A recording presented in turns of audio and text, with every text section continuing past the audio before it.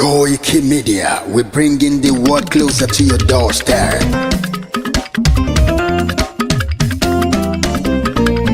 Koiki Media, Koiki Media, Koiki Media, we bringing the world closer to your doorstep. Koiki Media, Koiki Media, Koiki Media, we bringing the world closer to your doorstep. Àwọn sálára àgbà yìí dá, àwa ló láṣà àti èdè. Gbígbédè lárugẹ nílẹ̀ Oòduà o, àwa gangan ni bàbá. Koiki Media, Koiki Media, Koiki Media, we bringing the world closer to your doorstep. They never sabi wetin we carry for her. But they move closer before they go sabi. I said they never know wetin we carry for body. But they move closer before they go sabi. Ọ̀kín lọ lọ́jà ẹyẹ, ìníhùn ló ló lajú. Ẹyẹ tó lórí kodò bí àdán ọgbẹ́jẹ lẹ́nu. Ká ṣiṣẹ́ fún ilẹ̀ bàbá wa, ká ṣiṣẹ́ fún ìlú bàbá wa, ká jùmọ̀ sowọ́pọ̀ ká lè tó dúdú àga. Odùduwà kò bá lè gbé wa. Ọmọ Odùduwà ṣe gírí, ẹ dìde fún ẹ̀tọ́ adúláwọ̀, ká lè jọ jùmọ̀ gbé délẹ̀ ìlérí, ká wálé gba ògo ilẹ̀ wa, ká ṣiṣẹ́ ká lè jọ gbàdé, ká lè gbàdé adé adúláwọ̀, àwa ni mọ̀lẹ̀ tí yóò tàn káàkiri. Pé ọmọ Odùduwà ni wá.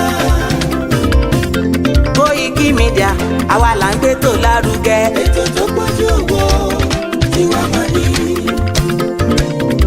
Kásá ẹgbẹ́ polówó ọjà wá kájé gbúgbà yín jẹ. Ètò tó pọ̀jù owó tí wàá máa ní. À ń gbé tó lárugẹ, à ń gbàsà lárugẹ. Ètò tó pọ̀jù owó tí wàá máa ní. News and sports ẹ máa rí gbọ́. Ètò tó pọ̀jù owó tí wàá máa ní. Ọmọ Ìjẹ̀bú alárẹ̀ mi ló ní kí n máa ké tantan. Koiki Media ọ̀rọ̀ lágbájúmọ̀ mi o, máa bá ṣẹ̀rẹ̀ lọ o. Ọmọ Yorùbá nìyẹn, ọmọ Yorùbá tata o. À ń gbádùn rẹ, ọmọ Ìjẹ̀bú alárẹ̀ mi, ṣẹ́yìn lọ máa fi dìbò tẹ̀ mọ́lẹ̀ o. Ẹ̀yin lọ́mọ onígbò máa ń dé máa dé, ẹ̀yin lọ́mọ onígbò máa wọ̀ o. Igbó máa wọ̀ gbàjòjì ò gbọ́dọ̀ wọ, àjòjì tó bá wọ bẹ́ẹ̀ á tẹ̀lé ní ẹbọra. Ẹ̀yin lọ máa náwó kóyìnbó tó dé, ìgbà tó yìnbó dé o, owó náà dẹ́ tún pọ̀ sí o. Koiki Media ṣàwa ní bàbá. Koiki Media àwọn ní bàbá. Koiki Media àwọn ní bàbá.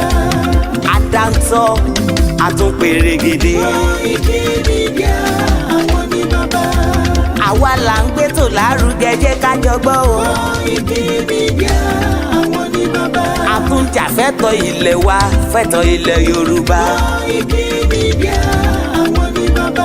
Ọmọ Oòduà ni wá o, tọkàntọkàn. Koiki Media àwọn ní bàbá. Ikú tó ṣe bí lébi òsì, àdìmú bàbá iyọ̀. Koiki Media àwọn ní bàbá. We bring you work closer to your doorstep. Koiki Media àwọn ní bàbá. Afẹ́fẹ́ tó ń fẹ́ òòdùn kan kí oko lára ni. Koiki Media àwọn ní bàbá. Àpèrègèdè Olódùmarè ló fún wa ṣe. Koiki Media àwọn ní bàbá. Gbogbo ayé ẹ gbọ́, àwa ní bàbá o. Koiki Media àwọn ní bàbá. Ẹ máa bọ̀ wá ẹgbẹ́ polówó ọjà yín wá o. Koiki Media àwọn ní bàbá. Odùduwà lágbé dání, òtítọ́ lágbé dání. Koiki Media àwọn ní bàbá. A kì í sọ̀dálẹ̀, a kì í sódì kẹta. Koiki Media àwọn ní bàbá. Àdúró tán, a tún pèrègèdè. Koiki Media àwọn ní bàbá. closer to your doorstep. Koiki Media is around To give us latest. Is around To give us latest. Ladies and gentlemen, Ẹ mú kalẹ̀ sílẹ̀, ẹ tẹ́tí ẹ gbọ́ ètò tó pójú gbogbo. ladies and gentlemen, Ẹ mú kalẹ̀ sílẹ̀, ẹ tẹ́tí ẹ gbọ́ ètò tó pójú gbogbo. Koiki Media is around. To give us latest.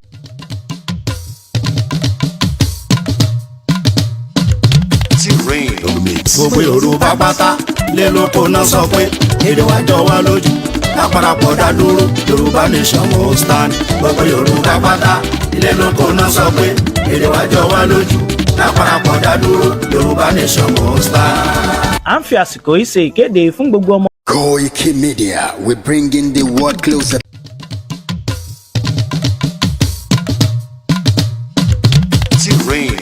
Gbogbo Yorùbá pátá lé lóko náà sọ pé èdè wa jọ wá lójú lápárapọ̀ dá dúró Yorùbá nation will stand. Gbogbo Yorùbá pátá lé lóko náà sọ pé èdè wa jọ wá lójú lápárapọ̀ dá dúró Yorùbá nation will stand. À ń fi àsìkò yìí ṣe ìkéde fún gbogbo ọmọ Yorùbá lápapọ̀ láti gbáradì fún àwọn ìwọ́de tí ń bọ̀ lọ́nà nípa pàtàkì orílẹ̀-èdè Yorùbá nation àti wípé ìdí tí a fi gbọdọ̀ dá dúró gẹ́gẹ́ bí ìpínlẹ̀ Yorùbá. Ìwọ́de yìí náà ni a máa ṣe káàkiri gbogbo ilẹ̀ káàárọ̀ òjíire bí tí bàbá wa onímọ̀ ẹ̀rọ emeritus Professor Adebanji Akintoye yóò ṣe olùdarí rẹ̀. Ọdún 2025 yìí náà ni yóò bẹ̀rẹ̀, a sì máa kàn sí wa nípa oṣù àti gbogbo ohun tí a bá fẹ́ mọ̀. Olùkéde Ọláyọmí Kóìkí, agbẹnusọ fún olóyè Sunday Adéyẹmọ Ìgbòho. Navy blue check. Jakamo. Jakamo. Jakamo. Jakamo.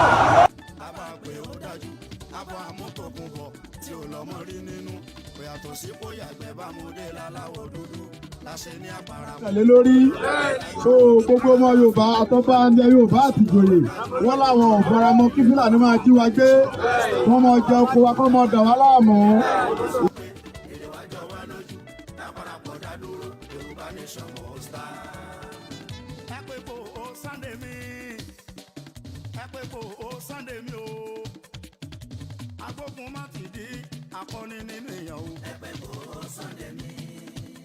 Akọni tó ń yọni léwu tó ń gbani sílẹ̀ lójú ogun. Òun lápẹ̀ lálágbára.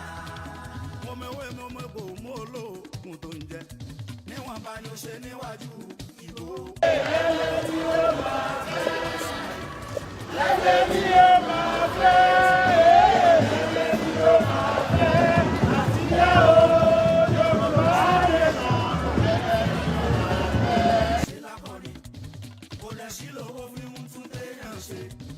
Ìṣesí ẹbí takọni náà ni. Ẹ jẹ́ a jáde, ẹ máa bọ̀ ń ta ká ṣe ṣí kí ni o, kàtúyáyá kàtúyáyá. Let's come out and showcase ourselves.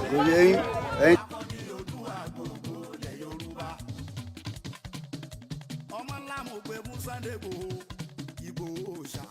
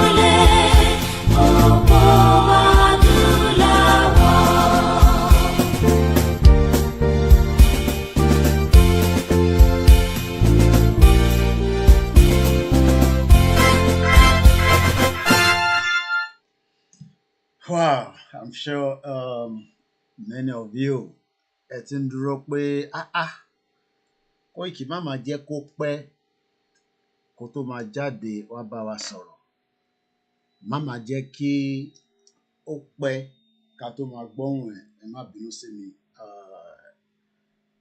Ó wù mí pé tó bá possible kí n wà pẹ̀lú yín lórí program 24/7. Ẹ jẹ́ n bọ́ glasses mi kẹ́ lè rójú mi dáadáa. But we're human beings. Sometimes, èmi náà ní láti rest a little bit because the task ahead is very huge.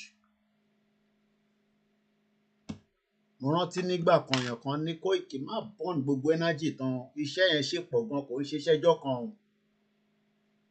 So make sure pé o ní energy tó lè fi sustain it. And this was about 4 years ago. Because the way tó ń burn energy nísìnyí, ṣó máa lè sustain momentum nìyẹn.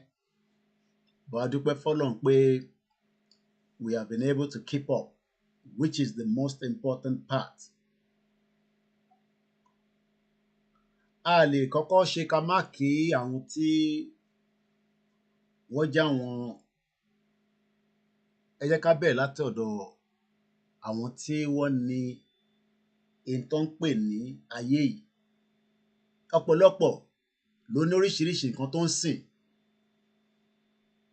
Mùsùlùmí ń parí àwẹ̀, Kìrìsìtẹ́nì máa parí. Àwọn oníṣẹ̀ṣe ò ní àwẹ̀ àmọ́ nǹkan ń bẹ.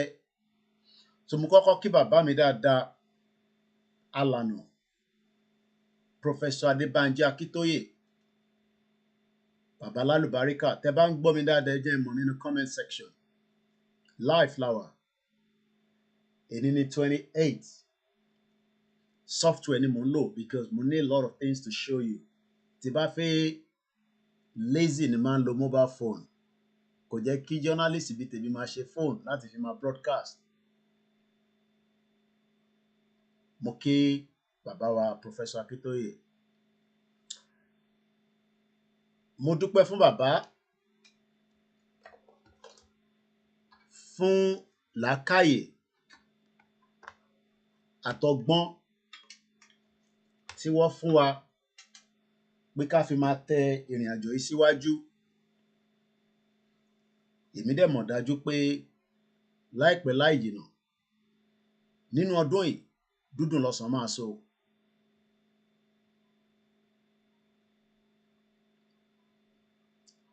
Ọ̀pọ̀lọpọ̀ gbà fún bàbá Akintoye fún ọ̀pọ̀lọpọ̀ ìdí torí wọn ò fẹ́ wà lábẹ́ bàbá yẹn.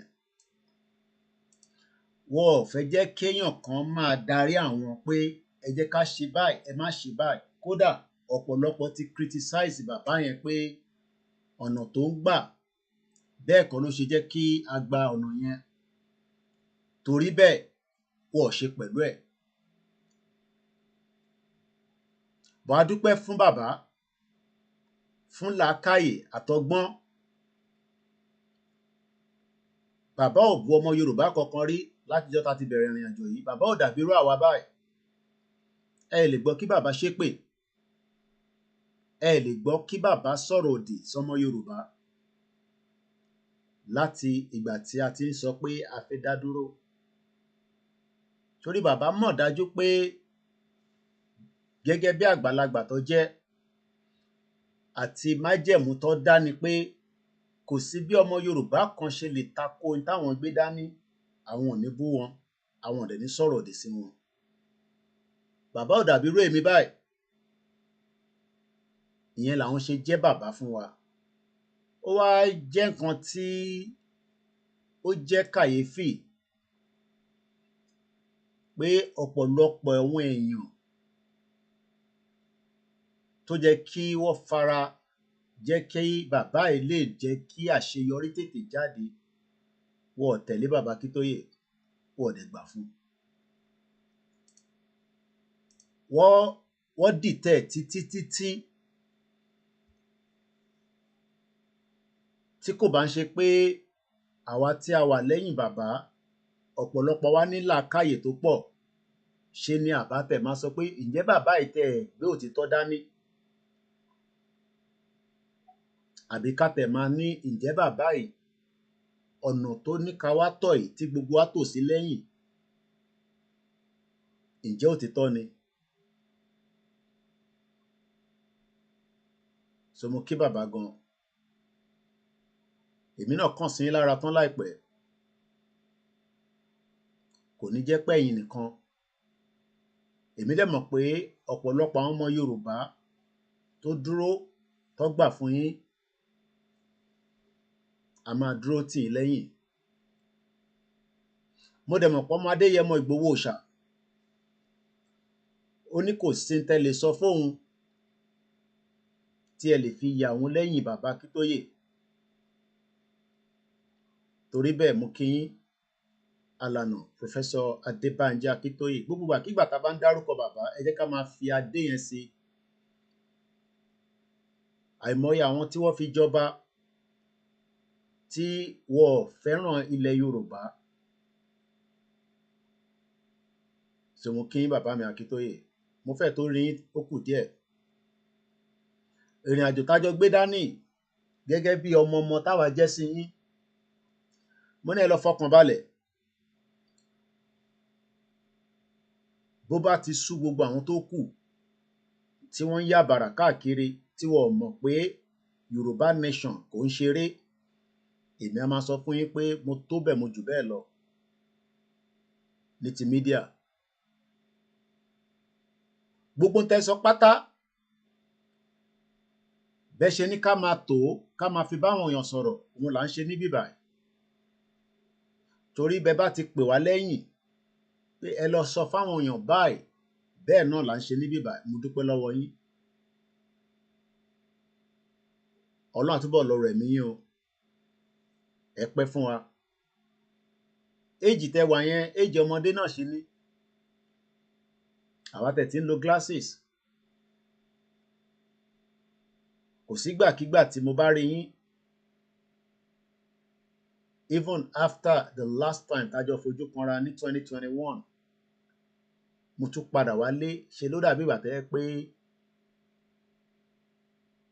ẹ tún wà more sharper ju bí ṣe bá yín lọ tẹ́lẹ̀. Ẹ ní ṣàárẹ̀ o bàbá. Ẹ ní ṣàárẹ̀. Ara yín máa le koko bí ọta tá fi máa délẹ̀ lérí. Èmi mọ̀ pé ẹni kò ní dogun gẹ́gẹ́ bí àgbàlagbà. Bó tó bá tẹ̀ fẹ́ dogun, àwa dúró tì í lẹ́yìn. Àyà tàwa gbé. Tó bá dẹ̀ ní dogun náà, àyà wa gbé. À ń dúró patiently gbogbo àwa ọmọ Yorùbá fún ìpè yín.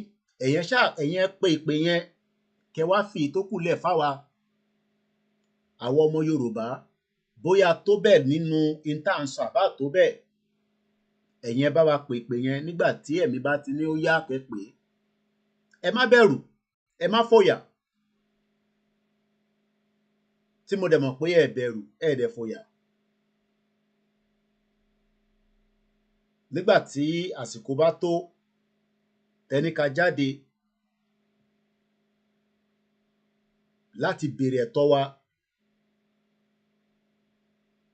ẹ rí pé gbogbo àwa tí a nífẹ̀ẹ́ yín á jáde. Ọdún yìí ò ní kọjá ká má rí àpẹẹrẹ pé à ń ṣe Yorùbá nation láti bí ọdún 4. Ọdún tá wà nú ẹ̀ yìí. Mo mọ̀ pé ọ̀pọ̀lọpọ̀ nǹkan ṣì kù tẹ́ fẹ́ tí àwọn tó nítọ̀ fún yín. Èmi mọ̀ pé ìwọ̀nba tí a bá ní náà, ọba Elédùmarè á bá wa fi jẹ́ kí a lè rí àṣeyọrí ṣe lórí ẹ̀. Mo wá bẹ̀ gbogbo àwa tí a wà nínú oṣù tí ó ń lọ díẹ̀díẹ̀ yìí, fáwọn ẹlẹ́sìn méjèèjì, ẹ bá fi àdúrà kún bàbá pé ìwọ̀nba díẹ̀ tó kù yìí, àṣeyọrí la máa ṣe. Gbogbo ẹ̀yin tẹ́ ń bẹ lórí òkè, ẹ̀yin tẹ́ ń bẹ nínú Alúwà, ẹ̀yin tẹ́ lọ sí Saudi, àtẹ̀yin tẹ́ wà ńlé, títí kan gbogbo àwọn oníṣẹ̀ṣe ilẹ̀ Yorùbá pátá. Ọdún tá wà yìí máa le díẹ̀ o. but ayọ̀ ló máa bọ́ sí. Ọdún tá wà nú ẹ̀ 2025 all over the world is a very, very critical year. Ọlọ́pọlọ, ọlọ́gbọ́n, olóye ló dẹ̀ máa mọ̀ pé bí nǹkan ṣe ń lọ ní gbogbo àgbáyé tá à ń sọ fún yín, tẹ́yìn kan sọ pé à ń dá wàhálà sílẹ̀, à ń mú ìbẹ̀rù wá, nǹkan máa ṣẹlẹ̀ lọ́dún yìí o ní gbogbo àgbáyé. Ó wá kọ ẹni tó bá múra sílẹ̀ nìkan ò ní dé bá. Bàbá Akintoye ti pariwo títí, wọ́n ti jẹ́ kó yé gbogbo wa, àfẹ́ni tó bá ń parọ́.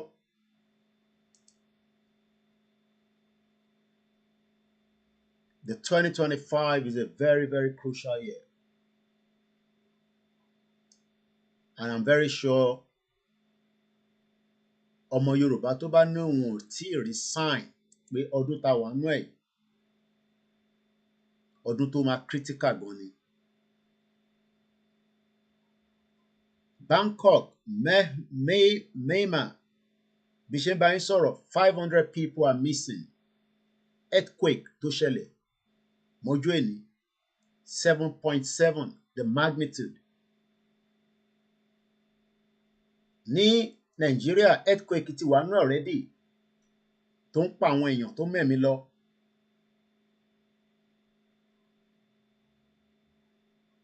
Ní Indonesia àwọn aráàlú ń bá military fa wàhálà báyìí, wọ́n ní àwọn ò fẹ́ military government mọ́. Ẹ má rò pé gbogbo nǹkan máa lọ bó ṣe ń lọ nílẹ̀ Nàìjíríà. Àwọn ọmọ tó ń rant ọ̀tọ̀, àwọn tó ń béèrè fún self-determination ọ̀tọ̀. Olúkálukú tó jẹ́ stakeholders nínú Nàìjíríà, ọ̀rọ̀ tí ń yé wọn nínú House of Reps. Àwọn Igbo walk out, wọ́n nítorí pé àwọn ẹ̀yà tó kù including Yoruba wọ́n support Henry Nwosu tó ṣe election 1993. Ẹ jẹ́ fún mi ní few seconds, ẹ̀yin èèyàn wa ń bọ̀.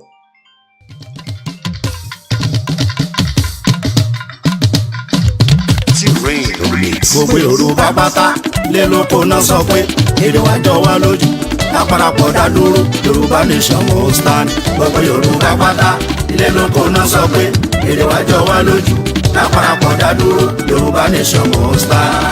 À ń fi àsìkò yìí ṣe ìkéde fún gbogbo ọmọ Yorùbá lápapọ̀ láti gbáradì fún àwọn ìwọ́de tí ń bọ̀ lọ́nà nípa pàtàkì orílẹ̀-èdè Yorùbá nation àti wípé ìdí tí a fi gbọdọ̀ dá dúró gẹ́gẹ́ bí ìpínlẹ̀ Yorùbá. Ìwọ́de yìí náà ni a máa ṣe káàkiri gbogbo ilẹ̀ káàárọ̀ òjíire bí tí bàbá wa onímọ̀ ẹ̀rọ emeritus Professor ADEBANJI Akintoye yóò ṣe olùdarí rẹ̀. Ọdún 2025 yìí náà ni yóò bẹ̀rẹ̀, a sì máa kàn sí wa nípa oṣù àti gbogbo ohun tí a bá fẹ́ mọ̀. Olùkéde Ọláyọmí Kóìkí, agbẹnusọ fún olóyè Sunday Adéyẹmọ Ìgbòho.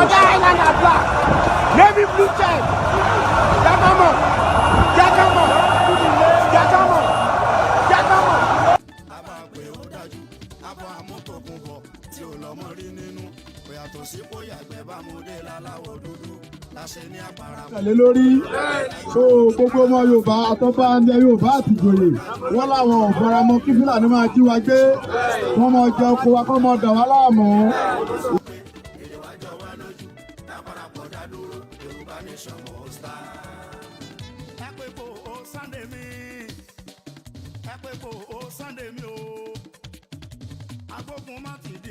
Akọni nínú èèyàn o. Ẹgbẹ́ kò Sunday mi. Akọni tó ń yọni léwu tó ń gbani sílẹ̀ lójú ogun. Òun náà pè lálágbára. Mo mẹ́wé mo mẹ́ kò mú olóògùn tó ń jẹ. Níwọ̀n bá ní o ṣe níwájú ìbò. Lẹ́lẹ́ tí ó máa fẹ́. Lẹ́lẹ́ tí ó máa fẹ́. Lẹ́lẹ́ tí ó máa fẹ́. Àtìyá o.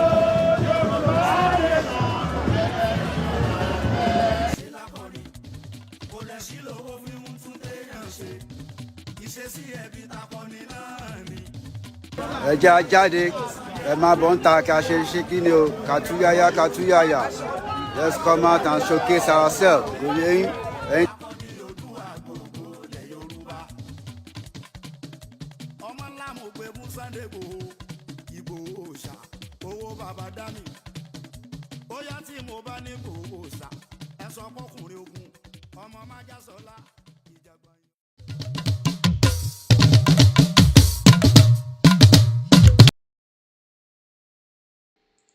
mo kí gbogbo alẹ́ nǹkan sí bí mo ṣe ń kí bàbá wa Akintoye mo ń jẹ́ kí gbogbo ọmọ Yorùbá kó mọ̀ dájú pé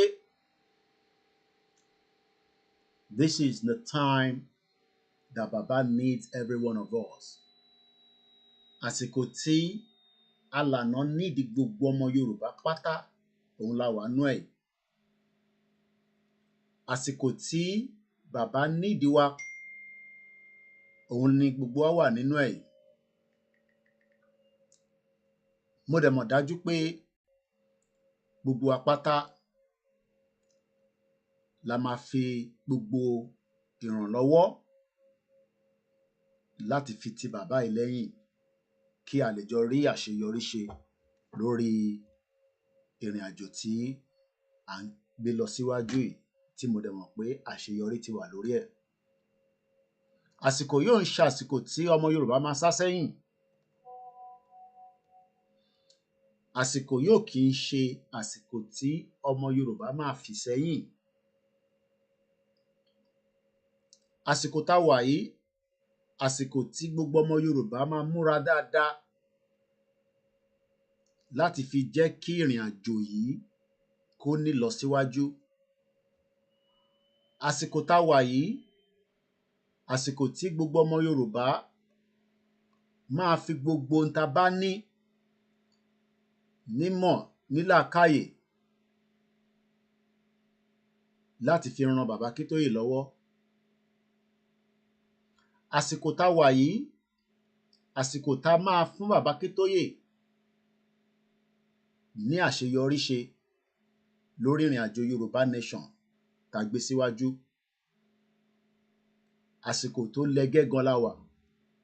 Àsìkò yìí yàtọ̀ sáwọn àsìkò tá a ti ń bá bọ̀ kò ń ṣe àsìkò eré rárá fún gbogbo àwa tí a gbà fún self-determination kíran Yorùbá ní country tiẹ̀. Àsìkò yóò ń ṣàsìkò tí ọmọ Yorùbá máa bẹ̀rù pé kí ló lè fi ṣẹlẹ̀ àbí kí ló máa ṣẹlẹ̀. Àsìkò yóò ń ṣe àsìkò tá a máa look coward. Àsìkò tá a máa take gbogbo risk just like gbogbo àwọn ìlú pátá tá a ti ń sọbọ̀ látijọ́ yìí tí wọ́n fi ní country tiwọn náà. Àsìkò yóò ń ṣàsìkò tí gbogbo ọmọ Yorùbá máa bẹ̀rù. Àsìkò tí a wà yìí àsìkò tí a máa dúró nídúró tọkùnrin dáadáa àti tọbìnrin àti tọmọdé àtàgbàlagbà àtọmọ kékeré. Torí in tó fẹ́ yọ jáde nínú ẹ̀ in tó máa jẹ́ àṣeyọrí títí ayérayé ni tí Yorùbá country bá ti dé. Àsìkò yóò ń ṣe àsìkò tá a máa bẹ̀rù èèyàn àfi Ọlọ́run ọba tó dá wa. Ẹ̀mí ẹnì kankan wọ̀ ní já sí, ẹ̀mí wọ̀ dẹ̀ ní bọ́ sí. Àmọ́ gbogbo àwọn tó ń dìtẹ̀ pé kíran Yorùbá kí ó má ní lọ síwájú láti lè dá dúró gẹ́gẹ́ bí orílẹ̀-èdè ẹ̀mí tí wọ́n máa já sí. Àsìkò tá a máa dúró ti Professor ADEBANJI Akintoye òun ni 2025 tá a wà nú ẹ̀ yìí fún campaign pé kí Yorùbá kó dá dúró gẹ́gẹ́ bí orílẹ̀-èdè. Àsìkò yóò ń ṣàsìkò tí à ń dúró pé ìlú kan gbọ́dọ̀ wá ràn wá lọ́wọ́, àwa kọ́kọ́ gbọ́dọ̀ ràn wá lọ́wọ́ kí ìlú kankan tó dé láti wá ràn wá lọ́wọ́. Àsìkò tá a máa dúró dáadáa gẹ́gẹ́ bí ọmọ kọlẹ̀ Yorùbá. Àsìkò tá a máa fún gbogbo ohun tó fẹ́ pátá ní ẹbọ ni, ní ti pé Jésù ni, pé ànábì ni, láti pe telephone call, láti pe ibikíbi tẹ bá fẹ́ pè láti lè jẹ́ kó mọ̀ pé 2025 yìí àsìkò ọmọ Yorùbá ni. èní ní 28 March 2025 live lórí Koiki Media bringing the world closer to your doorsteps. Àsìkò tá a fẹ́ ṣùrùgbò tá a fẹ́ dúró tán tá a fẹ́ sọ̀pọ́tì movement yìí kí a lè rí àṣeyọrí ṣe nínú ẹ̀. Àsìkò yìí kọ́ ni àsìkò ìjà. Àsìkò yìí kọ́ ni àsìkò ìjà. Àsìkò láti lọ máa múra sílẹ̀ fún wàhálà tí ó ti wà nínú ilé tí a ti ń sọ pé ó ń bọ̀, ó ń bọ̀. Lẹ́ẹ̀kan sí mo kí bàbá wa Professor Adébánjí Akintoye. Àsìkò tá a máa fi owó sílẹ̀ láti fi jẹ́ kí ìrìn àjò yìí kó lè ní lọ síwájú ju bó ṣe yẹ lọ. Àsìkò tá a máa gbé àwọn àdúrà ńláńlá kalẹ̀ láti lè fi jẹ́ kí a rí ọ̀nà àbáyọ. Àsìkò tá a máa lo gbogbo ọgbọ́n tí Ọlọ́run fún wa láti lè fi jẹ́ kí a rí àṣeyọrí ṣe kí bàbá Akintoye lè gbé àsíá yẹn sókè. Àsìkò yìí kọ́ ni àsìkò gossip. Àsìkò yìí kọ́ ni àsìkò à ń takora wa. Fún àwa tá a gbà tá a dúró fún bàbá Akintoye. Àwọn tó gbà fún bàbá Akintoye ẹ fi wọ́n sílẹ̀. Tá a bá gba country tí kó wà declare tá a dé orílẹ̀-èdè wa ọmọ ilẹ̀ Yorùbá náà ni wọ́n. Wọ́n máa follow ètò constitution tó máa jáde. Àsìkò tá a fẹ́ jà gẹ́gẹ́ bí ọmọ ọkọ ilẹ̀ Yorùbá òun ló dé yìí. Oríṣiríṣi ọ̀nà nìyàn dẹ̀ fi ń jà. Kò dìgbà tá a bá gbé kùmọ̀, tá a bá gbé ìbọn, tá a bá gbé àdá, àmọ́ a gbọ́dọ̀ dira tó bá máa di pé ká gbé ìbọn, ká gbé kùmọ̀, ká gbàdá, a máa gbé, kò sẹ́ni tó lè dá wa dúró. Àsìkò tọmọ ọkọ Yorùbá máa lọ máa prepare tó bá jẹ́ pé o lọ máa kọ́ bọ́ ṣe ń yìnbọn, àsìkò tó lọ máa kọ́ nísìnyí kò sí time púpọ̀. Tó bá jẹ́ pé o fẹ́ lọ mọ bọ́ ṣe ń yin ìbọn lọ kọ́ bọ́ ṣe ń yìn, èèyàn máa ń múra sílẹ̀, máa sọ ìdí torí pé àwọn EU ti ń sọ fáwọn ọmọ wọn pé kọ́ lọ máa múra sílẹ̀, ogun bọ̀. Àsìkò yìí kọ́ ni àsìkò eré. Àsìkò tíyàn palẹ̀mọ́ sílẹ̀ fún in tó ti wà nínú ilé ká fẹ́ defend torí pé wọ́n máa attack wa o tá bá jáde. Kò sí ẹni tó máa níwọ̀n ní attack yín, wọ́n máa attack wa. So a gbọ́dọ̀ múra tán. Àsìkò pé mo fẹ́ bẹ̀rù ọlọ́pàá tí bá jáde, àsìkò yẹn kọ́ la wà yìí. Àsìkò pé máa bẹ̀rù sójà, àsìkò yẹn kọ́ la wà yìí. Àsìkò pé wọ́n máa yìnbọn sí mi, àsìkò yẹn kọ́ la wà yìí. Àsìkò pa máa dúró gbogbo tó bá fẹ́ ṣe fún wa pátá, orílẹ̀-èdè wa là wá wà, orí ilẹ̀ wa la wà. In tó bá ń wà la máa pè jáde lórí ilẹ̀ yẹn láti fi defend ara wa. Àsìkò tá a wà yìí, àsìkò tó lẹ́gẹ́ gan ni. And ó lọ dé gbogbo ibi tó ń pè ní ẹ̀ka ilẹ̀ Yorùbá títí dé Kwara. Àsìkò tá a máa wojú àwọn ọmọ àlè ilẹ̀ Yorùbá tó bá àtáàkì wa, a máa àtáàkì wọn padà.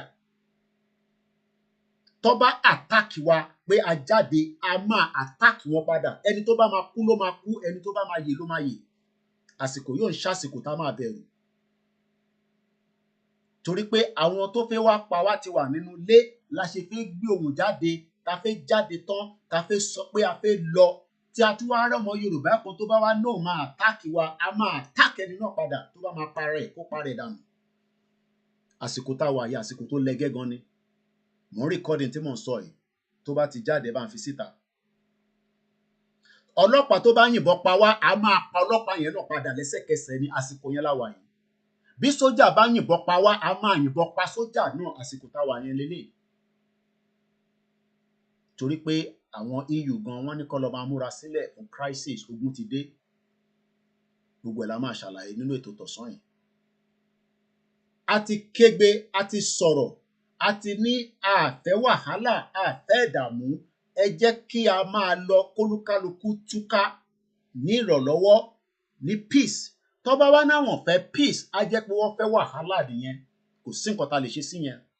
Àsìkò yóò ń ṣàsìkò pé máa sá sẹ́yìn káwọn kan lọ ṣe, gbogbo alájọ máa dìde gẹ́gẹ́ bí gbogbo ìlú ṣe ń dìde lágbàáyé.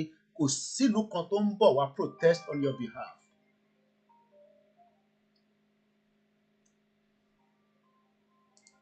Mo ń bọ̀.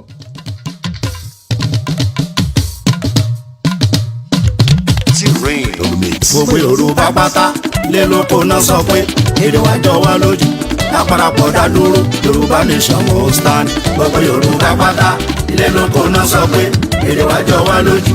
Láparapọ̀ dá dúró, Yorùbá nation will stand. Mo kí gbogbo wa lẹ́ẹ̀kan sí. Àsìkò tá a wà yìí sẹ́ bí ṣe ń bá bọ̀. Èní ní 28th of March 2025. Àsìkò tá a wà yìí, àsìkò pé a máa sọ fún ilẹ̀ Yorùbá kó tì wá lẹ́yìn tá a máa fi gba country wa. Amẹ́ríkà ò ní wá gbà yín lẹ̀ o. Britain ò ní gbà yín lẹ̀. They are also in crisis as I speak right now. Ogun ti wọ Europe gan báyìí. Gbogbo ẹ̀ la máa ṣàlàyé fún yín lọ́sàn-án ẹ̀. Ogun ti wà nínú Europe. Wọ́n ní kí gbogbo àwọn ọmọ wọn lọ máa múra sílẹ̀ fógun tó ń bọ̀. Àsìkò tá a máa tojú bọ ẹni tó bá tojú bọ̀ wá, a máa yọjú tiwọn náà. A tètè yọ ọkọ tó yọ tiwa. Àsìkò tá a wà níyẹn lélẹ̀. And all my words are my words. Wọ́n rán mi ṣe eléyìí. I am a journalist preparing you fún ogun tó ti wà nínú ilé already. Ilé ò ń ṣe pé olóyè Ìgbòho ní kí wọ́n sọ fún yín. Ilé ò ní kankan ṣe pẹ̀lú YSDM. This is Koiki Media journalist preparing you for the crisis tó ń bọ̀. A ti wà nínú crisis. This is not to mix word. I have become fully independent. Mo fẹ́ kí media kankan kó fi kankan rẹ́ mi pé àwọn ọ̀fẹ́ ntẹ́mi sọ yẹn ó contradict tiwọn. I will remain independent for now until tá a máa fi débi tá à ń lọ. Because tó o bá tilẹ̀ align pé ntẹ́mi sọ yẹn ọ̀nà tá a fẹ́ fi gbà nìyẹn, then I don't want to associate with anybody. Mo fẹ́ dá dúró kọ́ kúkú mọ̀ pé mi nìkan ni mò ń sọ. Torí pé mo sọ fún yín 4 years gbogbo ń bọ̀ ẹni ogun òde. European ń prepare àwọn ọmọ wọn fógun. Ẹ̀yin ní kèmí má prepare yín fógun. Ó ti wà nínú ogun already. A ti wà nínú ogun. Gbogbo tó bá lè máa lọ múra sílẹ̀ pátápátá. Ọdún tá a wà yìí 2025 around the world is a very very important year. Mo ń wo North Korea lánàá. Mo ń wo crisis tó ń lọ ní different part of the globe. Nigeria máa witness crisis lọ́dún yìí. Kò ń ṣe fún àwa tá à ń pariwo Yorùbá nation. Many different people ló ní different things tó fẹ́ mú jáde kúrò ní Nigeria. Èyí tó kan àwa òun ni pé a fẹ́ country wa nínú ẹ̀. In tó kan Málà yàtọ̀ sí Fúlàní. In tó kan Igbo yàtọ̀ sí Ìjọ. Every stakeholders. Àwọn tó ń protest. Kékeré lẹ́kọ̀ọ́ rọra rí ní Ondo State lánàá. Everything and everybody ló ní different thing tó fẹ́ béèrè. Èyí táwa ń béèrè lọ yìí.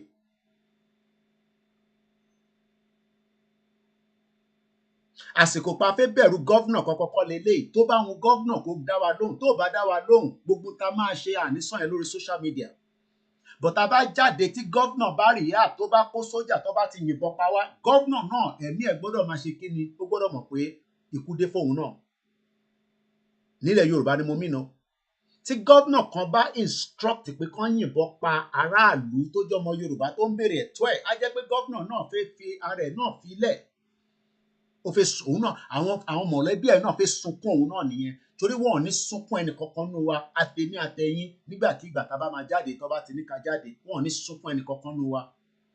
Àmọ́ tó bá lọ jẹ́ pé wọ́n jẹ́ ká lọ sunkún èèyàn kan, ẹkún náà gbọ́dọ̀ wọnú ilé tiwọn náà. Ní state tó bá jẹ́, including Lagos State. This is not the time tí Lagos máa ní wọ́n pààyàn kan, àwa lọ àdúró dé inquiry, a máa ṣèdájọ́ lẹ́sẹ̀kẹsẹ̀ as how we wish. Ìyẹn la ṣe ń sọ fáwọn èèyàn. This is not going to be a normal thing that you've had before. But this is Koiki Media preparing you now for the crisis ahead. Torí a ti wà nínú ogun nínú Nàìjíríà. Ẹ sọ fún gbogbo àwọn commissioner of police tó wà ní gbogbo ilẹ̀ Yorùbá. Àwa ìjà wa o, àmọ́ tẹ bá pa wá, ìwọ náà máa prepare pé nǹkan kan fẹ́ ṣe ẹ́ nìyẹn nílẹ̀ Yorùbá. Ikú fẹ́ pa àwọn náà nìyẹn. Àdúró de inquiry, àdúró de police court, àdúró de judgement Ọlọ́run. Judgement tàwa náà làwa náà máa ṣe fún yín torí a ti sọ fún àwọn tó ń jáde pé ẹ ní attack ọlọ́pàá, àbọ̀ tọ́lọ́pàá bá ti attack níjọ́kíjọ́ tá bá ti jáde, a ní right láti attack padà. One gé one nìyẹn. So 2025 is a very tough year. And I'm going to start from there. Fẹ́yìn fàní ẹ̀yìn tí ẹ̀ ń doubt pé ọ̀rọ̀ Yorùbá nation kò ń ṣọ̀rọ̀ akọ̀ǹsọ̀rọ̀ lórí social media. It will move into the street and the corners of every part of Yoruba land. Tó bá àwọn DSS kọ́ lọ múra dáadáa sílẹ̀, bó wọn ọlọ́pàá kẹ́ lọ múra dáadáa sílẹ̀, we care less. But what we are saying is, let us go peacefully. That's all. Now, let's come back to what is happening around the world.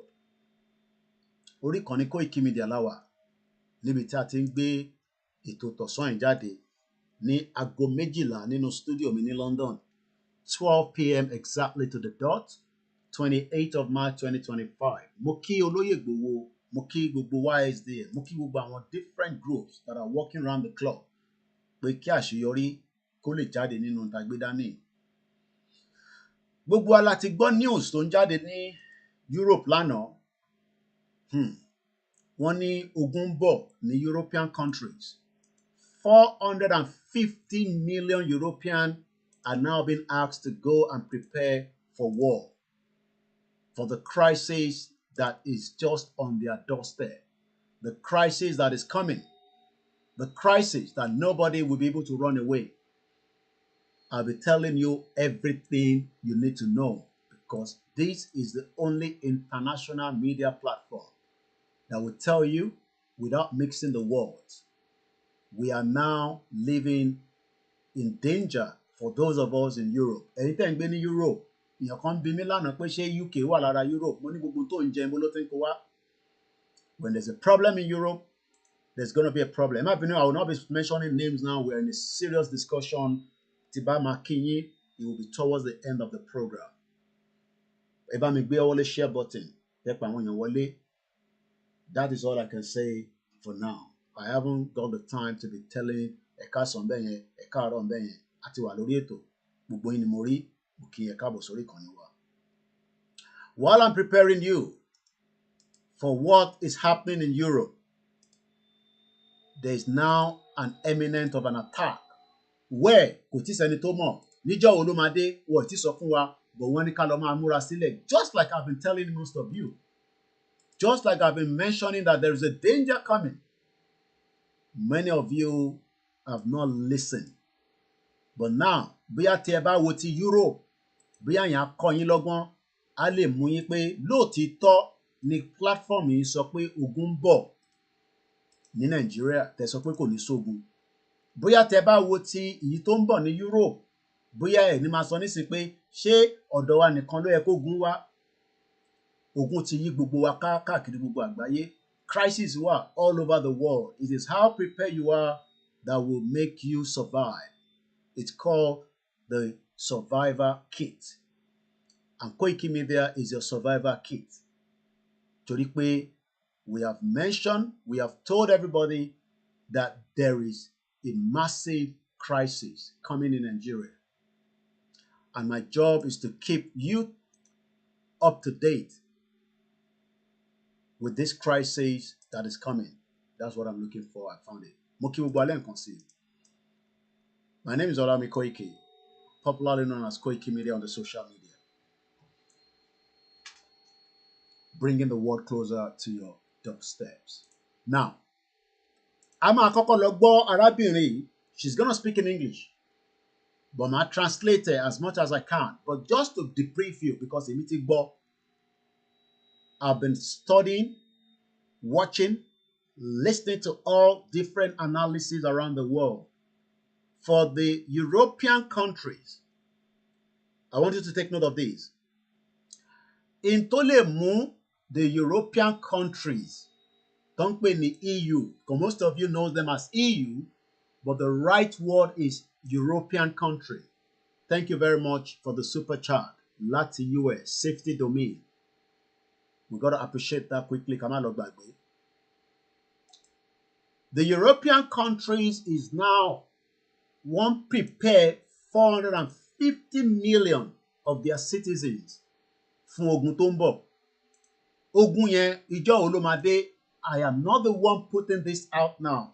èmi kọ́ ni mò ń dẹ́rù bà àwọn aráàlú wọn torí pé tó bá jẹ́ lọ́dọ̀ tiwa ni ẹ máa ní à ń dẹ́rù bà yín tó bá jẹ́ pé ti ilẹ̀ Yorùbá ẹ máa ní à ń dẹ́rù bà yín but the European Union sọ fún gbogbo ọmọ ìlú pé ẹ gbọ́dọ̀ ní oúnjẹ tẹ́ lè jẹ fún at least the first 3 days stockpile ẹ lọ máa tọ́jú nǹkan pamọ́ gbogbo nǹkan tẹ́ bá rò pé ó máa useful fún inú family ẹ nínú ilé ẹ go and put it together because ogun ń bọ̀. And this is for those of us that are living in Europe to take note. Èmi ń ṣe bẹ́ẹ̀, mo ń prepare fún àwọn family tèmi as little as I can. Mo rò pé tí ẹ wà ní Europe náà, you are doing the same thing. Do not leave it too late and do not take this as a joke. Anything can happen. Information is very important. But àwa ìran Yorùbá a máa ń fi nǹkan lẹ̀ too late until it gets closer and we start shouting and crying.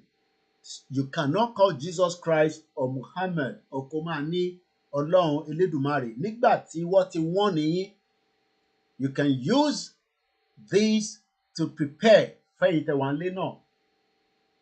Stockpile 72 hours of food amid fears of war. Wọ́n pè tán.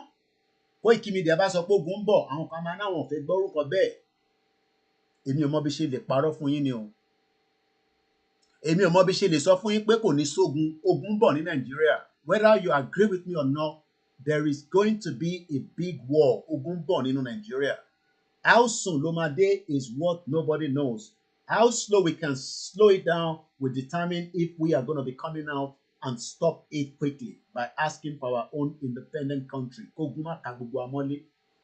But tó bá ń sọ pé kò ní sógun, then you are one of the fools. Ọ̀dẹ̀ nìyẹn.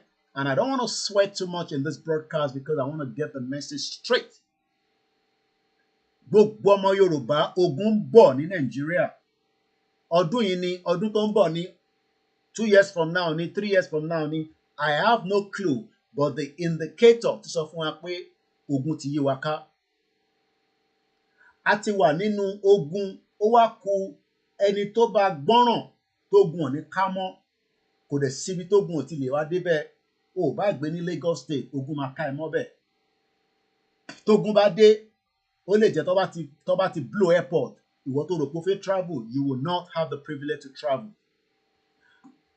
Ogun ti wà nínú ilé, and let us stop fooling ourselves. A ti wà nínú ogun. Eléyìí ò ń sọ̀rọ̀ Ọlọ́run ní jẹ́ kó dé, ó ti dé already. How prepared are you? Gbogbo ọmọ Yorùbá ni mò ń bá sọ̀rọ̀. Èdè Yorùbá ni mò ń sọ lẹ́nu. Báwọn ìyà tó kù bá gbọ́n tí mò ń sọ, ó dáa fún wọn ni, kọ́ lọ máa fi múra sílẹ̀ ni. Ogun ń bọ̀ nínú Nàìjíríà o. Ọ̀rọ̀ pé kò ní kàn mí, gbogbo ilẹ̀ Yorùbá also is part of Nigeria right now.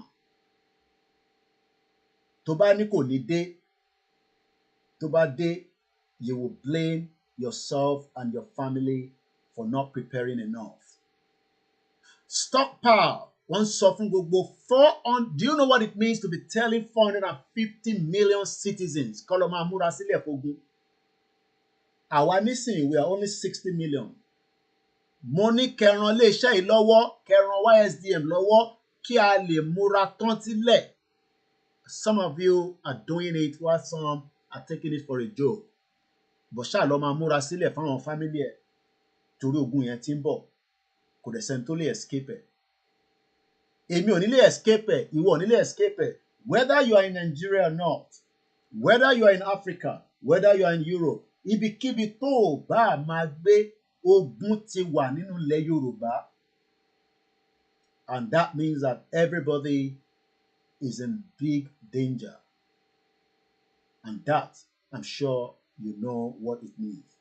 So we're going to be treating this topic and see, ǹjẹ́ àwa múra sílẹ̀ fún ogun àbí a ṣì ń sọ pé kò ní sí ogun nígbà tá a ti wà ní ogun. ǹjẹ́ àwa wà lára àwọn tí ó ń gbóra sílẹ̀ pé ogun bá dé amúra tán àbí ó ṣì wà lára àwọn tó ń dáùtẹ̀ pé ọlọ́run ní jẹ́ kógun wà when ogun ti wà already, because we are all living in denial. Fẹ́ni tó bá ní kò ní sógun, ogun ti wà nílé already. Let me take you to what the European Union Commission, what they've been talking about. But before we go there, look at all the headlines around the world as at yesterday. Ọ̀rọ̀ tá a ṣe ń sọ yìí tẹ́ ń gbọ́ lórí Koiki Media, ìwọ tó ń gbọ́ mi live, ìwọ tó máa gbọ́ audio yìí, ìwọ tó ń gbọ́ lórí gbogbo ibikíbi tẹ́ bá ti láǹfààní àti gbọ́ ọ̀rọ̀ tí mò ń sọ kò tí pé 24 hours. Wọ́n ní ogun ń bọ̀ ní Europe. Wọ́n pè clearly ni wọ́n mix the word together. Wọ́n ní war.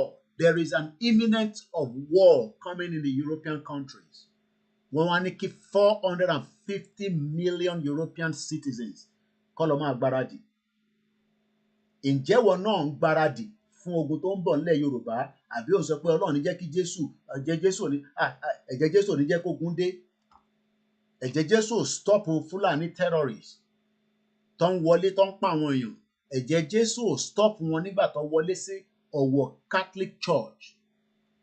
Ẹ̀jẹ̀ Jésù stop wọn ní Ìgàngán.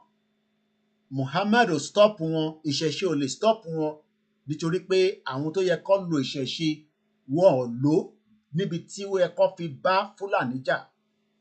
Ọmọ Yorùbá ló fi ń bá jà, ọmọ Yorùbá ló fi ń attack, ọmọ Yorùbá ló fi ń sàsí. Ààrí Fúlàní láti fi pa pẹ̀lú gbogbo àwọn ìṣẹ̀ṣe tí àwọn onílẹ̀ fún wa. Because gbogbo ìṣẹ̀ṣe ta ní lọ́wọ́ ó wà more than enough láti fi eliminate gbogbo àwọn tá à ń sọ yìí. But nígbà tó jẹ́ pé jàǹbá la fi ń ṣe fúnra wa, ààrí ṣe fáwọn olóṣèlú tó kó bá wa, but ó easy láti ṣe jàǹbá fún ọmọ Yorùbá ẹgbẹ́ fún àwọn tó ń ṣe jàǹbá. I want you to go and prepare.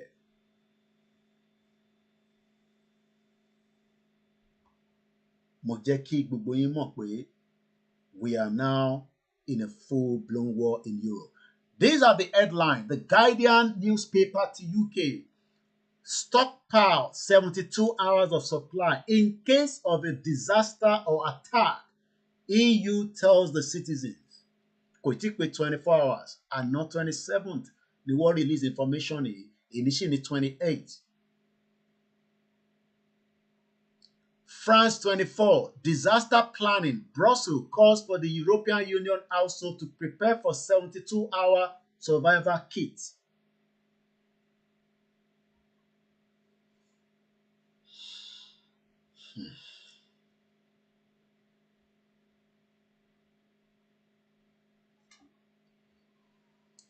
Belgium news agency, European Union present preparedness strategy, including 3-day survival kits. Baba Akintoye ti ń prepare wa for the last 5 years, but a ní àgbà nítorí pé àìtí rí evidence pé a ti wà ní ogun. Baba Akintoye ní the longer tá bá pẹ́ sínú Nigeria, the more many lives will be lost. Many people will die. I said this almost 2 years ago, that we will lose nothing less than 1 million Yoruba people if we do not stop it now. Already the numbers is pushing on a daily basis. Ẹni tó bá kàn ló mọ̀. Tó o bá ẹ̀ tí kàn ẹ́ kò mí pé kò ní dé ọ̀dọ̀ tiẹ̀. Many households will cry. Most of my posts on my Facebook, I do not regret saying anything I post on it. I personally post on it. You will all die. Ikú máa pa gbogbo ìwọ tó bá ń sọ pé o fẹ́ wọ́n Nigeria. You will die. There's no doubt about it. Bó ṣe máa kú ló kàn lè yàtọ̀. It might not even be the war that is coming. And I'll give you one example. We can say that kọ́lọ́n foríjì wọn, but these things cannot be stopped if we have left Nigeria yesterday.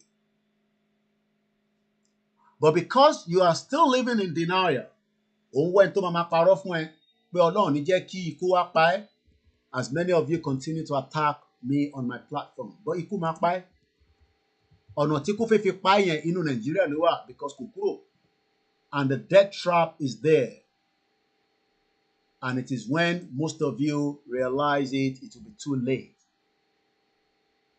ikú yẹn ti pa ẹ́ already and this is why we are doing everything possible best to warn you ahead kí o má wà as part of those that will die because many of you will eventually die because you have refused to listen to the warnings that we have been telling you all along. And refuse to listen to the warning. But ẹni tó bá ti gba warning, your chances to survive is that you are already preparing what they call the survivor kit. And the survivor kit could mean anything from the smallest to the biggest. Mo ní ikú máa máa mú yín lọ lẹ́yọ kọ̀ọ̀kan because we are still crying that we are one Nigeria. Mo kí ní gbogbo ibikíbi tẹ́ ti ń wò wá títí dé ìlú Russia. Ẹ jẹ́ kí n kọ́kọ́ sáré fún yín ní arákùnrin ọ̀dọ̀ ọ̀rẹ́ mi kan ni mo ti rí post yẹn. He would have probably been alive but as usual Nigeria ti bọ́ òun ti bá Nigeria lọ nìyẹn. Regardless of whatever you feel or how you might feel, it is what it is. You would die if you still say we saved Nigeria. You will eventually die. Anytime wait. Arákùnrin tẹ́ ń wò yìí, I will give you the quick write-up tó wá pẹ̀lú this particular post. Wọ́n wá justice fún nísìn. Maybe tó bá jẹ́ pa ti dá dúró gẹ́gẹ́ bí orílẹ̀-èdè kan, kódà a lè rescue ẹlòmíì láwọn ìlú tiwọn tó jẹ́ àwọn neighbors wa. But nígbà tá a ṣì wà nù Nàìjíríà, ikú máa máa mú àwọn èèyàn lọ tí kò tí jẹ́ kó kú. Let me read it quickly because we want to move to the next place. This is Abiola Adams Odutaye. Definitely one ní láti sọ fún ọmọ Yorùbá ni. Just looking at the name. Ó lè wá jẹ́ ẹ̀yà míì ni màmí àbí bàbá. But based on this name, it indicates that he's a Yoruba boy or a Yoruba man. Farabalẹ̀ kó gbọ́ nǹkan tó ṣẹlẹ̀ sí. How Abiola Adams Odutaye was knocked down. Knocked down. Yẹn mi pé mọ́tò pa knocked down. Mọ́tò kọlù nínú Nàìjíríà lélẹ̀ ti ṣẹlẹ̀. Lẹ́kọ̀ọ́ yín ìwọ tó ń sọ pé kankan ò ní ṣẹlẹ̀. No problem. Continue to attack me. Continue to say that arákùnrin orí òpè òmò tó ń sọ. Death will come to you when you are not even prepared for it. Because iṣẹ́ tí Nàìjíríà ń ṣe nìyẹn. Iṣẹ́ máa mẹ́mí àwọn èèyàn lọ. Àwọn ẹ̀mí tí Elédùmarè dá, ẹ̀mí tọ́lọ́run dá, Nàìjíríà máa mú lọ. Bóun ẹ̀ kò sọ pé in Jesus' name, that is not my portion. No problem. Bóun ẹ̀ kò sọ pé inshallah, láṣẹ Èdùmàrè. No problem. Àwọn tó ń pa náà, wọ́n sọ the same thing. Wọ́n ń pe Jésù, wọ́n ń pa Ànábì, wọ́n ń pè ṣẹ̀ṣe fáwọn tó ń pe ní tó bá wùn tó pè. He was knocked down. He is also the co-founder of Bumper. That means pé ẹni tó kàwé tó ní làákàyè ni àmọ́ bá ṣe ń bá yín sọ̀rọ̀ ikú ti mú lọ báyìí. Maybe he would have survived. But kí ló ṣẹlẹ̀? Kí ló pa á?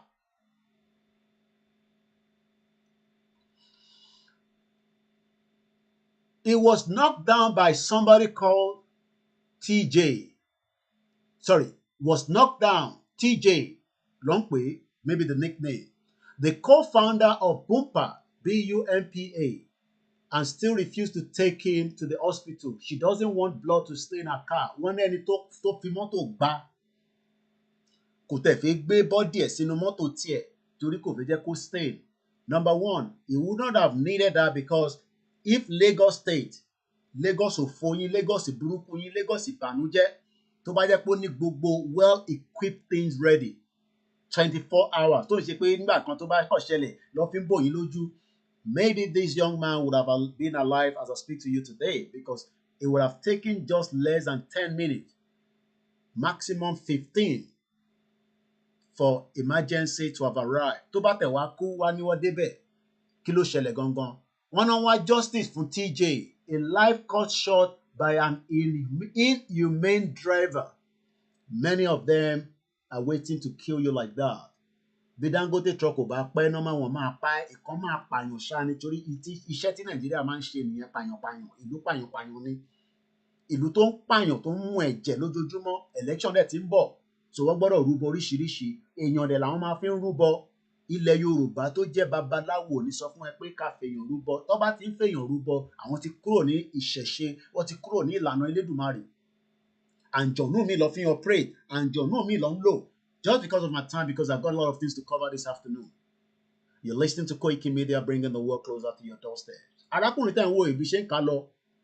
On Tuesday, March 4th, nínú oṣù yìí, just 24 days ago, as at 23 days ago, tó bá sọ pé kú ń bọ̀ wá pa, tó bá rí post ní anomali, a ní bọ̀bọ̀ yẹn, a ní ó ti sick ní London. A ní èmi tí mo ń gbádùn, tí mo ń gbé ní VI, mo gbé lẹ́kìtì náà. A ní ẹ̀bá rí Koiki Honoré òpè. I'm sure most of you that continue to come and comment rubbish on my post, ikú máa pa yín níjọ́ kan, mo sọ fún yín. Because gbọ́ràn, you're not taking the preparedness kit to save your life in this contraction. And how do we save our life is to pull out completely out of the zoo or jungle. As we say, we will not call it zoo on our own platform. Let's go further. Níjọ́ Tuesday, March 4th ọdún yìí, Adétúnjí Ọ̀páyẹlé. Okay, ẹni tó knock èèyàn down, òun ni wọ́n pè ní Biola Adams Odútáyé, ẹ má bínú. Because mo dárúkọ Biola yẹn lẹ́ẹ̀kan. Biola yẹn ni wọ́n ó fi mọ́tò tiẹ̀ pa arákùnrin tó ń pè ní Adétúnjí Ọ̀páyẹlé, tá fi ń pè ní TJ. Account details mi ló ń fi síta yẹn, ó wà important kẹ́ support wa. First bank number is 3096808848. Tá a bá rí owó a lè operate as a media. Media need owó láti fi ṣe gbogbo tó bá fẹ́ ṣe. musakalam1@yahoo.com fún PayPal. Fún UK account, ẹ lè pè mí or 04060516906228. Sort code nìyẹn 040605. Account number 16906228. Tied account. Very important that this platform has all the revenue to operate with. Without money, we can operate with very little. Tá bá ní owó lọ́wọ́, ọ̀pọ̀lọpọ̀ nǹkan wà tá lè ṣe as we are getting ready for our big day. Ọlọ́run àbóyin láṣìírí, tẹ́yìn náà máa fi bò wá láṣìírí. Tá bá dẹ̀ ní kẹ́ dáwó síbí báyìí, it is voluntary. Specifically, la fi ń sọ bẹ́ẹ̀. Kò ṣe dandan ni kò dá, tó bá ní, o lè bá wa dá síbẹ̀. Ẹ jẹ́ ká padà sọ́dọ̀ kí ló pa TJ, arákùnrin tá à ń pè ní Adétúnjí. Wọ́n náà ni the co-founder, kódà the chief technical officer of Bumper. Wọ́n ló jí gẹ́gẹ́, mo translate ní Yoruba and English so that kó lè tètè yá àwọn èèyàn wa tí gbogbo èèyàn ló gbọ́ English tẹ̀ ń ṣèdè ilẹ̀ Yorùbá. Wọ́n ló jí gẹ́gẹ́ bí ọmọ Yorùbá, gẹ́gẹ́ bí ọmọ Nigerian youth, eager to contribute meaningfully to his nation. Èmi ọmọ bí tó ti rí nation, kan Nigeria kì í ṣe nation. He had no idea that this would be his last day on the earth, all because of someone's inhumane action. Okay. So mo tó ń pè ní inhumane, òun làwọn olóṣèlú ṣe fún yín. They are doing what they call inhumane action to make sure that ní hospital, ní emergency, tí accident bá ṣẹlẹ̀, there's many people that have died of accident in the UK. There's nothing wrong in that. Kódà à ń prepare àwọn ọmọ èèyàn European country fún ikú tó fi wá pa wọ́n àfẹ́yẹ́kọ́ kú. But many of you will die because of the negligence of your politicians and ìlú tó ń support, tó ń sọ pé nílùú mi. No, ilẹ̀ wa nílẹ̀ wa. Nigeria was added as a name in 1914, nothing more than that. Kò sí nǹkan kan tó ń jẹ́ Nigeria ní 13th century, 14th century, only 19th century tí Britain olórí burúkú olùjàgùdà Bàráwò lọ àdẹ̀mọ́. Because of the time, let me move forward because I feel pẹ́ lórí bíbá. Wọ́n ní wọ́n bí sí ìlú Èkó ní 1992, December 20. Ṣorí pé ọmọ tó yẹ kó ṣì wà láyé ni. TJ ló ń pè é, ó ṣe secondary school ní State Model College Mẹ́ran nílùú Èkó ń bẹ̀. Ó lọ sí Ọbáfẹ́mi Awólọ́wọ̀ University OAU, that means pé bí a ọmọ kan tí wọ́n jẹun kánú nídìílé wọn torí kò sí gbogbo èèyàn ló ń lọ sí university. Wọ́n ló fẹ́ study law, mò ń kà ní Yorùbá fún ẹni o, English lọ fi kọ́, bò kó lè tètè yé wa kí n lè move forward quickly. He ended up becoming an information technology into like nìyẹn. Kódà, he eventually transitioned fully into software engineering. Àwọn tó ń ṣiṣẹ́ bẹ́ẹ̀ nílùú òyìnbó owó gidi ló ń gbà.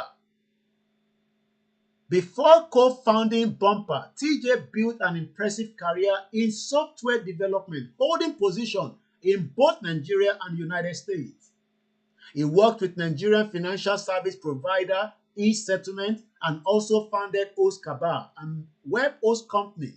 Bumper, the startup he co-founded, Boyeton knows what? The company was able to secure $4 million in a seed funding led by Bayes 10 partners. Àmọ́ òun ò sí láyé mọ́ báyìí. Kódà wọ́n náà employ èèyàn 40, èmi ò tẹ̀tí lágbára ẹ̀ 25 làwa employ. Kọ́lọ̀ túbọ̀ ràn iléeṣẹ́ wa lọ́wọ́ ká lè increase.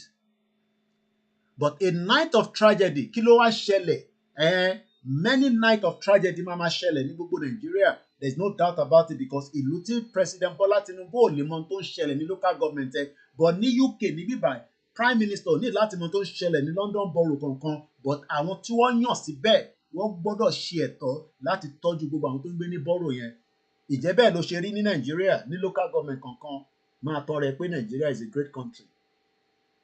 Wọ́n ní ó jáde lọ, ó lọ sí gym, ẹni tó bá jẹun kánú ló lọ sí gym, but nígbà tó wà lọ́wọ́ ẹ̀, young man, ó gbọ́dọ̀ fit, ó lọ sí gym, just like many children around in the UK, around diaspora, do the same thing.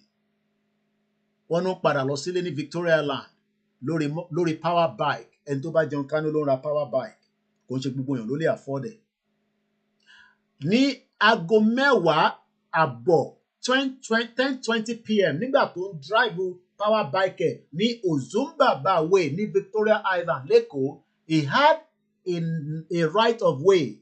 Ẹ má máa sọ pé èèyàn kan ní right of way nínú Nàìjíríà. Nàìjíríà is a jungle, gbogbo èèyàn ló ní right of way. Ìlú òyìnbó ló ti máa ní right of way, not in Nigeria. Tó bá sọ pé o ní right of way, ikú pa ẹ́.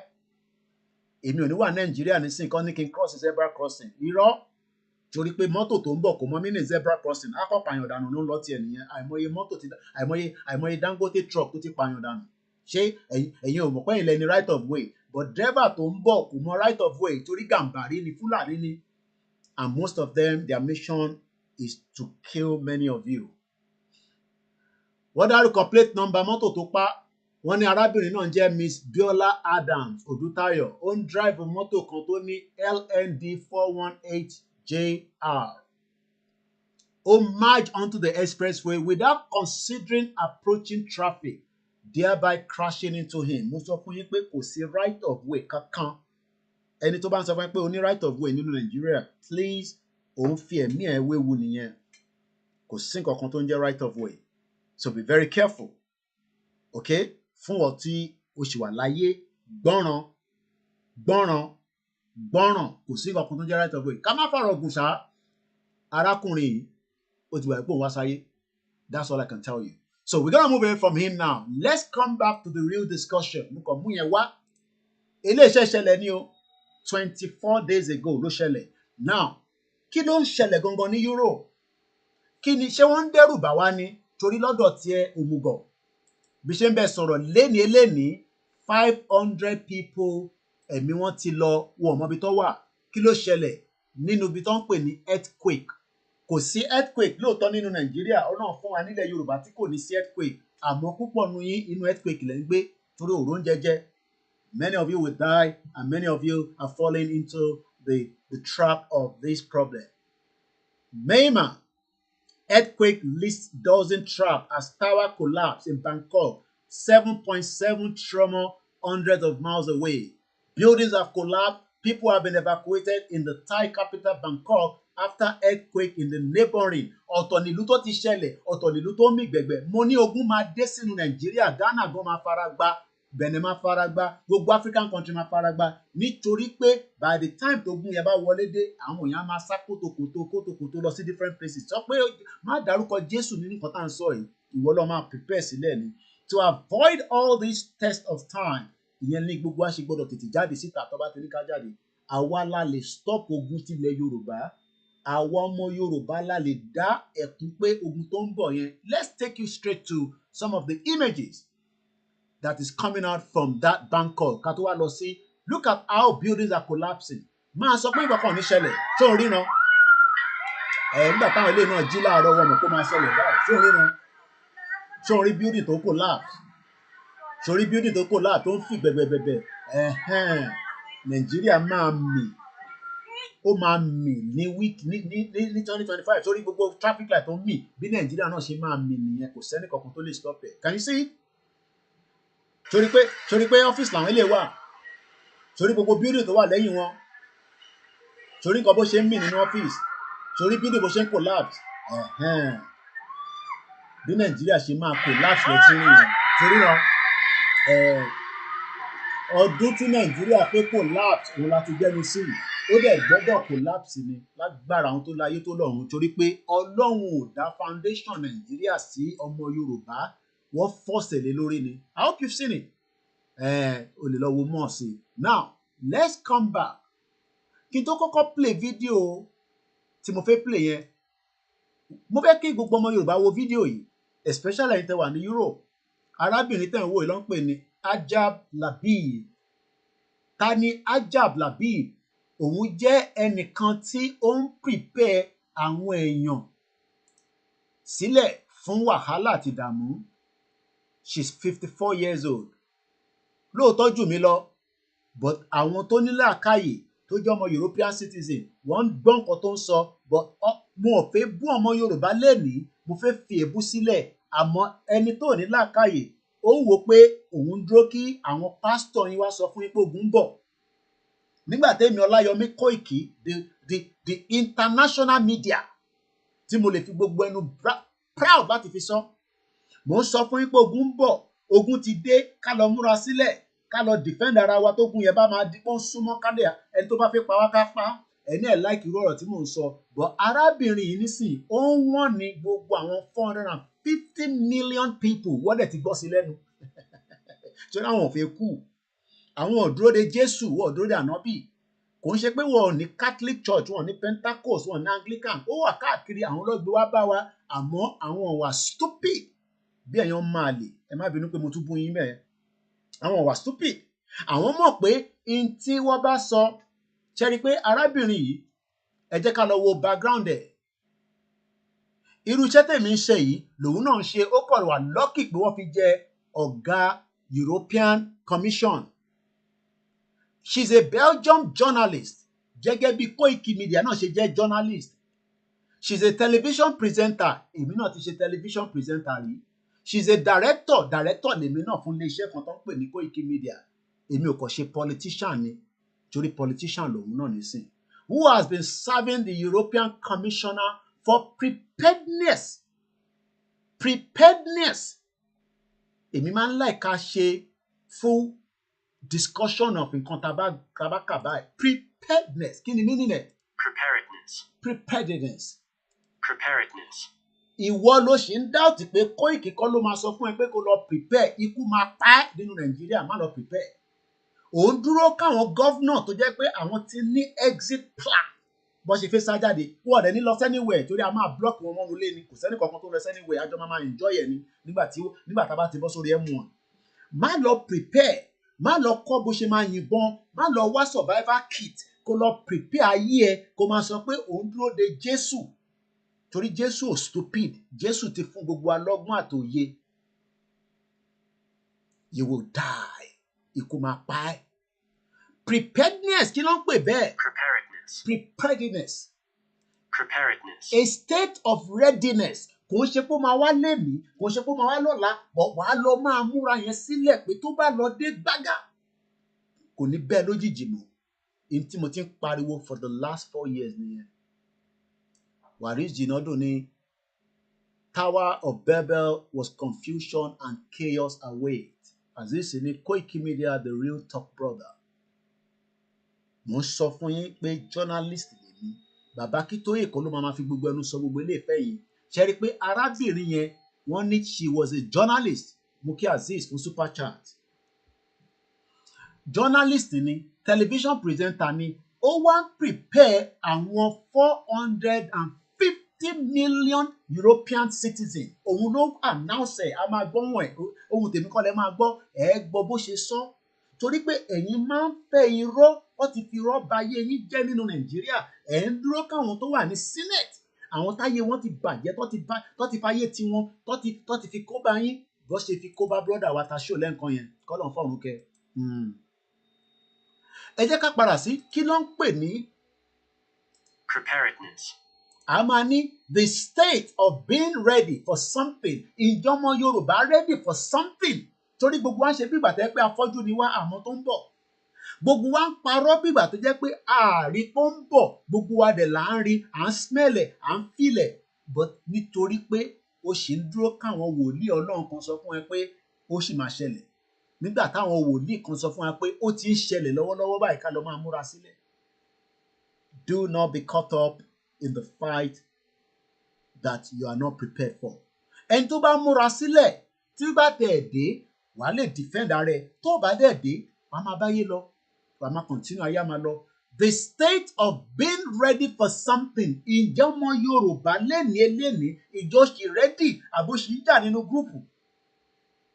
When we should be preparing our lives because our life is now in danger. Ìyẹn la ṣe gbọ́dọ̀ lọ support YSDM nítorí pé àwọn máa prepare wa láti lè fún wa ní structure and guideline nígbà tí àsìkò bá tó. Máa lọ dáwó síbẹ̀, click on the donate button www.ysdm.org for the super mega rally. Has to be free will and unconditional with no strings attached to it throughout every Yoruba land. Gbogbo ilẹ̀ Yorùbá pátá láti máa pariwo, láti máa kígbe, láti máa demand for right wa, and we are warning the police tẹ́ bá yìnbọn a máa yìnbọn padà fẹ́yìn náà ní ibi tá a máa ti rí ìbọn yẹn fìyẹn sílẹ̀ níbọn lóòótọ́ bọ́ ibi tá a ti máa rí Ọlọ́run á provide. Tí sójà bá yìnbọn pa wá a gbọ́dọ̀ pa sójà yẹn náà ni, kò sí àní-àní kankan níbẹ̀. Ojú ń ṣẹ̀jẹ̀ lọ́wọ́ báyìí nísìnyí torí pé preparedness náà ni. Ìyẹn la ṣe ń sọ pé ìwọ má mú kankan jáde bọ̀ dira, kó má dẹ̀ sọ pé òmùgọ̀ nìyẹn, gbogbo ọ̀nì kọ́ la máa fi sọ̀rọ̀. Ọmọ Yorùbá nìwọ, a ti wà lójú ogun already. The preparedness is the state of being ready for something to happen, especially for war or a disaster. Ọmọ Yorùbá ní kò ní sógun lórúkọ Jésù. Ogun wà lẹ́yìn ilé wọn sọ pé kò ní sógun. Ṣé ọ̀dẹ̀ ni wọ́n ni? Ṣé òmùgọ̀ ni wọ́n ni?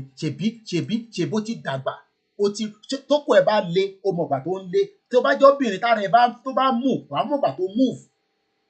Because those are the two things that fi lè ṣàlàyé fún ẹ. Ó mọ̀ dájú náà pé tó bá jí láàárọ̀ as ọkùnrin, okó yẹn máa le. Tó bá dé, ẹ má bínú ẹ̀ tẹ́ ń gbàwẹ̀ o. Because tó bá fẹ́ lọ tọ̀, tó bá ti le máa jẹ́ pé problem ti wà nìyẹn. Idiot all over the place. One bastard. Ọmọ àlè, mad people all over the place. Mo sọ fún ẹ pé ogun ń bọ̀, ó ní ogun ò ní dé. Àwọn yìí wá ń sọ fún àwọn ọmọ tiwọn pé ẹ lọ máa múra sílẹ̀ o. Ogun ti dé tán, ogun má pa yín dànù. Àwa máa ṣe gbogbo tó yẹ ká ṣe lẹ́tọ̀ọ́ gẹ́gẹ́ bí government, but ìwọ náà tẹ̀ sọ pé o lè prepare for 3 days. 3 days tó dẹ̀ ń sọ yẹn is going to be more than that. Mo kí gbogbo èèyàn wa. Lẹ́ẹ̀kan sí mo kí yín. Mo kí yín ní gbogbo ibi tí ẹ ti ń gbọ́ wa, tẹ́ ti ń wò wá. Orúkọ tèmi ni Ọláyọmí Kóìkì. Mo ní ǹjẹ́ wọ́n prepare àbí òmùgọ̀ nìyẹn? Òun dúró kí church kan sọ fún ẹ pé ìgbàlà Jésù nìkan. Ìgbàlà Jésù nìkan kọ́ la wà ń bẹ̀ ní sí o. Ìgbàlà náà bì kan. Ìgbàlà pé ká lè survive kíkú má pa wá, òun la wà lẹ́nu ẹ̀ nísìnyí. Because ikú ti ń bọ̀, ká ti rí báyìí tó ti dé tán. Àwọn tó dẹ̀ ti sọ fún wa pé ikú ti dé, wọ́n ò ní sọ ju bó ṣe sọ lọ yẹn mọ́. Wọ́n ti fún wa ní gbogbo clue, wọ́n ti sọ gbogbo tó yẹ ká mọ̀. Wọ́n ní ikú yìí ti dé, ikú yìí ti dé, ẹ̀yin ọmọ Yorùbá dìde, wọ́n pa yín, wọ́n máa pa yín, wọ́n ti wà káàkiri, olóyè ń gbìyànjú, ẹ jẹ́ ká support ẹ, bàbá Akintoye ń gbìyànjú, ẹ jẹ́ ká support ẹ. Ọmọ àlè Yorùbá ní òun dúró kí wòlíì kan sọ fóun pé ó máa dé. Kò kò fi gbà pé Koiki ló máa sọ fóun. But I will not give up on you. Torí èmi ò fẹ́ kọ́ pa ẹ́. Ìyẹn lèmi ṣe gbọ́dọ̀ prepare. Torí arákùnrin ó wọ́n ni wa ẹ̀jagun. Every one of us must rise up. The armed forces are not neutral. They collude. They collude. They collude with the armed bandits. They kill people, kill Nigerians. They facilitate their movements. They cover them. If you are depending on the armed forces to stop the killings, you will all die one by one. How prepared is Yoruba land?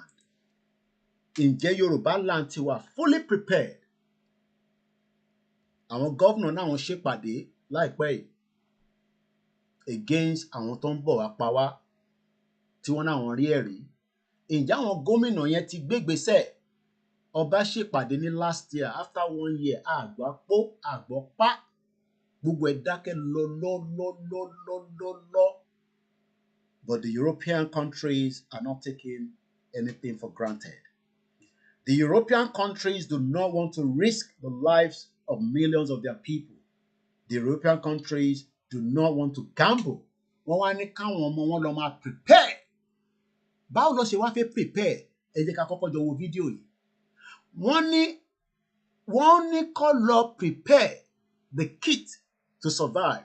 Listen to this video and we'll come back. Lẹ́ẹ̀kan sí, my name is Oluwole Koiki. Koiki Media bringing the world closer to your doorstep. In the 28th of March 2025 at exactly 20 minutes to 1300 hours. Only my year 24 hours clock ni aago kan ló fẹ́ lọ lù yẹn tó mí nìyẹn. Let's listen to this. I'm coming back again.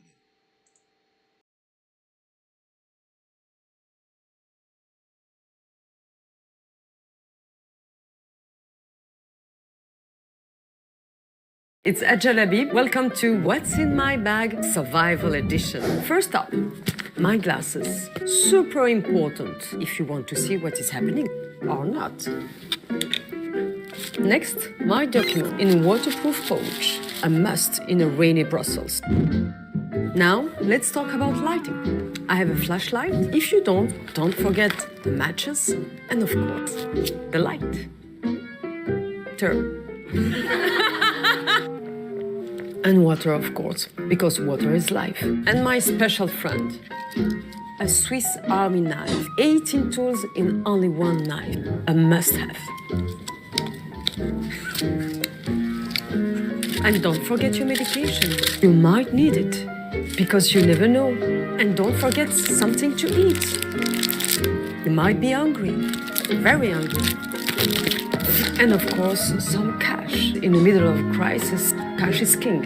And your credit card might just be a piece of plastic, a charger, and a power bank. Because a dead phone is a dead end. Playing cards, bit of distraction, never hurt anyone. And don't forget a radio. The smaller one. This is everything you need to survive the first 72 hours of a crisis.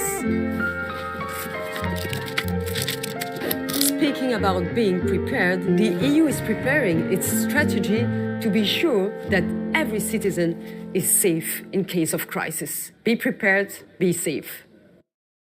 It's Ajala. Welcome to What's in My Bag Survival Edition. First up, my glasses. Super important if you want to see what is happening or not. Next, my document in a waterproof pouch. A must in a rainy Brussels. Now, let's talk about lighting. I have a flashlight. If you don't forget the matches and of course, the light. Turn. And water, of course, because water is life. And my special friend, a Swiss Army knife. 18 tools in only one knife. A must-have. And don't forget your medication. You might need it, because you never know. And don't forget something to eat. You might be hungry, very hungry. And of course, some cash. In the middle of a crisis, cash is king. And your credit card might just be a piece of plastic, a charger, and a power bank. Because a dead phone is a dead end. Playing cards, bit of distraction, never hurt anyone. And don't forget a radio. The smaller one. This is everything you need to survive the first 72 hours of a crisis. Speaking about being prepared, the EU is preparing its strategy to be sure that every citizen is safe in case of crisis. Be prepared, be safe.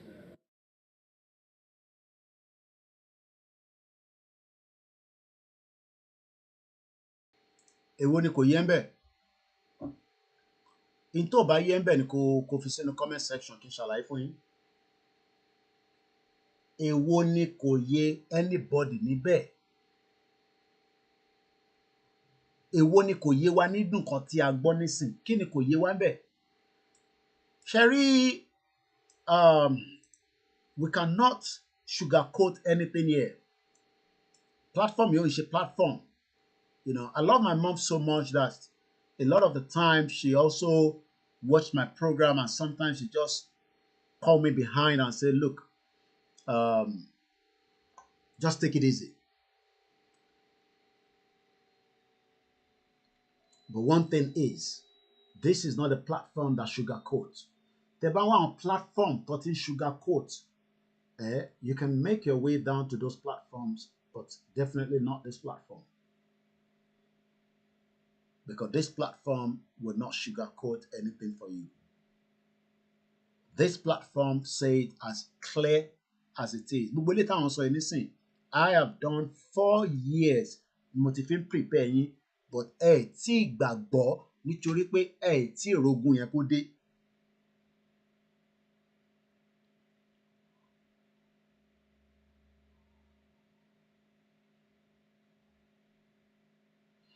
Tí gbàgbọ́.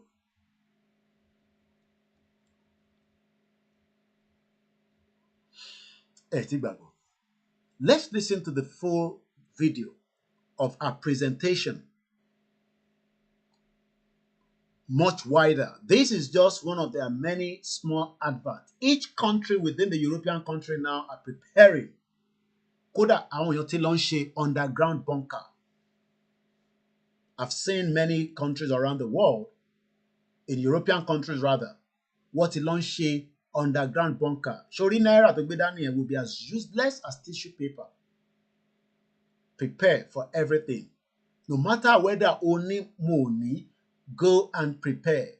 Ogun máa dé, ogun ò ní dé, go and prepare. Do not take this broadcast of 28th of March 2025. Mo lè má ní time láti repeat this kind of broadcast again. There are some broadcasts that I'm doing right now. I might not have to repeat them again. It could be the last warning. I might not have enough time. I have that time is why we are emphasizing on it. So mo dúpẹ́ pé lánàá 27, the European countries are preparing 450 million of their citizens for war. War sugarcoated, wọ́n ogun bọ̀. But lọ́dọ̀ tiwa, ẹ̀wọ̀n àwọn tó máa sọ fún yín pé Ọlọ́run ní jẹ́ kó ogun dé, even though it's right under our nose.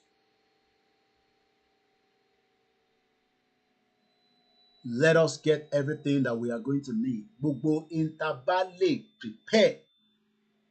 Kò bá jẹ́ anything, whatever you think it is good for you. I am not here to be telling you, go and get this, go and get that. Olúkálùkù ló mọ bó ṣe máa lọ prepare ìdílé tiẹ̀. I will reinforce my own family and prepare them. Both in Nigeria and the one here as well. Mo ti sọ fún ìyàwó mi pé ó rà pé máa lọ ra more rice. Rice tí mo rà ó rà pé kò ní likely pé kó má lọ wà enough. A máa ra more spaghetti. A máa ra tin food. We will stock up even before I will be traveling out. So that in case ó lè jẹ́ pé mo máa wà ní Africa lógún máa dé bíbá. I don't know. Ilé ìṣọ́rọ̀ Ọlọ́run jẹ́ kó gún dé. The world is a very crazy place. We have many crazy people around the world. Tí wọ́n ní pé kọ́ dá wọ́n àwọn fẹ́ peace. Kò tó bá fẹ́ peace ni wá ti yanjú ọ̀rọ̀ Nàìjíríà yìí, which is one of the biggest threats to mankind. So the worry of peace, nobody wants peace, especially in the world that we are living today. This is the time that we prepare as we are being warned.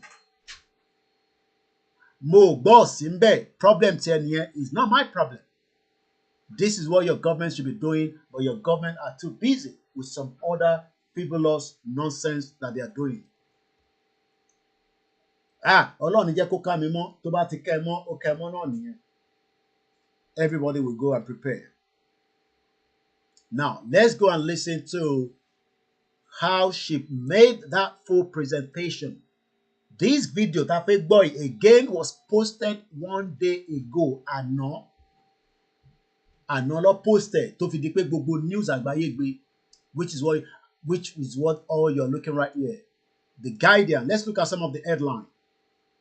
And as usual, each time I come on the Guardian, wọ́n máa ní kí n fún àwọn olówó, wọ́n ní kí n má bínú pé ọ̀rọ̀ àwọn fẹ́ sú èmi. Pé gbogbo ìgbà làwọn máa ń gbé síwájú mi, just like bẹ́ẹ̀ mi náà ṣe ní ẹ dáwó fún iléeṣẹ́ yìí, ẹ support wa, ẹ ràn wá lọ́wọ́. Torí ẹlòmíà ní kí ló dé? It's just the fact that without money, there's little that we can do, no matter how small.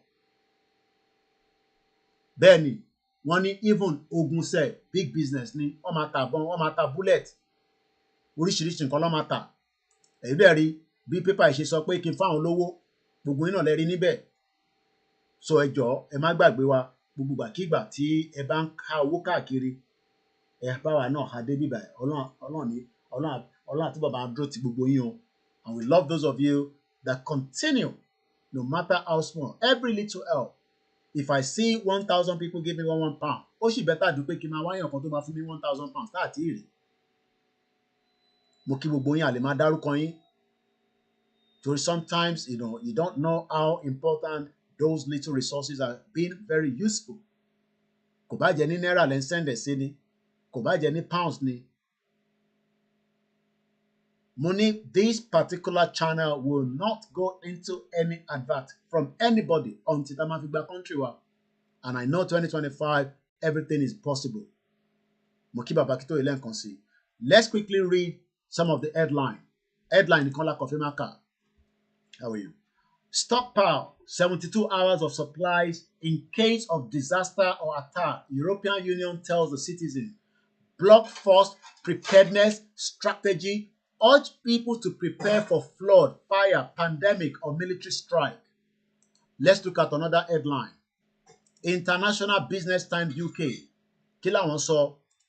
EU tells family to prepare survival kits with 3 days worth of food and water amid global tension. Tension wà ní gbogbo àgbáyé.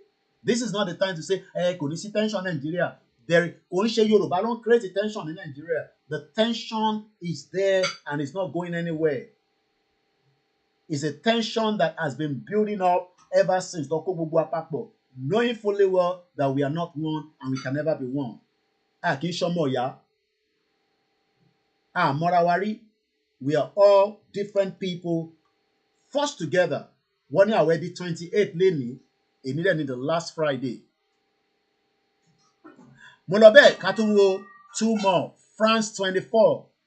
Àwọn eléyìí ò ní sọ̀rọ̀ kan ní pé kò rí bẹ́ẹ̀.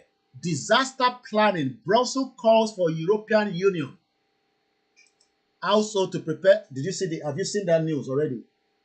Did you see the news? That everybody should go and prepare survival kit for 72 hours. Yeah.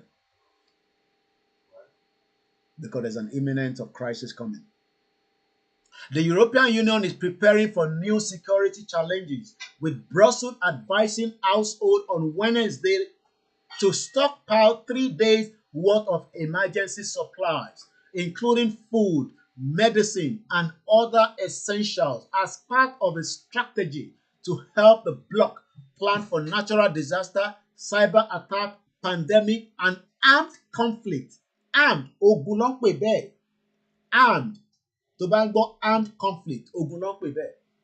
So gbogbo ẹni tẹ́ ń bẹ ní European countries, including the UK, I hope you're taking the warning as well.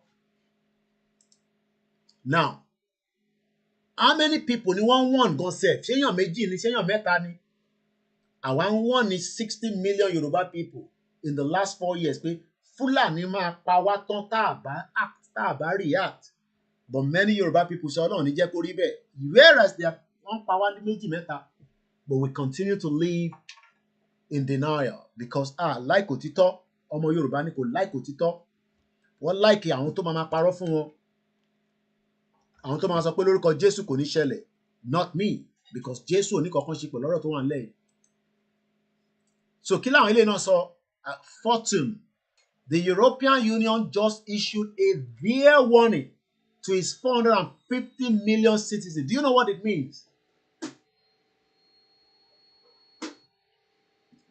Bẹ́ẹ̀ni, ìròyìn tẹ́lẹ̀ yóò kí parọ́. Tó bá ṣe rí lọ ṣe máa sọ fún yín. Wọ́n sọ fún, do you know what 450 million citizens are?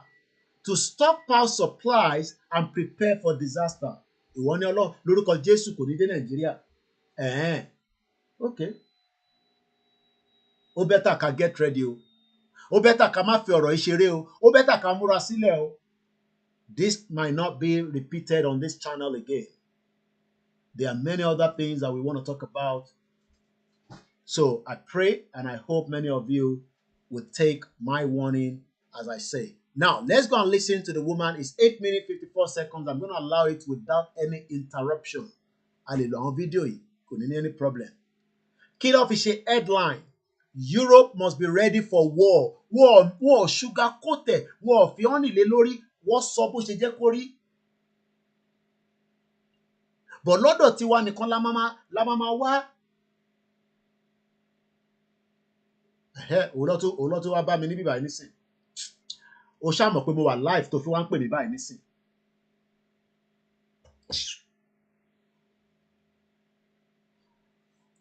News kan tó tún ṣe ń jáde ní Ìbàdàn. According to eyewitness, 2 people lost their lives at the scene while 1 victim was rushed to the nearest hospital by the FRSC personnel. The bodies of the deceased have been transported to Akintoye Hospital. Àwo lọ nìyẹn. Ilé ìtúnṣe Russian àwọn news tó ṣe jáde ní Ìbàdàn bí ṣe bá ń sọ̀rọ̀ báyìí. Breaking news ni. Kò tí sẹ́ni kankan tó máa gbé. NT ò ráyè láti gbé. Ó busy. Koiki Media ti gbé. Ní ìlú Ìbàdàn lílé túnṣe ṣẹlẹ̀ o. According to eyewitness.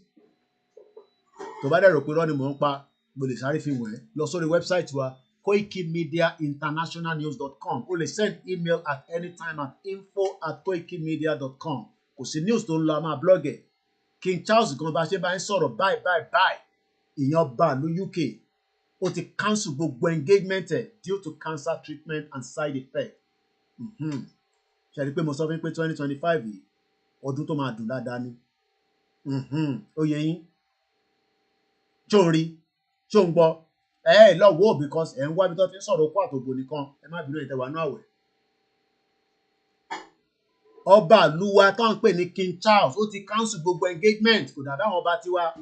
Àwọn ọba lọ jẹun, ọba MC. Ọba lọ church, lọ mọ́ṣáláṣí, ọba káàkiri. Ọba fagbó nínú palace. Àmọ́ bí tó ti yan gbogbo àwọn ọba yìí. Kọ́lọ́n kó ṣàánú wa. Àwọn ọba Tinubu.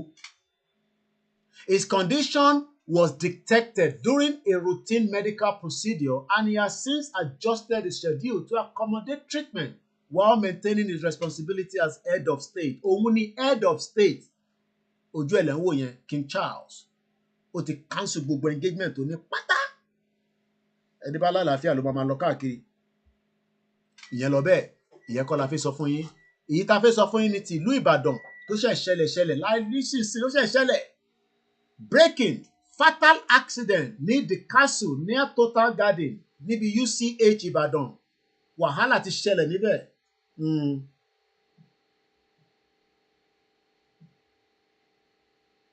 Èèyàn kan béèrè pé how can we tackle all this because Islam and Fulani have been taking over every part of the state. Ẹ má lọ prepare. Ṣọmọ kékeré lẹ́yìn. Gbogbo nǹkan lè fẹ́ kí n máa ṣe ìbí bá jẹ́gẹ́ bí talk show. Ìbí bá ní fact mo ti sọ tó ń bọ̀ fún yín ẹ̀yin nìkan lọ múra sílẹ̀ ní tó bá lè ṣe ni kó lọ máa fi múra sílẹ̀. According to eyewitness report, 2 people lost their lives at the scene while 1 victim was rushed to the nearest hospital. The bodies of the deceased have been transported to Adeoyo Hospital. Awoloniye, nílùú Ìbàdàn. Ìyẹn lọ bẹ́ẹ̀. Now, let's listen to the European Commission. Lẹ́ẹ̀kan sí, the headline is mixed word. Wọ́n sọ pé ogun ń bọ̀, disaster ń bọ̀, powerful message fáwọn Europeans. Ṣáwọn ilé ìlú pọ̀ máa wá sọ fún ẹ pé ogun ń bọ̀ Nàìjíríà. Wọ́n ti parí tọ̀dọ̀ tí wọn. Èmi náà ni mo lè sọ fún ẹ. Òun náà ni mo ti ń sọ fún ẹ yìí. Ó wá kù sí ẹ lọ́wọ́. Bó gbọ́, bó gbọ́, ẹ jẹ́ àjọ gbọ́ fídíò yẹn mò ń bọ̀. Koiki Media bringing the world closer to your doorstep. Lẹ́ẹ̀kan sí, má gbàgbé, gbogbo àkígbà tẹ́ bá fẹ́ ràn wá lọ́wọ́, ẹ lè kàn sí wa lórí àwọn numbers wa tó wà lórí screen or kẹ́ lọ sórí website wa tó jẹ́ koikimedia.com. Ìyẹn tún yàtọ̀ sí koikimediainternationalnews.com. The fanfare náà tí ẹ̀ tí mọ̀ just before we move further. We now have a backup Facebook page, but on go through identification lọ́wọ́. So I will have shown you because after the program, I wanted to bring it to the screen, but other people need to go through some kind of identification. So Tibati clear identification here, Mama Sofuni, I need backup YouTube channel. It's all right because the back follow gbogbo channels wa basheni ke follow ẹ gbogbo pátá lè máa mọ̀ pé a wà lórí ètò kò bàbá wa kan pè mí láti ilé pé Koiki àwọn ọ̀rẹ́ ẹ wò láti joy mo ní well mo sorry àwa wà live dákẹ́ so ẹ jẹ́ ká jọ gbọ́ arábìnrin tó ń pè ní Lapid.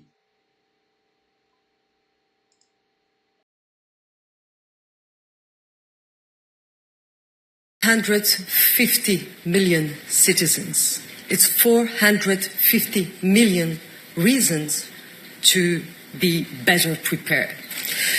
Today's threats facing Europe are more complex than ever, and they are all interconnected.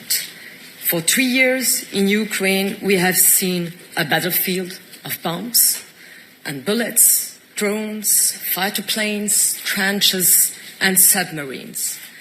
Yes, our European security is directly threatened by this. It is also threatened by other battlefields. The battlefields in our pockets, our phones, our computers, our power plants, our banks, our supply chains, our raw materials, and in the media, the social media we consumed every day. These are all battlefields, and they are being weaponized to threaten our European way of life and our democracies. And the EU has 2 ways of responding. We can stick our head in the sand and act like it isn't happening. Or we can look these threats scarily in the eye and say, this is the reality we are facing and we will prepare. You know, since the start of my mandate as Commissioner for Preparedness, I have visited countries here in Europe and halfway across the world. Ukraine, Poland, Italy, France, and even Bangladesh.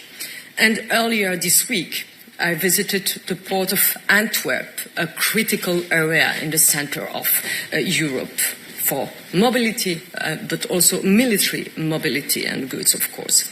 I've seen firsthand how different countries and locations prepare for emergencies depending on geopolitics or their geographical also position. Being prepared is certainly different from one country to another. There is no one-size-fits-all. I've exchanged ideas, best practices with local authorities and experts on the ground, and these exchanges have contributed to making this strategy concrete, targeted, and operational. In the EU, we must think different because the threats are different. We must think bigger because the threats are bigger also. And this strategy does precisely that, setting out 30, it means 30 concrete actions. We are getting everyone on board in every sector, from governments, localities, institutions, businesses to communities, citizens and volunteers. We already have a strong crisis response tool, but we can no longer rely on ad hoc reactions. We must be on the front foot, more proactive, more coordinated, more systematic, detecting threats earlier and acting faster as well. That's why we are setting up a new EU crisis coordination hub to coordinate better when a crisis hits.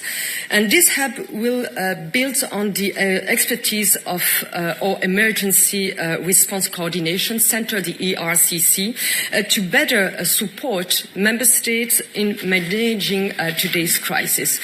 And we are also beefing up our Union Civil Protection Mechanism, the UCPM, our protective shield in times of emergency.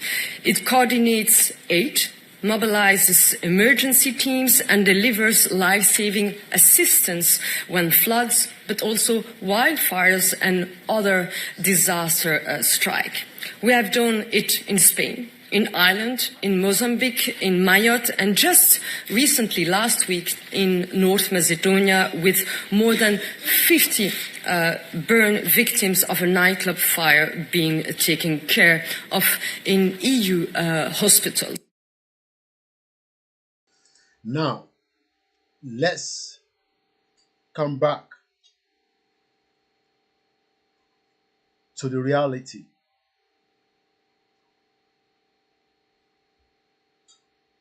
Okay, the reality. What happened to our preparedness when this happened? What went wrong? We were preparing. Kò ń ṣàwa.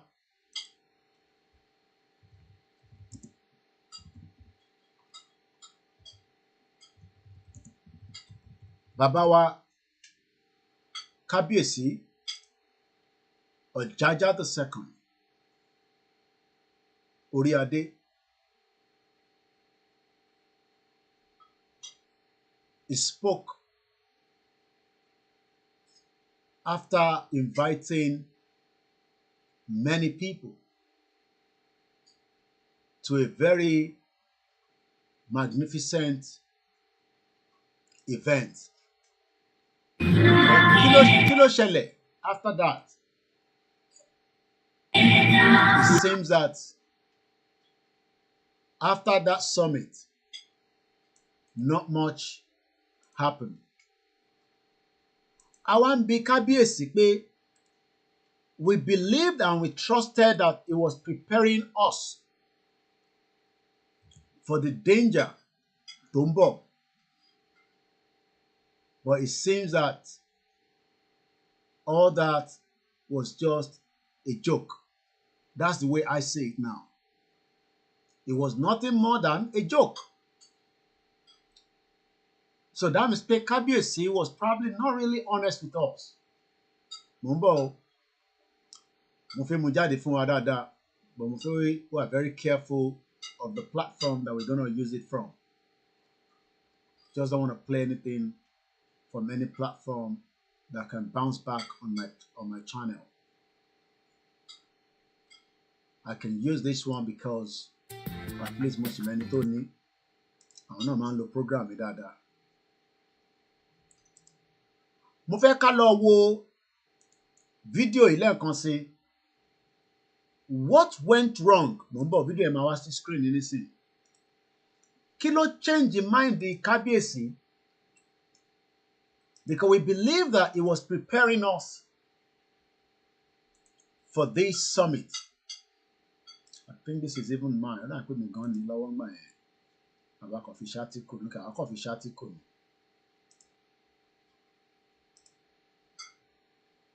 Nothing came out of that article. I mean, of that event. Remember, I just want to get something prepared for us before we kickstart and show you things. Tabaranti, you can see this to start with. Outcome of the Yoruba Security Summit. Kí ni outcome ẹ̀? Kí ló dé tí Ọọ̀ni ò go ahead láti prepare ilẹ̀ Yorùbá for the danger ahead ní 2024? Kí ló ṣẹlẹ̀? Ṣé wọ́n pe kábíyèsí padà ni? Ṣé wọ́n instruct kábíyèsí pé kó má lọ in that direction? And that has left a lot of our people to die.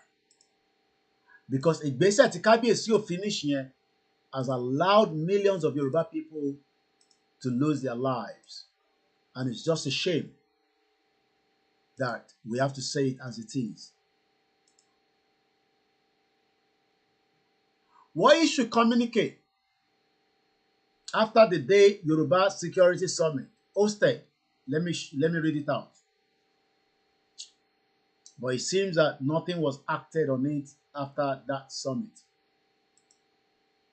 A ti sọ tàwọn Europeans, ta ló máa prepare àwa fún ogun tó ń bọ̀ nílẹ̀ Yorùbá? Ṣé kábíyèsí ni àbí Professor Akintoye? Who amongst them would prepare us? Because there is now an imminent of danger in Yoruba land. Let's read quickly. Mo kí gbogbo wa lẹ́ẹ̀kan sí i.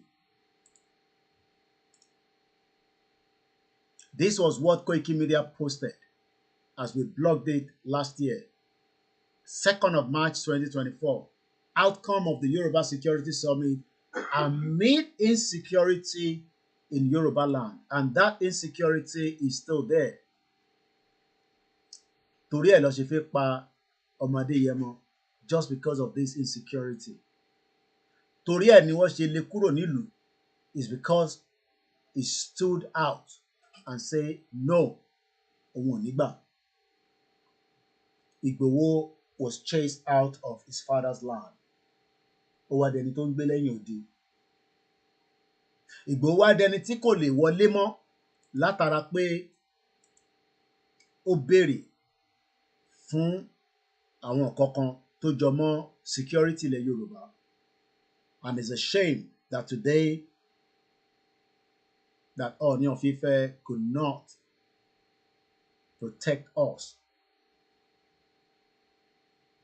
This summit would have given us the leverage against àwọn tó wá pa wá. Lẹ́yìn summit yìí, you can count numbers and numbers of attacks in Yoruba land, including state tí Ọọ̀ni tí ń govern, whether directly or indirectly as the Ooni of Ife. Because a gbọ́ pé Ọ̀ṣun state, as at the time, last year, àwọn terrorists wọ́n ṣe kí ni wọ́n wọlé sí wọ́n ní camp nínú Ọ̀ṣun state. There was Boko Haram network in Ọ̀ṣun state ní ilẹ̀ Yorùbá. If Ooni has done exactly what he's meant to do, we would not have found ourselves in this mess. Kí ló ṣẹlẹ̀ gan? Ta la ṣẹ̀? Ta la máa wá ké sí? Look at all the headlines last year. Ẹ wo àwọn headlines yẹn.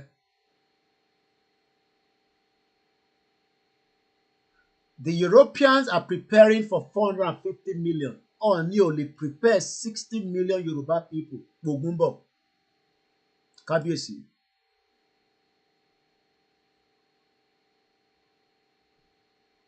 Let's look at this particular one. Governor Adeleke commend the SSS for arresting suspected Boko Haram and ISWAP members ní inú Ọ̀yọ́ state. Sorry, we're not bringing anybody in. Those are sending requests. It's not the right time yet.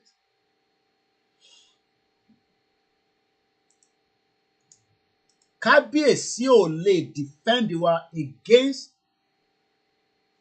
the Fulani attack, whereas the Europeans are preparing their citizens across the board. Talashe, kill offense wa. Is this how it will continue? We have the best hunters, we have the best different security that just needs to be empowered and given the instructions.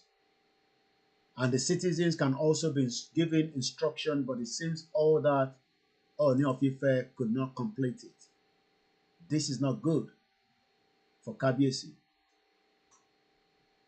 Mr. Adeleke enjoined residents to continue to be watchful and report any suspicious activities in their neighborhood to relevant security agency. But Ooni pè fún ìpàdé, and yet nothing came out of it. Nothing came out of that ìpàdé. It was as useless as tissue paper. Kò mú any impact wá fún ọmọ Yorùbá kankan ju pé many Yoruba people have died after that summit. We have lost many lives after that summit, and that is crazy. And the question is, why should that be? Nígbà tá a ní Kábíyèsí that meant to have protect us and defend us, but Kábíyèsí left it. And today, we have suffered the consequence of such. And when we play back and ask the question, what Olóyè níjọ́ yẹn, everybody was excited as if a show is about to start. But I'm very sorry that no show started because Ooni did not complete the job. Literally, Ooni left it maybe for next person to come and deal with it. And that is a big disaster. So, kí la fẹ́ sọ sọ́rọ̀ báyìí? How do we reckon with this kind of situation? I pray that many Yoruba people life will not be lost. Furthermore, let's just listen to just a little bit sneak view of that event of the day.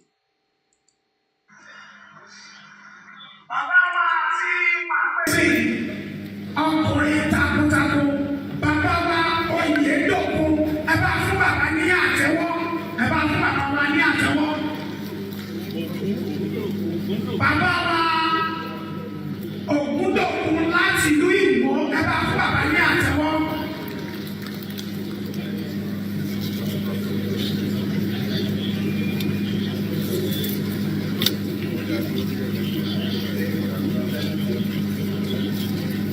Ladies and gentlemen, we have the service chiefs that are here with us.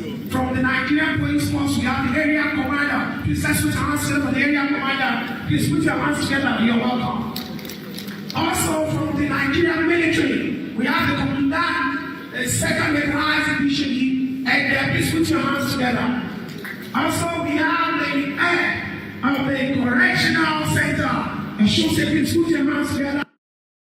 Representing my zombie, you're going to go wada. Ọdún màmá tó jẹ́ iwájú ilé wọn ni wọ́n ti tún wọn gbé nípìnlẹ̀.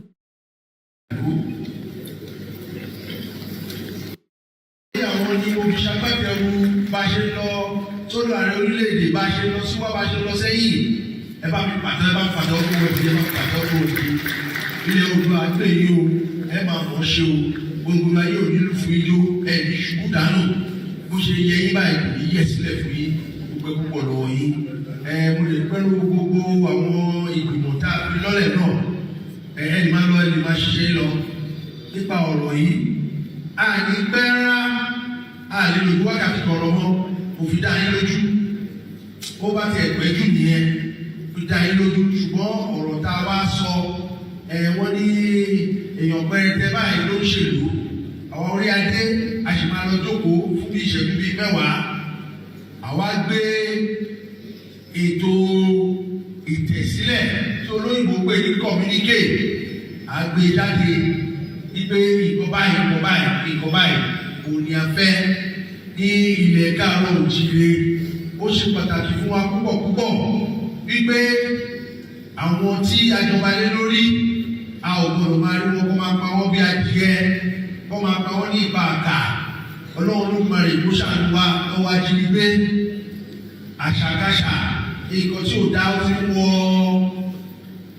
ilẹ̀ wa o èèmọ̀ ní o torí ìdí èyí gbogbo wa láti tún ṣòkòtò wa sán aláti tún sán gidigidi ọlọ́run olódùmarè kó ṣàánú wa àwa orí adé níta ìjọba lé lórí ọlọ́run olódùmarè kó máa dúró tiwa o àní rí ogun àti ìdààmú àti wàhálà àti làásìkò ní ilẹ̀ káàárọ̀ òjìrì o ìdí àjọba lé lórí ìsìndálẹ̀ ní o kò lè dúpẹ́ lọ́wọ́ ọlọ́run olódùmarè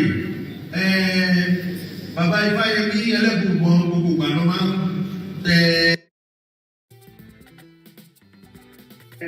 Wọ́n lọ sí wọn láti bá wọn fẹ́.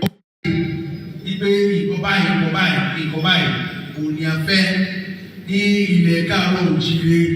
Ó ṣe pàtàkì fún wa púpọ̀ wípé àwọn tí àjọba lé lórí a ò gbọdọ̀ máa rí wọn kó máa pa wọ́n bí adìyẹ kó máa pa wọ́n ní ìbá àkà ọlọ́run ló máa rè kó ṣàánú wa lọ́wọ́ ajínigbé. Ṣé kábíyèsí wà really honest pẹ̀lú ọ̀rọ̀ tó sọ yìí nínú summit ní 2024 ní March àbí wọ́n kàn sọ to play the gallery because ó ti pé ọdún kan kábíyèsí tí ẹ ṣe summit tẹ́ ń sọ̀rọ̀ yìí yet many life has been lost ẹ̀mí ti sùn lọ ẹ̀mí dẹ̀ ṣe ń sùn lọ bá ṣe ń sọ̀rọ̀ báyìí many Yoruba people have been killed ọ̀pọ̀lọpọ̀ àwọn ilẹ̀ Yorùbá wọn ò lè gbé níbẹ̀ mọ́ láwọn communities wọn so nígbà tẹ́ pè pàdé security summit yìí àwa rò pé òun ló máa dákun wàhálà in tó ń ṣẹlẹ̀ nílẹ̀ Yorùbá but it seems that kò rí bẹ́ẹ̀ o ṣàtúmọ̀tún pé ìpàdé mi ni àbí that has been the final ọdún kan ti lọ báyìí kábíyèsí Ọọ̀ni of Ifẹ̀ Ọ̀jájá the second mo kí gbogbo àwọn tọ́jọ́ ń ṣe ní palace níbẹ̀ ọ̀rọ̀ yìí ti di pé à ń béèrè gẹ́gẹ́ bí journalist pé communique tẹ́ ń sọ yẹn lóòótọ́ jáde but kí ni àbọ̀ communique yẹn what has been the impact ààrí impact kankan nínú Ọ̀ṣun state kò sí impact December last year ni Adeleke governor sọ fún wa pé àwọn Boko Haram àti ISPOP àwọn wọ́n ti jọba sínú Ọ̀ṣun state a rí wọn ní Àkúrẹ́ tọ́pọ̀ àwọn èèyàn rẹpẹtẹ Ogun state Ọ̀yọ́ state Kwara Kogi àwọn èèyàn tẹ̀ ń pa wọ́n ṣeré ni wọ́n ń jí àwọn èèyàn gbé lójoojúmọ́ kábíyèsí kí wá ní the next line of action nísìnyí nítorí pé bá ṣe ń bá program yìí lọ lórí ìkànnì Koiki Media lẹ́nìí èmi ní 3rd of March 2025 aago kan àbọ̀ fẹ́ lọ lù last Friday of the month for the Ramadan the last Friday lélẹ̀ kí wọ́n lè bá mọ̀ pé program tó ṣe recent làwa ń ṣe yìí torí à ń record ẹ̀ náà fáwọn tó máa bá wa bíá ó lè dọ́dọ̀ ó ṣeé ṣe kí ọ́díò yẹn dọ́dọ̀ kábíyèsí àwọn ọ̀rọ̀ tẹ́ sọ nínú àwọn ọ̀rọ̀ tẹ́ ń bá bọ̀ yìí pé wọ́n lè máa pa àwọn aráàlú níbi tẹ́yìn ọba jẹ ọba lé lórí àmọ́ ó sì ń ṣẹlẹ̀ báyìí kí wá ní solution tó kù báyìí àbí bá ṣe máa wò náà nìyẹn ní àwọn European Union kábíyèsí wọ́n prepare àwọn ọmọ wọn up to the tune of 450 million ní gbogbo ibi tí wọ́n ń pè ní EU countries pé kọ́ lọ máa múra sílẹ̀ fún ogun a ti gbọ́ tárábìnrin yẹn sọ a tún lè tún gbọ́ fáǹfààní àwọn tí wọ́n ò gbọ́ tẹ́lẹ̀ ẹ jẹ́ ká gbọ́ tó ṣe ṣe bí ọ́díò kékeré ta tó rọra ń create lẹ́gbẹ̀ẹ́ yàtọ̀ sí ìta ń create because ó jẹ́ ọ́díò méjì tá ń record báyìí torí mo fẹ́ kí yẹn gùn bóyá eléyìí wọ́n á bá mi send ẹ̀ sí press secretary kábíyèsí á lè bá mi gbọ́ èmi ọmọ yín náà ní Ọláyọmí Kóìkì láti London ẹ jẹ́ ká gbọ́ bí wọ́n ṣe sọ pé Europe must be ready for war and disaster Ajala, a powerful warning to the Europeans. Ẹ jẹ́ ká jọ gbọ́ kábíyèsí sà. 50 million citizens. It's 450 million reasons to be better prepared. Today's threats facing Europe are more complex than ever, and they are all interconnected. For 3 years in Ukraine, we have seen a battlefield of bombs and bullets, drones, fighter planes, trenches, and submarines. Yes, our European security is directly threatened by this. It is also threatened by other battlefields. The battlefields in our pockets, our phones, our computers, our power plants, our banks, our supply chains, our raw materials, and in the media. Gbogbo threat náà ló ń affect ilẹ̀ Yorùbá náà. Torí àgbẹ̀ tó bá lè lọ sóko, àgbẹ̀ tó lè lọ sóko, báwo ló ṣe fẹ́ pọ̀ ó wọlé tó máa wọnú bank? Ìyẹn la ṣe ń béèrè lọ́wọ́ bàbá wa Ọọ̀ni of Ifẹ̀, Ọ̀jájá the second, pé lóòótọ́ ẹ ṣe ìpàdé ní last year, March. The communique came out, and this is exactly what you said in the communique. Being a communique issued after a day Yoruba Security Summit hosted by Arole Oduduwa, Ọọ̀ni of Ifẹ̀, Ọọ̀ni Adeyeye Enitan-Buwusi, CFR Ọ̀jájá II, at the Ife Grand Resort Ile-Ife on Thursday, the 29th of February 2024.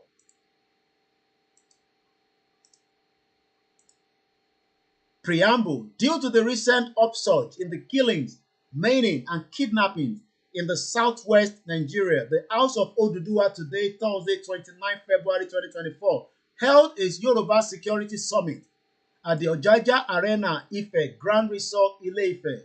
Two major themes were addressed: kidnapping and banditry delivered by Dr. Solomon E. Arase, ex-Inspector General of Police. Number 2, Yoruba Legacy of African Science, overcoming the twin menace, delivered by Dr. Chief Ifayemi Elebubon. The summit, which enjoyed the support of Asiwaju Bola Ahmed Tinubu, GCFR President and Commander-in-Chief of the Armed Forces, Federal Republic of Nigeria, under the chairmanship of retired General Alani Akintoye, CFR, the gbogbo eléyìí nísìn resolution that the Yoruba people should take full control of their forest and homeland and their farmland. Number 2, that Amotekun Corps should be strengthened in terms of giving recognition and to be transformed to the status of a state police. Motivation, finance, training, retraining of personnel, and that those who are familiar with the nooks and crannies of our forest should be recruited into the Amotekun. Provision of training ground for its personnel, provisions of adequate budgetary allocations to the Amotekun Corps. The summit agreed that a Department of Forest Amotekun Corps be created. Number 3, that the Yoruba, especially the traditional rulers, should make recourse to their natural resources, including natural powers, to combat banditry, kidnapping, that Yoruba Obas should not jettison the traditional values. Number 4, that the government at all levels should recognize the role of traditional rulers and factor them into national security architect. Number 5, that the entire Obas in Yoruba land should work in unison to ward off the evils of banditry and kidnapping, as each of the states could only succeed in chasing the marauders to another state. Number 6, traditional rulers are advised to uphold and value the customs and tradition of the land. Number 7, that each time an attack took place, the offenders were quickly left off the hook by the powers that be, and the judicial process should be strengthened to meter out appropriate punishment to culprit or bring them to justice. Number 8, that the governors of the southwest Nigeria should organize regional security summit at the earliest practicable time, including all stakeholders, to charter the way forward and giving teeth to all the concerns raised at this current summit.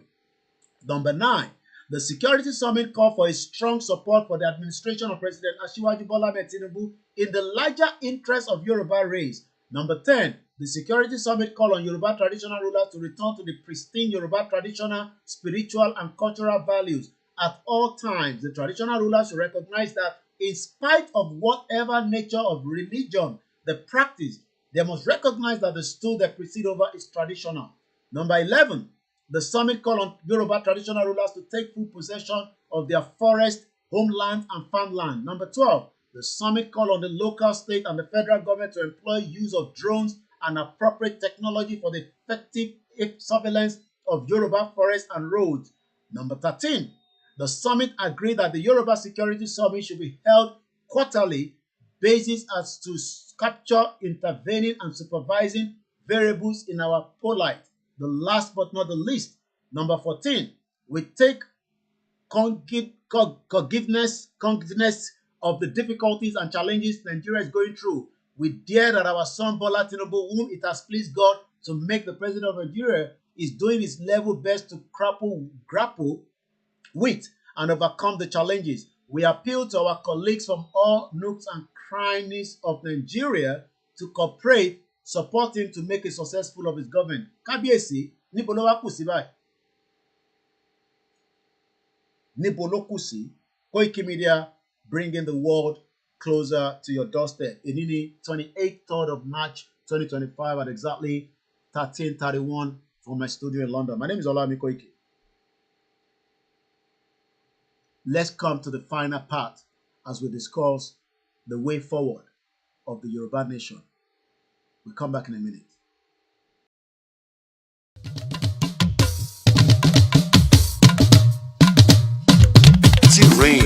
Gbogbo Yorùbá pátá lé lóko náà sọ pé èdè wa jọ wá lójú lápárapọ̀ dá dúró Yorùbá nation mo stand. Gbogbo Yorùbá pátá lé lóko náà sọ pé èdè wa jọ wá lójú lápárapọ̀ dá dúró Yorùbá nation mo stand. À ń fi àsìkò yìí ṣe ìkéde fún gbogbo ọmọ Yorùbá lápapọ̀ láti gbáradì fún àwọn ìwọ́de tí ń bọ̀ lọ́nà nípa pàtàkì orílẹ̀-èdè Yorùbá nation àti wípé ìdí tí a fi gbọdọ̀ dá dúró gẹ́gẹ́ bí ìpínlẹ̀ Yorùbá. Ìwọ́de yìí náà ni a máa ṣe káàkiri gbogbo ilẹ̀ káàárọ̀ òjíire bí tí bàbá wa onímọ̀ ẹ̀rọ emeritus Professor ADEBANJI Akintoye yóò ṣe olùdarí rẹ̀. Ọdún 2025 yìí náà ni yóò bẹ̀rẹ̀, a sì máa kàn sí wa nípa oṣù àti gbogbo ohun tí a bá fẹ́ mọ̀. Olùkéde Ọláyọmí Kóìkí, agbẹnusọ fún olóyè Sunday Adéyẹmọ Ìgbòho.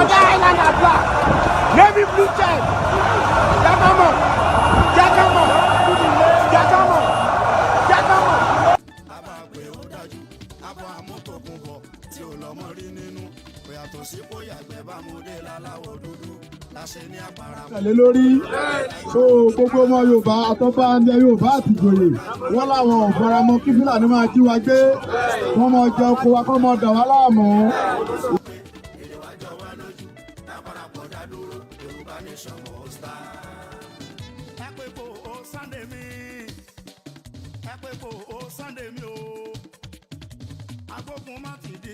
Akọni nínú èèyàn o. Ẹgbẹ́ kò Sunday mi. Akọni tó ń yọni léwu tó ń gbá ní sílẹ̀ lójú ogun. Òun náà pè lálágbára. Mo mẹ́wé mo mẹ́kò mo olóògùn tó ń jẹ. Níwọ̀n bá ní o ṣe níwájú ìbò. Lẹ́lẹ́ tí ó máa fẹ́. Lẹ́lẹ́ tí ó máa fẹ́. Lẹ́lẹ́ tí ó máa fẹ́. Àtijọ́ o.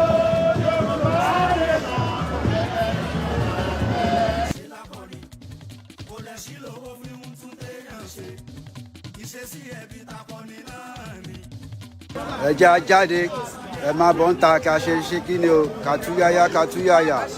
Let's come out and showcase ourselves.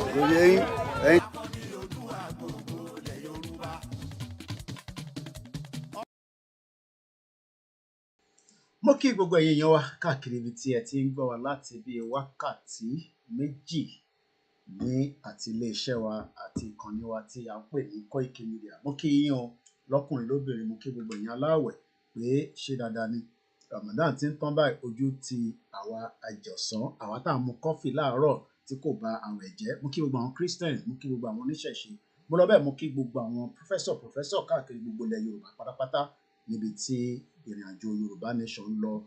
Níbo ló kù sí àti pé kí ló kù tá a fẹ́ ṣe? Òun náà ni pé kí gbogbo ọmọ Yorùbá kọ́ nílé lóko kí ó máa sọ fún ara wọn pé àfi tá a bá dá dúró, òun náà nìkan ni ọ̀nà àbáyọ tó kù gẹ́gẹ́ bí ọ̀nà àbáyọ tí a ti ń sọ fúnra wa. Eléyìí ni láti fi dúpẹ́ fún bàbá wa Professor Akintoye lẹ́ẹ̀kan sí pé a kú iṣẹ́ tí wọ́n kú iṣẹ́ takuntakun tó ń ṣe fún ìran Yorùbá. A dúpẹ́ lọ́wọ́ wọn àmúlòrè lágbára Ọlọ́run ilẹ̀ Yorùbá aṣojú ẹ̀mí wọn. Ẹ bá mi ṣàmì ẹ̀ lọ́pọ̀lọpọ̀ fún bàbá wa. Mo wá kí gbogbo ẹ̀yin tí a ti jọ ń bẹ lórí ìkànnì náà fún gbogbo ìgbẹ́ṣẹ́ bá wa dá sí láti bí wákàtí méjì nígbà tí ètò náà ń tẹ̀síwájú. Ètò yẹn kù bí wákàtí díẹ̀ kan náà la máa fi fẹ́ mú wá sílẹ̀, àmọ́ àsìkò yìí bàbá rẹ̀ tó bá fẹ́ pè nọ́mbà tẹ́ máa pè náà ló ń bẹ lójú òpó yín níbẹ̀ +44 74 04045917 òun ló máa gbé wá sínú stúdíò wa kí ẹ wá bá wa sọ̀rọ̀. Mo lọ bẹ́ẹ̀ mo kí YSDM tí a mọ̀ sí Yorùbá Self Determination Movement, àwọn náà ni wọ́n ń darí Yorùbá Nation ní Ọlọ́run àdẹ́jẹ́ kó darí ẹ̀ dáadáa. Mo kí gbogbo àwọn oríṣiríṣi many different groups tí ó ń operate under the YSDM. Mo kí àwọn tó wà stand alone. Mo lọ bẹ́ẹ̀ mo kí gbogbo àwọn medias tí wọ́n sọ̀rọ̀ takuntakun pé kí ìran Yorùbá lè dá dúró gẹ́gẹ́ bí orílẹ̀-èdè. Ẹ jẹ́ ká kàwé bí ara wọ́n fi bá wa dá sí. Ṣé bí bá wa dá sórí ètò ni? Hello caller. Ẹ ká tẹ̀wọ̀n tí wọ́n wà lórí ètò. Ẹ ti wà lórí ẹ̀, ẹ bá a ṣe ní kíákíá ká gbọ́n tẹ́ fẹ́ bá wa sọ kó tó ipá máa tẹ̀síwájú. Oge ẹ ṣé o bàbá Koiki Meja láti Abidjan láti Abidjan. Látàárọ̀ ni mo ti ń show program. Bàbá Koiki Ọlọ́run fún agbára tẹ́tù máa ní agbára máa fún wa bí máa sọ bí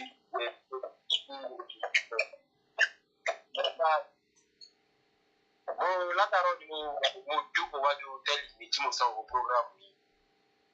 Àbú ẹ ti tẹ́lẹ̀ lẹ́yìn ẹ ti ṣe dágbára ilé ẹ ti ṣe ọmọ Yorùbá kò ní sí ọmọ Yorùbá kankan tí ó sọ fún òun kó tuntun nípa àwọn tí kò gbé sọ àbí àwọn tí ó déwájú kò sí ọmọ kankan àfi ẹni tí ó bá yọ ọmọ àlè lọ ló gbọ́. Àwọn ti sọ pé kò jẹ́ bí àwọn French ṣe sọ bí pé yàrá pírí sú que celui qui refuse d'entendre. Pé kò sí ẹni tí etí rẹ̀ di ju ẹjọ́ fún ọ̀pọ̀pọ̀ tó ń tọ́ lọ́jọ́ fún gbogbo àwọn rí ẹgbẹ́ lọ lónìí.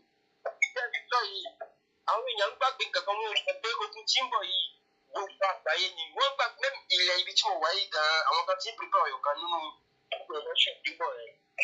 Ìgbà yìí gan-an ibi abẹ́kọ̀ọ́ àwọn kan tó prepare àwọn kan ibi tí àwọn míì ń sọ pé náà wọ́n gbà fún election ìdìbò rẹ̀ pé ó kúrò lórí oyè tó bá ṣe ìyà tí ń jẹ mẹ̀kúnnù pọ̀ jù pé téèyàn ò bá lówó èèyàn ò lè lọ sí títà òótọ́ sí ni àwọn táwọn live ń bí àwọn. Nǹkan tí ò ìlú ọmọ Yorùbá nìyẹn. Ẹ̀rín jò ní àwọn iṣẹ́ tí mò ń ṣe báyìí iṣẹ́ tèmi ṣe iṣẹ́ káràkátà ni. Mo ní iṣẹ́ táwọn ṣe lábíjà Yorùbá púpọ̀ wà mẹ́mẹ́. Bẹ́ẹ̀ ni mo wá rí àwọn ọmọ mi Yorùbá kan táwọn ríra táwọn fi òkú padà mo ṣe sọ pé mo ń bọ̀ mo wá wo pé mi títí wá bí mo ṣe bí mi tó wọ́n gbẹ̀mẹ̀ o. Ẹ̀yin sọ pé ká má sọ báyìí sáwọn ogun tí ń bọ̀ sáwa là ń sọ. Àwọn ogun tí ń bọ̀ tẹ́lẹ̀ sáwa là ń sọ pé ogun tó bẹ̀rẹ̀ ogun bọ̀ ní tí ogun fi ń wọ̀. Nǹkan tí ẹ má sọ báyìí ẹ̀yin Yorùbá nìkan lẹ̀ mọ́ ní irú ọpọlọ báyìí. Mo mọ̀ rò kan bọ́ ẹsẹ̀ tó bá sọ fún Fúlàní gan pé ogun bọ́ ẹsẹ̀ Fúlàní gan pé báyìí. Fúlàní máa ń rẹ́ tilẹ̀ ni mẹ́ Yorùbá nìkan tẹ́ bá sọ pé ogun kẹ̀ ọ́ bẹ̀rẹ̀ mọ́ sépè. Ogun bọ̀ mo bá wá sí ọ̀gbọ̀n tí ó gbẹ́dà fọ́ bá òṣìṣẹ́ nígbà tí ẹ̀jẹ̀ tó kú wọ̀ sí ìrọ̀ Yorùbá tó ní lónìí nù. Tó Yorùbá kó bára rẹ̀ kó púpọ̀ àdìmọ́ta lẹ́bí Yorùbá máa kú jẹ̀jẹ̀ ikú kò ní lóúnjẹ jẹ́ ìjọba nípa gbogbo ọlọ́run jẹ́ lọ́rọ̀ rẹ̀. Iṣẹ́ kẹ́lẹ́kẹ́ tí ṣe ní ìgbẹ́ ìkọ̀ọ̀kan ọ̀pọ̀ látọ̀lẹ́ ìgbà àtẹ̀bí àti ìgbẹ́ kí Yorùbá máa kú jẹ́ kí wọ́n máa jẹ́ gbogbo gbà ṣàánú mi ẹ̀rọ mi lọ́wọ́ nǹkan tí Yorùbá mọ̀ nìyẹn.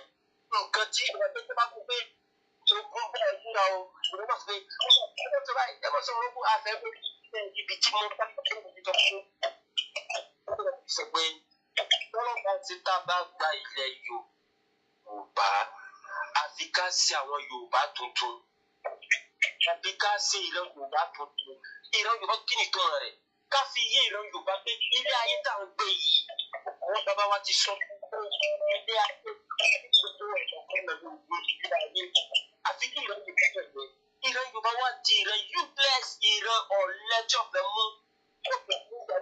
mú òmìnira ara rẹ̀ wọ́n fi pé kí ẹlòmíì wá kú láyé òun nǹkan tó ń gbọ́dọ̀ ṣe o wọ́n fi pé kí ẹlòmíì ni wọ́n á ṣe òun wà jẹ ìgbádùn rẹ̀ bí ìran Yorùbá ṣe lé bí ìran Yorùbá alọ́kẹ́ irú nǹkan báyẹn àwọn Ìgbò ti mọ̀ pé ogun bọ̀ àwọn ti ready for now àwọn Fúlàní àwọn Haúsá gbọ́ kọ́lọ́ jẹ́ kí wọ́n gbọ́ kọ́lọ́ jẹ́ kí wọ́n gbọ́ wàhálà kọ́lọ́ jẹ́ kí ìran Yorùbá gbọ́ bá jẹ́ kí ẹ̀ Jésù bàbá tó ẹ̀kọ́ bẹ̀rẹ̀ Allah alọ́kùnrin ìwà Yorùbá gan-an ìwà kankan ìrètí bàbá ń bá ọmọ rẹ̀ àbí kí bàbá máa bá ọmọ rẹ̀ sùn àbí kí ká máa gba yàwó nǹkan tí ìran Yorùbá máa lò ká máa gba yàwó nǹkan tó lóun fẹ́ ẹjọ́ máa ń gbógun bọ̀ ẹ máa rí Yorùbá ní pé yàwó ogun o ṣe ogun ẹ sì ní àwọn Yorùbá kankan lọ́wọ́ ẹ ní àwọn ìwà rọ́bìṣì lọ́wọ́ ẹ ká fún ogun ẹ̀rí bí ìwọ ìjọba pé ìran Yorùbá dé lónìí tó ń kọ́rọ̀ jẹ́ ká Yorùbá nation gbà bí mo ṣe wà yìí mo jẹ́ wá gbọ́ lórí pé pé Yorùbá yóò adídà ọmọ Yorùbá dáhùn tẹ́lẹ̀ mi láti fi ọdún kan rẹ́dí ẹni tó bá mọ ìtumọ̀ yẹn yóò mọ̀ pé ìjà gidi lélẹ́yìí dọ́tọ́ ló máa ṣe tá a bá gba ilẹ̀ Yorùbá tá a tó gba ìgbé ìgbésí ìran Yorùbá tó bá fẹ́ gba ilẹ̀ rẹ o ní right kó jagun pé tó bá lè jáde àti gbogbo bá yẹ o ní right kó jagun ilẹ̀ rẹ kó gbọ́dọ̀ máa fi ilẹ̀ rẹ sígbà tó ti gbà tó ti wá gbà lọ́wọ́ rẹ̀ àfi ká fi ìyẹn sí ọpọlọ Yorùbá bẹ́ẹ̀ tó bá dé nínú àwọn sùkúù ni Yorùbá kọ́ àbí ní àwọn àfi ká change ìran Yorùbá kò sí kankan ní lọ́pọ̀lọ́ orí Yorùbá tí kò bá dé ẹ̀yìn àwọn kan ti gbà lẹ́nu lẹ́nu ẹ̀jẹ̀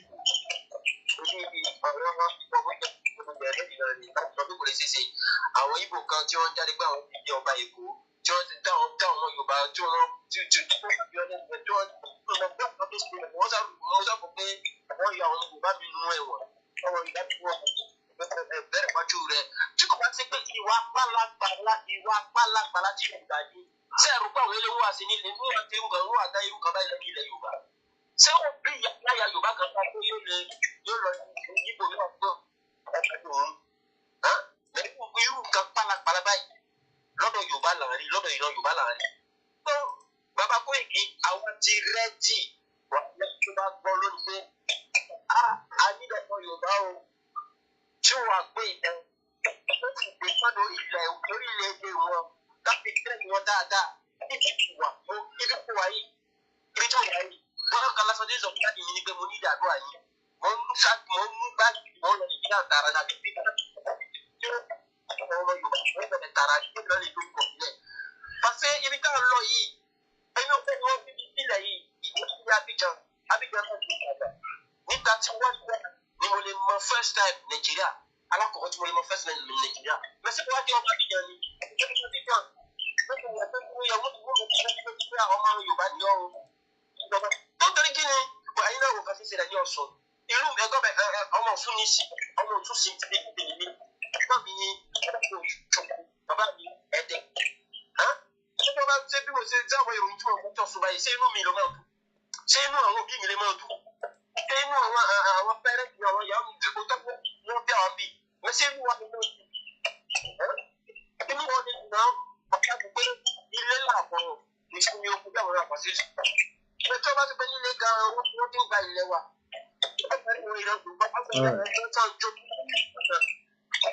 bí wọ́n ṣe ń pa wọ́n náà inú mi náà sì dùn pàṣẹ tó bá ti wọ́n báyìí ọpọlọ Yorùbá ò ní jígbe ọpọlọ Yorùbá ò ní tọ́ nípa àkíkọ́ ọ̀fẹ́ tẹ́rù gàbá yìí ọpọlọ ó tají Yorùbá ò kún kankan kọ́mọ̀ sí jágbàjàgbà ọmọ bá ti ara ẹni jà àti Yorùbá ẹ̀ka kájà fún àjòjì tó ti gba ilẹ̀ wa ẹ̀ka tó bá yẹ kó máa sáré fún máa lè tó ìyàwó wọn àbí kó máa bá ìyàwó àbí kó bá ìyàwó níyàwó fẹ́ ní Yorùbá mọ́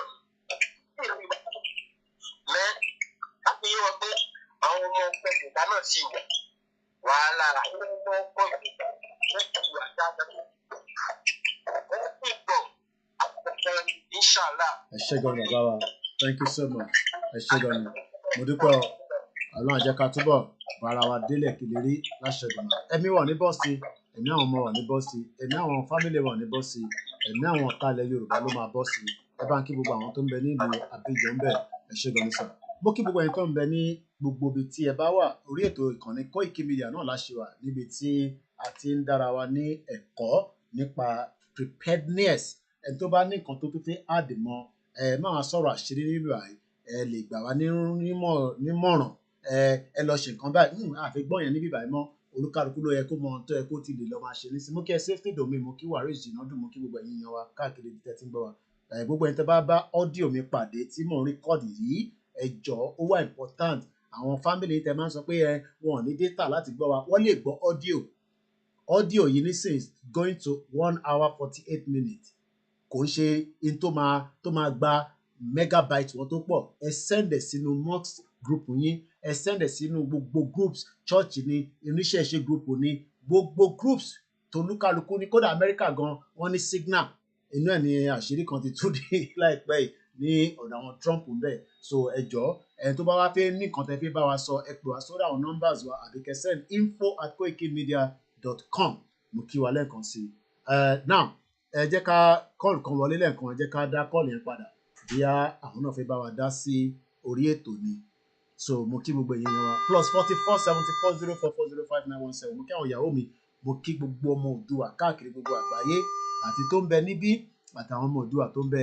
Ẹ jẹ́ ká lọ sọ́dọ̀ brọ́dà mi ní òkè ọya lọ́hùn. Mo ti ń pè yín padà, ó dà ń pé ẹ̀yin náà tún try láti pè. Gbogbo ẹni tó bá fẹ́ pè ẹ wá dá wa lẹ́kọ̀ọ́ preparedness. Kí nìkan tẹ kọ́, kí nìkan tẹ rí pẹ̀lú tó ń lọ? Ẹ̀gbọ́n sókè ẹ̀gbọ́n mi dáadáa. The white lion of our own time. Ẹ ṣé gan ni, mo dúpẹ́ o, mo mọ̀ lóore o. Ọlọ́run jẹ́ ká jọra wa lójú. Ẹ ṣé gan ni. To be well with you and your family. Amen. Agbára Ọlọ́run, àwọn ọ̀tá wa, àwa la máa rẹ́yìn wọn. Àṣẹ Èdùmàrè, inshallah. Ẹ rí ẹni tó sowọ́pọ̀ pẹ̀lú ọ̀tá láti dojú kọ wá. Kò tó ti ẹni tó ṣe bí ọ̀rẹ́ tó sì ń wò wá lẹ́ràn nígbà tí ogun pa wá. Kò sí yàtọ̀ nínú wọn. It's very unfortunate. Look at the security summit tí wọ́n ṣe, and you can imagine, just like you have said, tó bá jẹ́ pé they have taken steps. Look at how many lives have been lost after that security summit was done and advertised everywhere in all Nigerian media, but no action followed. It is very obvious when they only did it. Ọmọ Yorùbá lè rò pé wọ́n ń gbé ìgbésẹ̀. They only did it so as to garner support and calm àwọn ọmọ Yorùbá down to follow the Tinubu agenda. Kán lè rò wípé there is something good that is going to do for them. But now, everybody theory, I try to look at the statistics. In the last since May 2023, tí Aṣíwájú Bọ́lá Ahmed Tinubu tó ti gba ìjọba, how many people ni wọ́n ti pa ní Nàìjíríà? And just like according to movement, more have been killed. As at 7th September 2024, the Punch newspaper report 2024 ni mo sọ wípé 13,346 have been killed and 9,207 have been abducted under the Bola Tinubu administration alone. And I try to look at it, okay, if that happens in Nigeria under his administration, kí ni equivalent number of people to in Ukraine Ukraine tí àwọn pẹ̀lú Russia tí wọ́n ń bọ̀ para wọn tí wọ́n bọ̀ báàdì everywhere. And I realized that between that time láti bí late June 2023 120,000 people have died in Ukraine. Now tí èèyàn bá sọ̀rọ̀ wọ́n máa sọ pé ẹ má gbógun wá o, ẹ má gbógun wá o. If 120,000 died in Ukraine between the same period tí Aṣíwájú Bọ́lá Ahmed Tinubu ṣèjọba and Russia and Ukraine are bombing themselves, the heavy equipment tó gbogbo àwọn NATO tó ń pawọ́ pọ̀ tó ń ja ìjà yìí. If 120 people were killed, and in Nigeria alone, we are talking about 13,000 have been killed up to September 2024.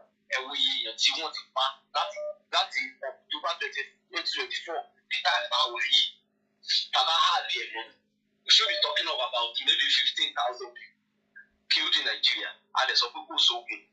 Talking about So it is, my message is for those people that are not listening.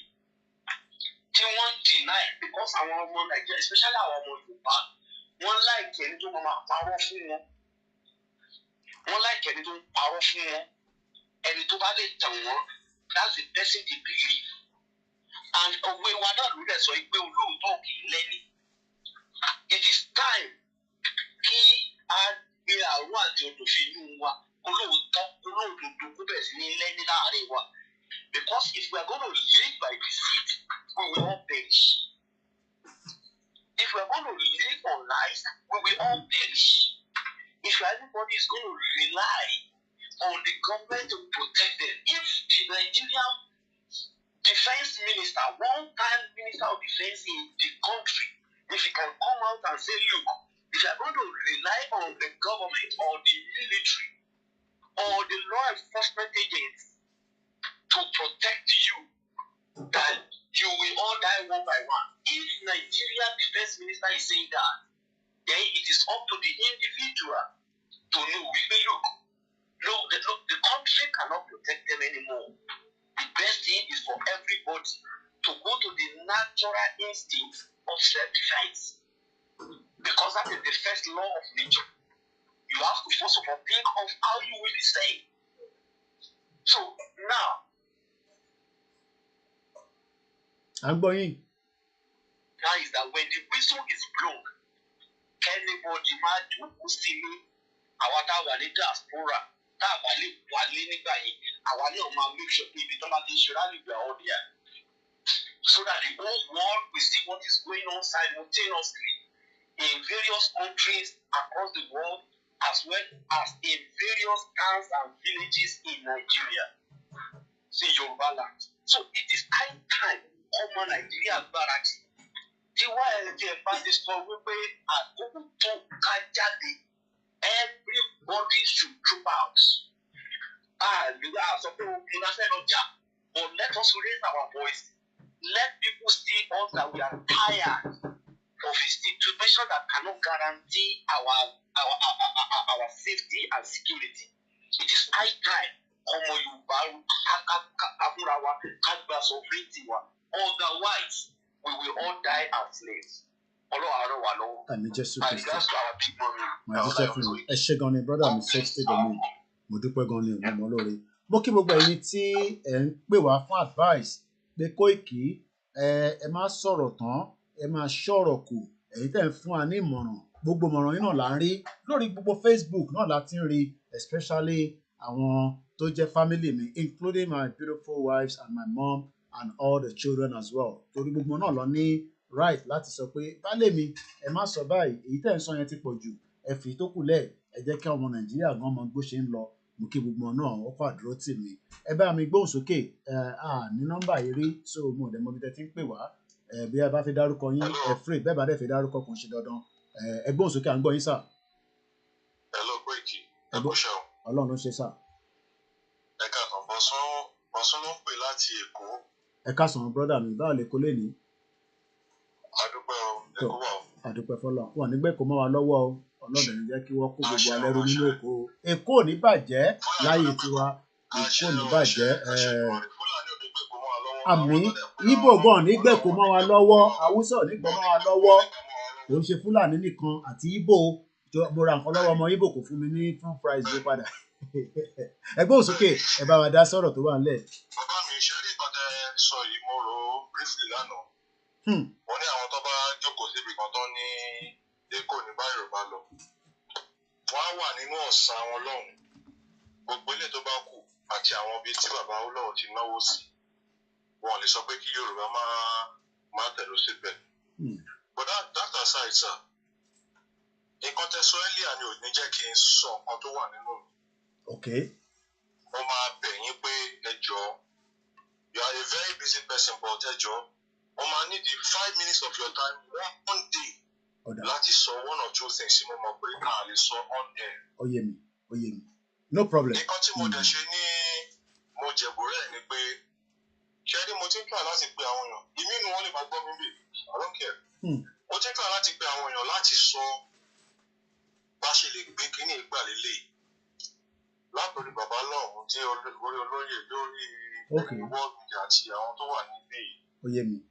Ẹlòmíì lè máa ronú lọ sí àwọn ibìkan. But Koiki láti almost a year ni mo ti ń send voice notes sáwọn tó yẹ pé tá bá ka àmọ́ bẹ́ẹ̀ ní category tá bá ka top 5 top 10 àwọn tó jẹ́ sọ̀rọ̀sọ̀rọ̀ ni mo ti ń send message sí wọn. Èmi ni wọ́n kàn máa gbọ́ wọ́n làwọn ti kà á kìnìkan that's it.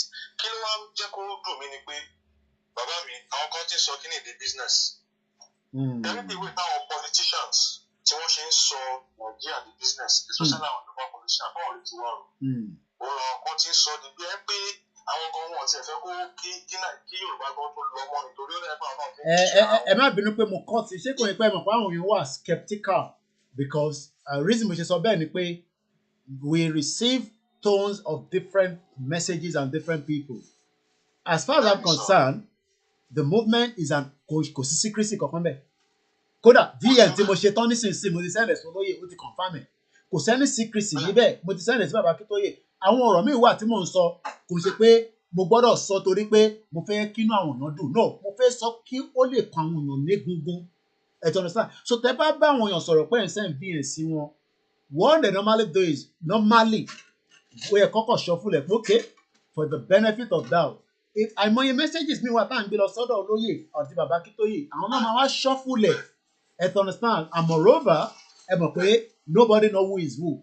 Àti experience many things but notwithstanding I will still give the room pé tẹ́ bá wa sọ̀rọ̀ lẹ́yìn ìgbà tá a bá parí program definitely I'm always available but mo ń gbọ́rọ̀ tẹ́ ń sọ lọ torí pé Èkó yẹn gangan a lot of kí ni opinion tẹ́ bá sọ̀rọ̀ tí táwọn afẹ́ mọ̀ kí ni opinion àwọn èèyàn àwa nífẹ̀ẹ́ Tinubu a máa ń sọ èmi ò gbàdúrà fún pé kó kú but ìjà àwọn ará Èkó gan mọ tó ń bọ̀ ìyẹn gangan kò ṣe pé ká ṣe fàájì ká lọ èmi gan láìkì fàájì kó bèsèrè wá kọrin àyùbá á wà nínú danger báyìí òun là ń sọ̀rọ̀ lé lórí bọ̀ mo sì fẹ́ gbọ́n kọ́tẹ́ ń sọ lọ torí Èkó tẹ́ ti ń pè yẹn Èkó tó wà important ni. ṣẹ́rí fàájì tẹ́ sọ yẹn sọ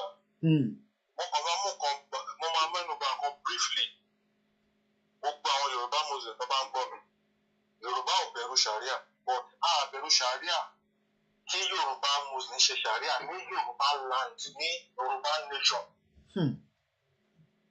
Ọ̀tá mọ̀ pé tó bá ṣe ní Nàìjíríà òun ló máa mú wá. Ṣé pé a lè trust wọn nínú Nàìjíríà? Èmi ò lè trust Yorùbá muslim láti ṣe sharia nínú Nàìjíríà ṣùgbọ́n mo trust Yorùbá muslim láti ṣe sharia ní Yorùbá nation. Ṣẹ́rí sàǹgbà tí ní 2022 tó ní ká jáde nìkan ìgbà yẹn mo tiẹ̀ sẹ́ẹ̀dì àwọn obìnrin lógo lọ́wọ́ yín pé mo fẹ́ ṣe àwọn bánà kan lọ sí kìjà náà ọ̀dà mo sẹ́ẹ̀ táàpù sí basket jáde. Èmi ti rẹ́dì mi tẹ̀ ti sọ fún 1 or 2 my family members. Kódà mo rí i pé 2022 a ti ń sọ̀rọ̀ as far back as 2022 mo wo messages yìí bá July 2022 mo ní dárúkọ yín bọ̀ orúkọ yín wà mí báyìí lọ́wọ́ mi. Ó ti dé mi ta ó ti dojú ẹ̀ báyìí. Ó sọ kí ni ẹ̀ ó sọ ìrẹ̀wẹ̀sì bá mi pé ó ti wá dojú ẹ̀ torí mo mọ̀ pé bí olóyè ṣe sọ.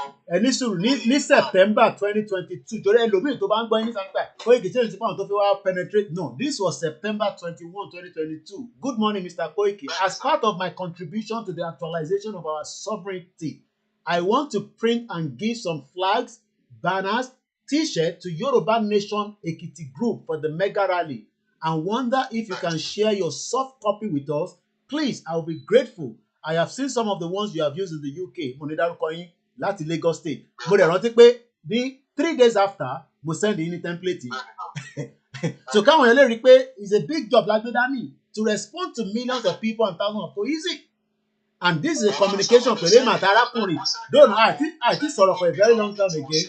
But mo rí i pé mo rí gbogbo àṣèlúmọ̀ tó di September 30 ẹ̀yin padà send it lóòdù kò lè download wọn lọ́dọ̀ mi. Bàbá rò pé ẹnìkan wà bí kan tó máa jà fún wa irọ́ là ń pa. Bàbá rò pé anybody. Mo máa ń kọ kankan sórí status mi, mo ní nobody owes me anything. Ẹni tó kó wa ní something àwa fún ara wa ni. Ṣé ní anybody tó bá ń gbọ́ mí sí tó bá jáde fúnrálì tó ń bọ̀ yìí ìyá ayé àlejòkún máa jẹ àwọn ọmọ ẹ̀. Èpè ayérayé lọ́dẹ̀ wọn máa gbé ẹṣẹ́ máa jáde. Bí mo ṣe wà yìí, Koiki tí máa introduce ara mi fún yín, I have a lot to lose. Ọ̀rẹ́ mi náà ní one or two things. Tí máa ń sọ̀rọ̀, I will introduce myself, I will show you where I work and all that. But Sherry, I have more to benefit in Yoruba nation than in Nigeria. Elder brother Mason is about 50-something years old. About 57 years old. Láti ìgbà tó ti ń forí lágbó tó ń ṣe everything pẹ̀lú òkú certificate tó gbé wọ́n jẹ́ kí ló ti ń pè deputy director ní ministry. Àwọn tó ń kàwé tó àwọn tó ń tó lọ́jọ́ orí wọ́n ti di director wọ́n ti di secretary wọ́n ti di oríṣiríṣi. Ẹ̀yin tẹ́ bá sọ pé Yorùbá ò lè dá dúró Nigerian Port Authority nìkan ó lè fi gbogbo West Africa. Bàbá dẹ̀ já Yorùbá gbà. Number one, West Africa is free. Ẹ bá mi túmọ̀ ẹ sọ ẹ ní àwọn tó bá ní kí ni mo fẹ́ gbọ́ bẹ́ẹ̀ dáadáa. Àwọn tí wọ́n ní Yorùbá ò lè dá dúró torí kò sí nǹkan ta ní. NDA tí bàbá Awólọ́wọ̀ náwó sí ní ọjọ́ ayé wọn ó tó láti feed the whole of West Africa. Kàbá wa sọ oríṣiríṣi other things tí a ní. Láti má fa ẹ lákòókò jù ẹ dìde Yorùbá ẹ jí ẹjọ ẹ̀yin ọmọ ìyá mi nínú Islam àdúrà máa gbà àwẹ̀ á gbà Ọlọ́run àgbà aládà wa the number one thing ẹ wọ nǹkan táwọn League of Imam ṣe fún wa ní Ramadan táwa yìí almost a month before Ramadan ló ti ní 1st of March ní Ramadan máa bẹ̀rẹ̀ ó ṣe bẹ́ẹ̀ àbí ò ṣe bẹ́ẹ̀ ó ṣe bẹ́ẹ̀ àṣẹ̀ṣẹ̀ ni wọ́n máa dúró de ẹnìkan láti inú desert náà ó sọ fún apò máa rí ìràwọ̀ àwọn tó wà ní Saudi gan telescope ló fi ń wo ìràwọ̀ sìn láti mọ̀gbà tí àwẹ̀ máa bẹ̀rẹ̀ tó bá ti dìgbà tí a bá ti gbọ́ ìpè yẹn àwọn Fúlàní àwọn Haúsá náà wọ́n ti ń gbé rédíò káàkiri àwọn náà dúró de signal títí wa bàbá ti gbọ́ ẹ dìde ẹ jáde bàbá jáde ẹ mass ẹ̀rọ àgbà ìjọba àwa wà first láti jókòó bàbá mi kò ṣe máa pè é padà. Ẹ ṣe gan ni tó òun lẹ ń gbọ́ tí àwọn èèyàn ń pè brọ́dà yìí 2022 lóòótọ́ ni mo lọ wo mẹ́sẹ̀gì náà àti èmi àìmọ̀pá nílò mi wà àwọn láti lọ wo mẹ́sẹ̀gì ni ẹ jẹ́ ká fi lọ sọ́dọ̀ brọ́dà wa bí àwọn náà ṣe bá wa dá sórí ètò ni ṣe fẹ́ dá sórí ètò ni sà ṣe fẹ́ dá sórí ètò ni orí ètò la wà ṣe fẹ́ dá sí ni. Ẹgbọ́n sókè à ń gbọ́ yín o lára àwọn ọmọ wa náà ni ẹ máa fi gbogbo ẹnu sọ̀rọ̀ ẹ kàn bá wa máa yan díẹ̀díẹ̀ torí àgbọ̀dọ̀ já sírí wa lé gbogbo àwọn ọ̀tá lọ́wọ́ ẹgbọ́n sókè. Láṣẹ Èdùmàrè. A máa ju wá ṣe. Àṣẹ o. Ṣé rí nǹkan tó ní kọ́ fẹ́ sọ lọ́tọ̀ yìí ká jáde tán ni. Ká jáde tán gbogbo nǹkan tá a bá ní lágbára láti lè ṣe ká máa fi dìbẹ́ǹdì ara wa ẹgbẹ́ ká jáde tán ká dìbẹ́ǹdì ara wa. Báwo táwọn bá gbà àgọ̀ nígbà. Àlọ́ mo sẹ́ni àwọn kankan sí lálẹ́ àná kẹ́kọ̀ọ́ wo nǹkan tó ṣẹlẹ̀ lálẹ́ àná kọ̀ sẹ́ni ẹ̀ fún ẹ̀wù fídíò ẹ̀wù fọ́nrán yẹn. Àwa ní ọ̀dọ̀ wa bíbá yìí o àwa dúró rí ní ẹ̀yìn wa bíbá yìí á dúró rí. Ẹ má dárúkọ àdúgbò à ń gbọ́ yín. So ọ̀la wa pẹ̀lú wa Ìgbòho ṣàlágbára ọlọ́run ọba wa dúró adílẹ̀ lérí. Àṣẹ o ti bàbá Akintoye. Àti bàbá Pọfẹ́sọ̀ Banji Akintoye. Ìmọ̀ràn wo lẹ fẹ́ bá mi fún àwọn diaspora wọn ló ti sọ wọn náà ti gbìyànjú títí kò sí nǹkankan ẹ̀kọ́ máa ń sọ pé fíìmù ń bọ̀ ni action ń bọ̀ ni gbogbo ẹ̀ kò sí nǹkankan gbogbo ilẹ̀ ti sọ̀pọ́tì àsọ̀pọ́tì mọ́ ìmọ̀ràn wo lẹ fẹ́ ilé lẹ́yìn wà ẹ̀yin lẹ mọ tó tẹ̀ ń fèsì àwọn ò sí nílé bébí bá sọ wọ́n lè ní mọ̀ ń parọ́ wọ́n lè nítorí mo fẹ́ fi gbowó ni kí lẹ́yìn rí tó wà nílé lọ́wọ́lọ́wọ́ báyìí ṣé tòótọ́ ni pé kí Yorùbá dá dúró ni àbí ká sì wà nù Nàìjíríà. Àkọ́jẹ́ ká dá dúró ni ìyá ẹ̀ ti pọ̀ jù. Ìmọ̀ràn kan tí mo kàn fẹ́ fún wọn ni pé kò ní sú wọn kò ní rẹ̀wọ̀n agbára Ọlọ́run. Ibi tó ti mú owó yẹn kò ní tán bẹ́ẹ̀ kan kọ́jọ́ tó lọ fún sọ́pọ́ọ̀tì lọ́tẹ̀ yìí tí tọ́ba ló yá ó ti yá ni. Kọ́jọ́ torí Ọlọ́run bá kò ní sú wọn kò ní rẹ̀wọ̀n torí ìyá yìí bọ̀ ìgbà ọ̀tọ̀ ìyá yìí bọ̀ fọmọ Yorùbá à ń jẹ ìyá bọ̀ èmi wọ̀ kí tó 25 àdéhùn lè lágbára Ọlọ́run. Àṣẹ. Màá pẹ́ lẹ́yìn ètò brọ́dà mi dáadáa ẹ ṣé gan ni o. Ṣẹ́ni gbogbo àwọn ọmọ wa yìí wọ́n náà fẹ́ kankan ju pé ẹ máa fàdúrà ràn wọ́n lọ́wọ́ mo kí ẹ Ṣẹ́gun honorable bẹ́ẹ̀ ni safety domain ó ní kọ́là tó pè tọ́ yẹ before kọ́là yìí ó ní orí ẹ̀ pé bí alájọṣọmọlú àwọn kan ní owó wọ́wọ́ òkè nu Nàìjíríà ebi ò pa wọ́n but Nàìjíríà ń dìbà ayé nǹkan tó fẹ́ ṣe àwọn business wọn kan wà ó yẹ káwọn business Yorùbá ó yẹ ká ti ní branch káàkiri kò ń ṣe pé èmi ò sọ pé kí church máa ní branch lágbàáyé but business mélòó ni à ń represent nílẹ̀ Nàìjíríà tó jẹ́lẹ̀ Yorùbá tí ó ń represent fún wa on our behalf ní Amẹ́ríkà tí máa sọ pé iléeṣẹ́ Kenny bread ó ní brother wa kan Kenny bread ni ó yẹ kí bread ẹ̀ ká ti máa rà ní UK ó yẹ kó ti dá template yẹn sílẹ̀ gbogbo àwọn KFC tẹ́ ẹ̀ rí àwọn Amazon tẹ́ ẹ̀ rí gbogbo wọn tẹ́ ẹ̀ rí àwọn náà replicate kìíní yẹn lọ sí different countries so ẹ jọ̀ọ́ ẹ̀yin èèyàn wa ẹ má ẹ kó sú KFC wà ní Nàìjíríà ọmọ kì market wà ń bẹ́ẹ̀ so ẹ̀yin èèyàn wa ẹ má ẹ àsìkò ikọ́ ni kò ní sú wa mo kí Yonkan mo kí bàbá wa olóyè Ìgbòho lẹ́ẹ̀kan sí àwa ń bẹ̀ ìjọba Tinubu báwa fi àkáǹtì sílẹ̀ àwọn ọmọ Yorùbá ló ń sọ pé kẹfà àkáǹtì Ìgbòho sílẹ̀ kò kì í ṣọ̀daràn kò ń ṣe criminal Ìgbòho is not a terrorist kò dàlúrú àwọn tó ń dàlúrú gún mí gbogbo wọn ó mọ̀ wọ́n Tinubu jagaba Ṣèyí Tinubu sọ fún dádì ẹ pé kó fi Ìgbòho sílẹ̀ èní ní 28/3/2025 láti studio wa nílé iṣẹ́ wa tó ń pè ní Koiki Media aago 2 ṣe kọjá the last Friday of the month of Ramadan ẹ jẹ́ ká lọ sí ẹni tó bá ti fẹ́ pè line yẹn ṣì wà open gbogbo ẹni tẹ́ ẹ pè tẹ́ ẹ ní Koiki àárí ẹ bá sọ̀rọ̀ ó wà so difficult láti bá sọ̀rọ̀ irọ́ ni tẹ́ bá pè mí ẹ̀rí mi bá sọ̀rọ̀ mo kí gbogbo ẹ̀yin ìyá wa dáadáa èyí tẹ́ wà ní gbogbo àwọn èyí tẹ́ ti retired àwọn teachers gbogbo àwọn teachers tó ti wà retired ẹ fún ọ lówó ẹ fi àjẹ gbogbo wa kò dá bẹ́ẹ̀ ẹ gba gbogbo owó wọn dání sọ́wọ́ ẹ ló màmá lálùbáríkà ẹ ti wà lórí ètò mà. Ẹ káàsán mọ́mì èmi mọ bí tẹ́ ti ń pè mí ṣe fẹ́ sọ bí tẹ́ ti ń pè fáwọn ọmọ Yorùbá èmi mọ bí tẹ́yìn ti ń pè ẹ kàn lè sọ fún wa náà káwọn fáfà náà tó ń gbọ́ wa kọ́ lè mọ̀ pé iléeṣẹ́ Koiki ń débẹ̀ díẹ̀díẹ̀ ẹ ní láti dárúkọ yín. Nàìjíríà mo wà Ọ̀ṣun state. Ọ̀ṣun state ẹ ṣe gan nìyá dáadáa ṣé pé Ọ̀ṣun lẹ ti ń gbọ́ wa báyìí àbí.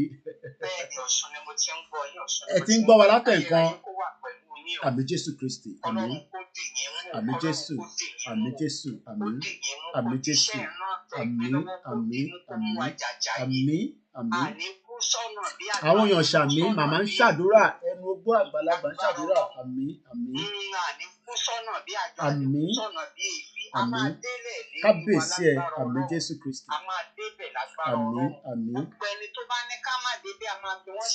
àwọn èèyàn ṣàmì o màmá ń ṣàdúrà àmì àmì àmì amen láṣẹ Èdùmàrè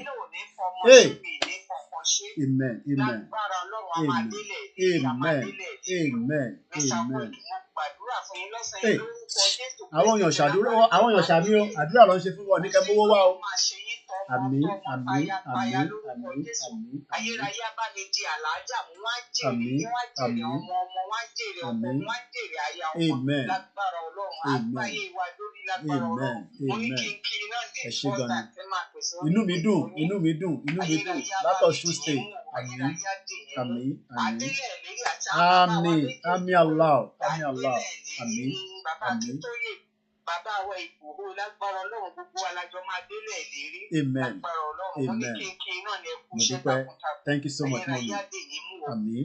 Ẹ ṣé gan ni ma. Ayérayé á dì yín mú. Thank you very Ayérayé á much. dì yín mú. Ẹ ṣé gan ni ma. Okay, dear. Thank you ma. Ẹ ṣé gan ni ma. Tó ẹ̀rí bínú mi ṣe ń dùn. Àwọn màmá tó ń gbọ́ mi ní Ọ̀ṣun state. Ẹni wọ̀ gbọ́ mi. Ìwọ jókòó sí abroad má lọ máa gbọ́ Koiki Media. Ìyá kan ló pè ìyá dáadáa. Voltage mo kí ẹ. Nọ́mbà ṣì wà on tabarẹ tó fi dá sí. Ìyàwó mi ti ní kí n má wọrí òun á lọ ṣe school run lẹ́nu. So àṣì lásìkò I'm not in a rush. Tabalẹ tó fi dá sí ọ̀rọ̀ tó wà nílẹ̀. Tabalẹ tó fi contribute. Ẹ pè wọlé. Inú ẹ wá sọ̀rọ̀. Mọ́mì kan ló pè, mọ́mì wa kan ló pè láti. Imagine encouragement ni mọ́mì yẹn fún wa yìí. Kódà mo record the prayer wọn mo fi send ẹ̀sùn olóyè nísìnyí. Gbogbo àwọn audio yẹn mo send ẹ̀sùn olóyè náà. Olóyè náà máa dé yẹmọ náà máa ń gbọ́. Tó bá tẹ̀ ní time láti wo live á máa gbọ́. So ó lè jẹ́ pé ó lè jẹ́ audio tẹni máa send olóyè lóyè máa ní eléyìí tún coordinator talent tó sọ̀rọ̀ yìí. Lára àwọn èèyàn yìí náà ni. Ẹ bá gbóhùn sókè ẹni tó ń pè wá. Ẹ káàbọ̀ sà. Ẹ káàsán. Ó ń pè láti Ogun State. Tó another Ogun State ó di state méjì state mẹ́ta ìwọ tó wà lẹ́kìtì má tètè wá pè wọlé nísìn wọ́n ti chance Lagos ti wọlé Ọ̀ṣun ti wọlé àwọn Ogun State àwọn tèmi ló wọlé dé yìí àwọn ti bàbá lóko lódò ìyá jagun àwọn yẹn dúró tán ẹ̀yẹ gbọ́n sókè. Bẹ́ẹ̀ ẹ ṣe bàbá. Ní ọ̀tẹ̀ yìí Yorùbá ní ẹni máa kú ẹni máa kú ní o. Kábíyèsí ẹ. Ìwọ ẹni tó pèrè ẹ ní ọ̀dọ̀ nínú ilẹ̀ Yorùbá. Ìsìn àkókò ìbáyìí tó ní ká jáde òun ló gbọ́dọ̀ jáde láti jà fún ẹ̀tọ́ ẹ̀.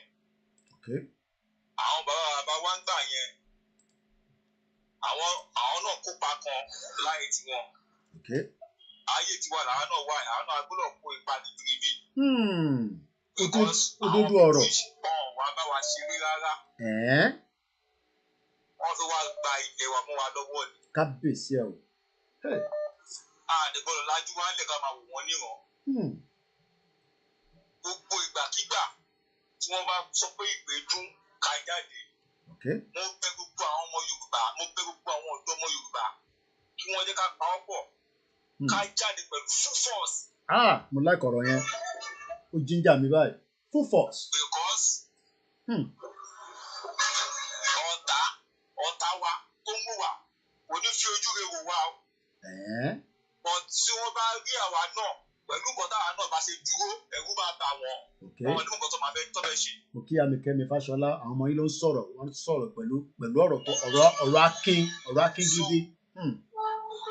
Because number one ni pé bí mo ṣe wà yìí so many things kan ló ti ṣẹlẹ̀ nínú Nàìjíríà tí mo wà tí mo tẹ́lẹ̀ mú ẹ kéré mọ́ ẹ̀ tó yẹ pé brain mi crack. Kẹ́ ń gbọ́. Àwọn tó yẹ ká kó sínú silicon kọ́ máa bá a ṣe research irú àwọn báyìí nísìnyí brain wa ti dọ́ta. Àwọn ọmọ tí a wá ń bí náà ṣé ẹ̀kọ́ tó máa experience irú kan bẹ́ẹ̀ yẹn. Kò jẹ́ kọ́ experience ẹ̀ brother mi. So it's better ká ó kú dá gbogbo ẹ̀ lójú kí wọ́n ó kú dá o ká mú gbogbo ẹ̀ tí ó ti scatter. Àwọn èèyàn ti bínú tán lọ́sàn-án yìí o. So settlement àwa jáde sí. Mo like ọ̀rọ̀ yẹn tó bá ti di scatter àwa settle wọnú Yorùbá nation torí ní settle padà sínú Nàìjíríà láṣẹ Èdùmàrè. Láíláí ìlú kúkú nìyẹn Nàìjíríà ìlú kúkú ni. Ìlú mùjẹmùjẹ ni. Ìlú mùjẹmùjẹ. Ojoojúmọ́ everyday ni. Mo ti wà tẹ́lẹ̀ máa ń gbọ́ news Nàìjíríà mi gbọ́ news Nàìjíríà. Wọ́n náà wọ́n gbọ́ news Nàìjíríà mọ́. Ojoojúmọ́ ìpànìyàn oríṣiríṣi kí ni ló máa ń sọ bẹ́ẹ̀. Criminal issue ló máa ń sọ bẹ́ẹ̀. So torí ẹ̀ láti gbà mo mi tẹ ẹ̀ bá gbọ́ mọ́. Àwọn náà wọ́n gbọ́ mọ́. So òun ni wípé bí mo ṣe wà yìí kò sí lágbà tí mo ti bẹ̀rẹ̀ títí dé tó dé mo sì dúró síbẹ̀ náà ẹsẹ̀ mi ò yẹ. Àdúpẹ́ fọlọ́run. Ìyẹn gangan ló mátà. Ìyẹn mátà gan. Ó gbà very very important. Kò dẹ̀ sígbà tí wọ́n sọ pé ó yá tí wọ́n ò ní rí mi. Ẹsẹ̀ wa gbọ́dọ̀ yẹ. No matter how tough it is, a ti wà ní final lap. Final lap ni. Àjàyè dẹ̀ ni. Ẹ̀mí wọ̀ dẹ̀ ní bọ́ọ̀sì. Àmì àṣẹ bàbá mi, àmì àṣẹ. Àmì àṣẹ. So gbogbo àwọn ọmọ Yorùbá mo bẹ̀ wọ́n tó yọ lọ́hùn. Wọ́n ti máa yí. Wọ́n gbọ́ yín. Gbogbo wọn ti Yorùbá ẹjọ́ tó yọ lọ́hùn. Tó bá tí pé bá ti jáde ẹ jẹ́ ká jáde. Ẹ jọ. Ẹ jẹ́ ká gba ẹ̀tọ́ wa lẹ́ẹ̀kan náà. Ká gba ẹ̀tọ́ wa ni. Ọwọ́ àìjákè mọ́ wa lọ́wọ́ ni. Ọwọ́ àìjákè mọ́ wa lọ́wọ́ ni. So bàbá mi, ẹ ṣé gan ni. Mo dúpẹ́ o. Mo dúpẹ́ o. Àmì o. Àmì. Àmì. Àmì. Mo dúpẹ́. Mo dúpẹ́. Mo dúpẹ́. Mo dúpẹ́. Thank you very much. Ẹ̀yin náà ẹ pè wọlé láìní ẹ wà open ẹ lè pè direct. Ẹ pè wọlé kẹtẹ wá fún wa ní ọ̀rọ̀ ìyànjú pé Mr. Koiki àwọ̀ ní kankan ta fẹ́ fún yín. Àwọ̀ rẹ̀ lọ bí kankan bọ̀ à ń fáwọn ọ̀rọ̀ ìyànjú àfi mo kí ní Ghana, mo kí ní Côte d'Ivoire, mo kí ní Oman, mo kí gbogbo ọmọ Yorùbá tó ń bẹ nílé. Ta bá ń ṣépè fún Nàìjíríà, èmi ò ní ever fẹ́nu mi ṣépè fún ọmọ Yorùbá. But owó tó bá ń sọ pé I am a Nigerian, I am not a Yorùbá, ọmọ àlè nìyẹn. Torí kò sí nǹkan a ti ṣàlàyé kò sí nǹkan Mr. Adams bá ní kí n ṣọ́tọ̀ pé ilẹ̀ lètò ẹyẹ fẹ́mi náà láyé kémi náà sọ tèmi gbogbo ẹ̀ ló ti ń sọ̀rọ̀ látẹ̀ nǹkan yẹn ẹ̀gbọ́n sókè. Mr. Koiki ajá tó bá máa sọ ìlú kò ní sọ́tẹ̀. Àwọn òwe yẹn lèmi ò mọ̀ náà ni ajá tó bá máa sọ ni àwọn òwe yẹn kò yá ẹ̀kọ́ àti ẹ̀kọ́ ti pẹ́ London ẹ̀ máa jẹ́ káwọn yẹn máa fi mí yẹ́rìn nísìn. Gbogbo tẹ̀ ṣe pípẹ́ wa láti bí ọdún mẹ́rin. Ọmọ tó wà nílẹ̀ Yorùbá tí ò bá tún wá múra sílẹ̀ báyìí tó bá gbó. Mo kí Mr. Abiodun Kafa. Ok. Mo gbádùn yín o. Láti bí ọdún mẹ́rin tẹ̀ ti ń pariwo. Kò sí gbogbo platform tó sọ̀rọ̀ Yorùbá nation tí mi ò tí gbọ́. Ọlọ́dọ̀ tí yín ẹ̀yin máa ń fẹ́ ọ̀rọ̀ kan. So kò wá sí ẹni tó bá wà lórí platform yìí tó ń gbọ́ Koiki Media kálíwù dì rẹ́dì fún kan tó ń bọ̀ wá sí Nàìjíríà. Ó tọ̀wọ̀. So ẹni tó bá wá tó kóhùn gbọ́ tí ò rẹ́dì àyẹ̀kú fẹ́ gbógun lọ. Ọlọ́run ìyá gbógun lọ ẹgbẹ́ mi ìyẹn gbọ́ o. Wọ́n fẹ́ sọ fún àwọn tó jẹ́ àgbààgbà. Mr. Kenzi Fápọ̀rọ̀ àwọn kìíní. Àwọn àgbàyàlábí, àwọn àgbọ̀ ìṣù, àtúntúmọ̀ àbúrò àmọ̀nà òun mọ̀ lọ. Torí ìjà yín tó yẹ ká ìjà òun làwa fẹ́ jà báyìí. Lẹ́yìn bá ti dúró tì ẹ bá ti ṣe tó ṣe kẹ́ ẹ ṣe nígbà yẹn àwọn ò lè débẹ̀ láti máa tó máa jà báyìí. Ẹ̀yin tó lè dín ìjà fún ọdún mélòó. Ẹ ṣé Mr. Benjamin Amon. Okay. Àwọn kan wà pé wọ́n ń fòkó sáúsá di ọdún mẹ́jọ bí ọdún mẹ́wàá kò tí ì rí lé kankan. Àní mo rí bàbá kan lọ́dọ̀ mo ṣẹ̀rí bàbá kan lọ́dọ̀ bàbá Àgbàlá Gabriel. Wọ́n ní bàbá yẹn ti gbé ní Canada for 45 years kò mú ṣíngbá wálé padà. Mr. Koiki wọ́n pọ̀ bẹ́ẹ̀. Omi Yorùbá ló wọ́n pọ̀ bẹ́ẹ̀. Ilé ayọ̀ kan wọ́n ò tí ì rí lé kankan. Wọ́n máa sọ pé ẹ má jáde àwọn àgbọ̀ ọ̀fọ̀ iṣẹ́ tó yẹ kí wọ́n ṣe náà yẹ kó sábọ̀ síbẹ̀. Lẹ́yìn bá ṣe dáadáa ni ṣé àwa tún lè máa dé bàtà tó wá máa tó gba abẹ́ dúró ṣe. Bọ̀ṣẹ́ generation yìí àwọn ò ní ìdíkà tó transfer ìfẹ́ lómi torí àwọn àgbọ̀ ọ̀fọ̀ ní àgbàyà ní ẹ̀yìn orí ṣe iṣẹ́ ohun tó ń fẹ́ kẹ́ ṣe làwọn fẹ́ ṣe yìí. Ẹ tó bá jáde nínú yín tó bá wà fún ká máa dìde ẹ tó fẹ́ kú gbóná. Ẹ fẹ́ yàgbẹ́ gbóná ẹ fẹ́ sáré ẹ fẹ́ kú òjijì. Àgbà kan tó bá jáde lẹ́nu jẹ́ mẹ́ta yìí àbí pásòpò kan tó bá jáde lẹ́nu jẹ́ mẹ́ta yìí tó ká máa jáde. Gbogbo náà àrá ló máa sẹ́pa gbogbo yín àti ilé yín.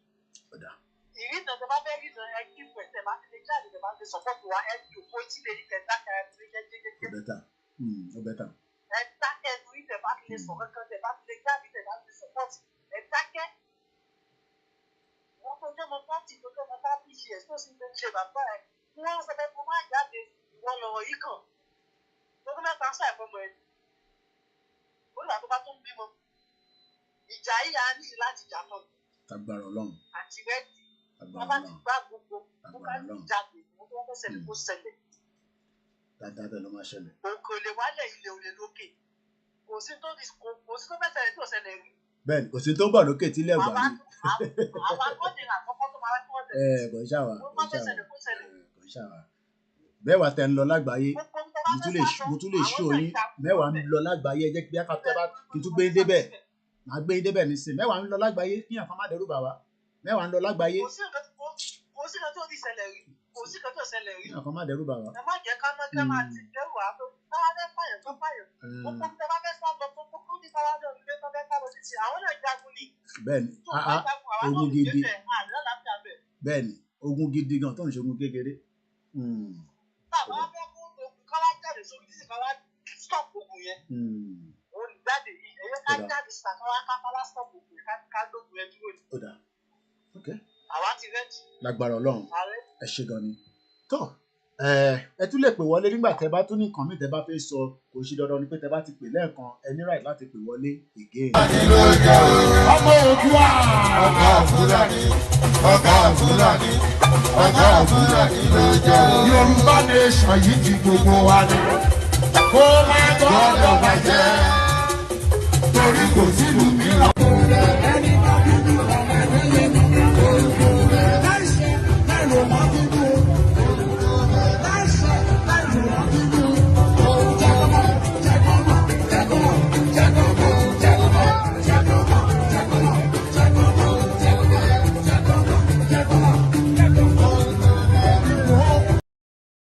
pé mo ní láti kọ́ torí yẹn ìgbà tá a ṣe Lagos State Union nìyẹn a ti ní kọ́nà kan tó wà lórí ètò wọn náà fi dá sí wọn ní Koiki gbẹnu sọ̀rọ̀ jẹ́ káwa dá sí ìwọ nìkan ló ń sọ̀rọ̀ látọdún mẹ́rin àwa náà ní tàbí sọ kọ́ máa rò pé ìwọ nìkan ló ń béèrè fún kọ́ ẹlòmíì máa ń rò pé mi nìkan mò ń béèrè fún Yorùbá nation pé wàhálà tí ẹ ṣe pọ̀ báyìí ẹ bá wa gbóhùn sókè alàgbà tó ń pè bẹ́ẹ̀ bá fi dárúkọ kò ń ṣe dandan bẹ́ẹ̀ ẹ bá kàn fi yẹ ká mọ state ẹ lè má sọ local government ká kàn fi láì dé àpò ibi tí iléeṣẹ́ wa ń dé nílẹ̀ Yorùbá land tán pè nílùú òfò Nàìjíríà ilẹ̀ Yorùbá land dùn o tá a bá ń ṣépè fún Nàìjíríà tẹ bá lọ ka comment tí bá post pé kò ní da fún Nàìjíríà God will not bless Nàìjíríà tó wá ń fẹ́ pè ránṣẹ́ padà sí mi irọ́ ló pa God will bless Nàìjíríà láti 64 years ilẹ̀ Yorùbá lọ́lọ́run bless ẹgbẹ́ òsókè alàgbà. ẹ káàbọ̀ sórí kan ni wa.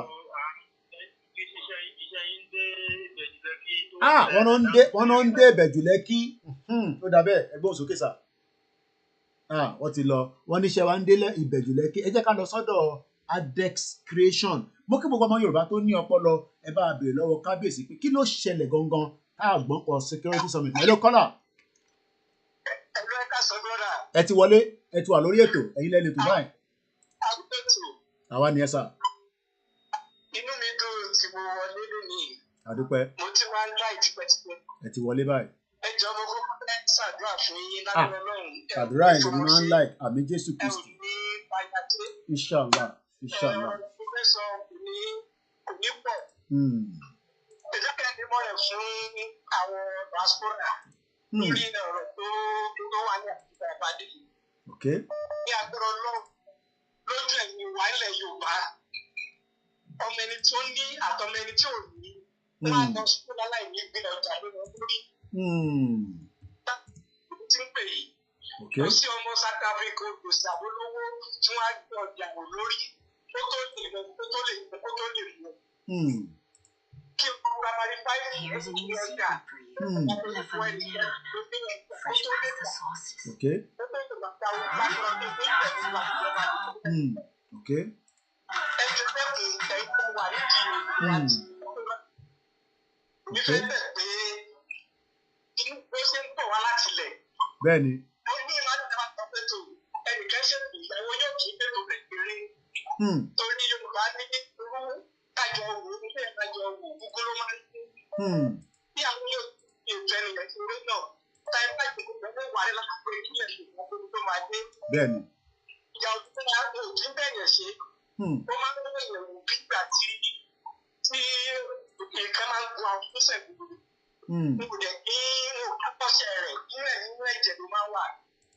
nígbà tí ọ̀rọ̀ gámà sáyìn pẹ̀lú ṣẹlẹ̀ ẹ̀fọ́pọ̀ àtẹ̀kẹ́jọ gbogbo ìyẹn tí mo tẹ̀lé tí wàá gbé wọn fún wọn àti ìgbà wọn. àti wọ́n tó tó fẹ́ pè bọ́ọ̀lù ní South Africa mo ní láti lọ sí ibi kan ni wọ́n fẹ́ lò kó tó di pé kò rí bẹ́ẹ̀ mọ́. Bẹ́ẹ̀ni. ẹjọ́ ẹlẹ́sìn àwọn àtàwọn ní diaspora wọ́n máa tẹ̀ sẹ́yìn ò ṣe máa rò pé mo ti yóò kó jẹ olùgbẹ́ni tó wà ní ìtẹ̀kùn padì tó wà lọ́wọ́ mi. bẹ́ẹ̀ ni ká máa lọ sí ọmọ Yorùbá tó wà káàkiri orí rẹ̀ lẹ́nu kí n bá ní ìrọ̀jà lọ́wọ́. bẹ́ẹ̀ pé wọ́n ojúmọ́ ló ń bàjẹ́ àpàdé tó jẹ́ pálí ìrọ̀jà. wọ́n mọ̀ yẹn lásẹ̀ ó wà fẹ́ ti ẹgbẹ̀rún èèyàn lájọ. tábọ́ wá jẹ́ báwo la fẹ́ káwọn ọ̀gbẹ́ tó wà nílé rí lọ́jọ́ ọ̀la. ẹ̀dẹ́kùn gbogbo torí tó bá ní kí n máa sọ̀rọ̀ tó pọ̀ ó dàbí èdè máa sọ̀rọ̀ méjì. Oyè mi ẹ ṣé gan ni. àwọn ẹgbẹ́ tó wà nílé ètò yìí nígbà kẹ́kẹ́ kí káwọn èèyàn máa búra yìí níbi tó bàbá búra. Ẹ ṣé gan bàbá ni. Akintoye búra lórí ètò wọ́n wá ní kẹ́lẹ́ lórí ẹ̀wà búra ẹ̀yẹ ní tí onítìrì bá búra òun ò ní búra. àmọ́ bí tí ọ̀rọ̀ mi tìrì tó já sí ó ti já wọn mi báyìí o. Onítìrì gan ti wọ̀n dé rán báyìí. tẹ́lẹ̀ àyẹ̀dẹ́ bá wà láàrin ní ẹ̀dẹ́kunlé yé ètò tí èsì pé tó wà ẹgbẹ̀rún ayé kí ìkẹyìn ó lọ bí ó jẹ́ lọ wá lẹ́kọ̀ọ́. ìpàtẹ́tì láti gbọ́ ètò gbogbo ètò. bàbá ibi tá a ti gbé ara wa ti pé bàbá Adéníran ni fún padà sí ohun tó ṣe náà kékeré síwájú. wọ́n sọ lórí ètò wọn pé àti mú bọ̀n. sílẹ̀ Yorùbá àwọn táyì táwọn ènìyàn ti sọ̀rọ̀ nípa bàbá Adéníran wọ́n padà kó bí wọ́n ṣe rí nípa olùpìní àwọn ènìyàn sọ ó tó padà rí bó ṣe rí yìí lórí ètò wọn bẹ́ẹ̀ ẹdẹkùn tá ẹ pé ètò ìdàgbà ìpè òmìnira yìí bí mi ò bá sílé òsínú tí wọ́n ti dá ẹgbẹ́ bá sọ̀rọ̀ òfin olùpìní máa ń dùn pé ara ẹ̀jẹ̀ mi ni ìlú màmá mi ni bẹ́ẹ̀ lè mọ̀ pé mo ń gbọ́ ètò kò sígbà tí o kì í gbé tó kọ̀ báyìí bá ìjẹ́ náà lẹ́bí kẹ́kọ̀ọ́ ní ẹ̀kọ́ ohun tẹ́lẹ̀ máa lágbára ọ̀rẹ́ máa ṣe bẹ̀. àwọn tó àwọn táwa nígbà kóra ká fẹ́ kí ilẹ̀ Yorùbá dá tó yàtọ̀ sọ́rọ̀ pé ọ̀rọ̀ láti ẹ̀dẹ́kùn agbára tó kálukú bá lè ṣe ó ti tó bẹ̀. ká má sọ̀rọ̀ Fúlàní pààyàn wọ́n pààyàn lóko ara rẹ̀ ni bẹ̀ ọjọ́ ètò ẹ̀kọ́ báwo la ti fẹ́ kó rí ìgbà arúgbó báwo la ti fẹ́ kó rí lọ́tọ̀ bá wà lájọ́ ní káwọn ṣe ẹjọ́ ìyówó rẹ̀ tẹ́lẹ̀ pé ìyá alágbàdo wà ní wọ́n ní láti dáwọ́ ojú gẹ́rẹ́tọ̀ ẹnì kẹ́fẹ́sì bá wọn ló láti fún gbogbo kí nìyẹn náà a ní kó ilẹ̀ Yorùbá lè dájú láti máa ṣe gbogbo nǹkan yẹn fún ara wa ọjọ́ làbá tó fún àwọn ìwà tó pọ̀ lẹ́yìn wa ní ẹ̀dẹ́gbọ̀rọ̀ ní pọ̀ ẹ̀yìn tó bẹ́ẹ̀ bẹ̀ sí àwọn ẹ̀kẹ́ wà ní ẹ bá lè sọ̀rọ̀ lẹ́yìn ilé badàpọ̀ ẹ̀ báyé fún kí ẹ sọ̀rọ̀ fún ìfẹ́ ọjọ́ ọ̀la àwọn tó ń kiri fí ọwọ́ tà nínú kóòtù ọjọ́ ọ̀la àwọn tí wọ́n rẹ́pù nínú igbó tí wọ́n wá parapọ̀ kájà ní ilẹ̀ ìpínlẹ̀ ìpínlẹ̀ ìta òmìnira wa tí àbádájọ́ ò bá di bá a ṣe ń sọ pé gbàsíkò ìjọba ò ní pè wá M23 ní Congo wọ́n ajọ́ ọ̀gbọ́n wọn lórí Facebook ọ̀tìgbà tí wọ́n dá wa tí wọ́n dálẹ̀. a máa ṣó Indonesia nísìn mo ti prepare a máa ṣó Indonesia nísìn nǹkan àní nǹkan ń lọ lọ́wọ́lọ́wọ́ ní Indonesia nísìn anti-military protest ó ń lọ lọ́wọ́lọ́wọ́ báyìí ní Indonesia mo ti prepare fídíò yẹn a máa ṣó ẹ̀ nísìn kò ń ṣe Nàìjíríà nìkan tí ń gbòòrò ẹ ṣé gan ni mo dúpẹ́ ẹ ṣé gan ni o mo kí ẹ̀yin ti South Africa mọ̀mísí mi ti wọlé ẹ jẹ́ kí wọn dáadáa torí pé ìgbà mi ti bá parí program àwọn program kan wà tí bá parí wọn sí àwọn ọ̀fẹ́ yẹn kò ṣe pé wọ́n fẹ́ àwọn ọ̀rọ̀ kan wà ẹ mọ̀ pé ibi àti ẹ bá ti sọ̀rọ̀ lọ àwọn ọ̀rọ̀ kan àti bá kọ̀ lọ sọ tó bá kọ̀ lọ jábọ̀ mọ̀mísí mi àwa pè mí àwọn ọ̀fẹ́ bẹ́ẹ̀ àwọn support tó ń ṣe àwọn ọ̀rọ̀ kan wà téèyàn kì í sọ má máa sọ̀rọ̀ àwọn ọ̀rọ̀ bẹ́ẹ̀ mo kí ìyá mi dáadáa mo wá kí gbogbo àwọn ẹgbẹ́ wọn àwọn ìyá dáadáa àwọn ìyá tí mò ń mọ mú gbogbo wọn báyìí nílùú mi lọkọ ìyá Òdùwà mélòó mo fi dárúkọ alájà white gbogbo àwọn alájà àwọn ìyá nurse àwọn ìyá bẹ́ẹ̀ pé wọ́n gbà bí ṣe dé London padà báyìí after many weeks wọ́n ní o máa ní ìdòwò ọmọ o fìyàwó sílẹ̀ o fọmọ sílẹ̀ o máa ní ìdòwò a mọ̀ pé family náà wà nílé lọ́n ìyàwó wà náà gbogbo ẹ̀ wà náà ṣe oyè yín so mo kí wọn dáadáa mo kí gbogbo àwọn Muslim association mo kí chief mamu náà mo kí gbogbo ẹ̀yin alásàlátù káàkiri ẹ bá fi the last Friday ní ẹ bá fi ṣàdúrà fúnlẹ̀ Yorùbá àwọn ṣàdúrà Nàìjíríà mọ́ a ti ṣàdúrà Nàìjíríà ní Muslim Association of Nigeria Nàìjíríà padà support wọn náà mọ́ṣáláṣí ló fi kọ́ nísìn mo sọ fún yín èmi ní mẹ́mbà lèmi náà Nàìjíríà ò lè support wọn but a bá gba country àwọn obi tá a bá fẹ́ kọ́ mọ́ṣáláṣí sílẹ̀ abroad à support so ẹ jẹ́ lọ sọ́dọ̀ bàbá wa Kẹ́hìndé Òsénì Sàlámì bàbá yìí máa ń sọ̀rọ̀ dáadáa ìyẹn bá gbọ́rọ̀ bàbá yìí ìyá mọ̀ pé ọ̀rọ̀ ìṣítí ń bẹ níbẹ̀ mo kí gbogbo ọmọ Yorùbá ẹ bá mi gbọ́ lé share button Friday là ń ṣe lọ́wọ́ níbí ẹ ṣé gan ni bàbá mi Ọlọ́run ló ṣe àmì Jésù àmì àmì inshallah inshallah mo ṣe àlórí ètò mi àlórí ẹ jẹ́ kò tó jẹ́ pé pàdé láti ṣe Ọlọ́run gbé adé ilẹ̀ ìlérí wa láì àmì Allah àmì Allah àmì àgbà orílẹ̀-èdè wa pẹ̀lú Ọlọ́run àmì ní agbára àwọn ọmọ ọkọ̀ Yorùbá gidi tí a kírun jímọ̀ orígun mẹ́rẹ̀ẹ̀rin ilẹ̀ Yorùbá lónìí àgbà ilẹ̀ wa láìpẹ́ láìjìnà yìí nítorí wípé èmi ò tí ì rí orílẹ̀-èdè tó ti wípé ọmọ 30 years yóò sì tó máa wá ọ̀nà àtijẹ lórílẹ̀-èdè gidi náà ṣéèlú gidi náà ọmọ 30 years yóò sì tó máa wá ọ̀nà yóò sì tọrọ owó kó tó lè rí oúnjẹ àárọ̀ jẹ. Ọ̀gá o bí alátọ̀dọ̀ wọn ni ló ti mẹ́hẹ̀ kò ṣe látọ̀dọ̀ mi. Hello bàbá via network bí èèyàn kan pè wọ́n ni wá tí a fún wọn ní few more seconds gbogbo ẹni tó bá fẹ́ pè tán ní Koiki àmú nọ́mbà ẹni mo ti gbé wá sórí screen lókè yẹn òun ló ń ṣò lókè red yẹn tá a bá ń lo software ẹ máa rí mo kí gbogbo àwọn alásàlátù pátá mo kí gbogbo ẹ̀yin church gbogbo àwọn church Pentecost redeem ni mo like bàbá Adébóyè mo ṣe máa ń pè wọ́n ṣàkíyèsí ní gbogbo gbà àwọn bàbá dáadáa ni mo like ìyá àdúrà náà but wọ́n ń sọ ohun tó jẹ́ ká fi gbọ́ mo kí gbogbo ẹ̀yin tẹ́ ń bẹ ní Ghana ní Togo brother mi kan náà pè ní bíbá máa pè wọ́n padà ní sí +44 74 ok bàbá wa yìí ti ń pè padà ó yẹ gbóhùn sókè à ń gbọ́ yín o ẹgbóhùn sókè à ń gbọ́ yín ṣé ń gbọ́ mi sábà à ń gbọ́ yín dáadáa. so èyí tí mo wá fẹ́ fàyọ ni wípé kí ló lè fà á tó bá ṣe pé ìlú yẹn bá jẹ́ ìlú gidi ni ìlú Nàìjíríà tó jẹ́ ìlú gidi tó bá ṣe wípé èdè kan ni gbogbo Nàìjíríà bá ń sọ ni gbogbo nǹkan tí ń ṣẹlẹ̀ yẹn kò lè máa ṣẹlẹ̀ níbẹ̀. Kò lè máa ṣẹlẹ̀ láyéláyé ìlú tí wọ́n bá ti ń sọ èdè kan tó ṣe pé èdè kan ni wọ́n bá ń sọ ọ̀gán ni wọ́n máa gbọ́ra wọn yé.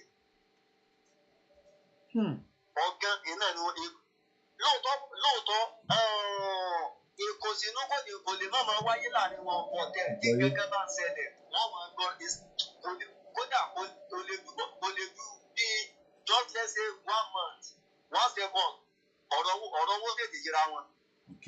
Ìdí tí Nàìjíríà ò fi lè dá ni wípé ẹ̀yà tó wà nínú Nàìjíríà a gbọ́ra wáyé kò sífẹ̀ẹ́ láàrin ara wa a sì lè níbi ara wa láyéláyé tí ìlú jẹ́ ń pè ní Nàìjíríà yẹn tó fi dojú ó tiẹ̀ ti dojúrú tẹ́gàn ó ti dojúrú kò sí nǹkan kan tẹ́ ìyẹn lè sọ ó pè yẹn lè nàka sí nínú Nàìjíríà mọ́ yóò jẹ́ rí pé yóò jẹ́ rí nírí pé nǹkan ìdùnnú lélẹ́yìí sí yàn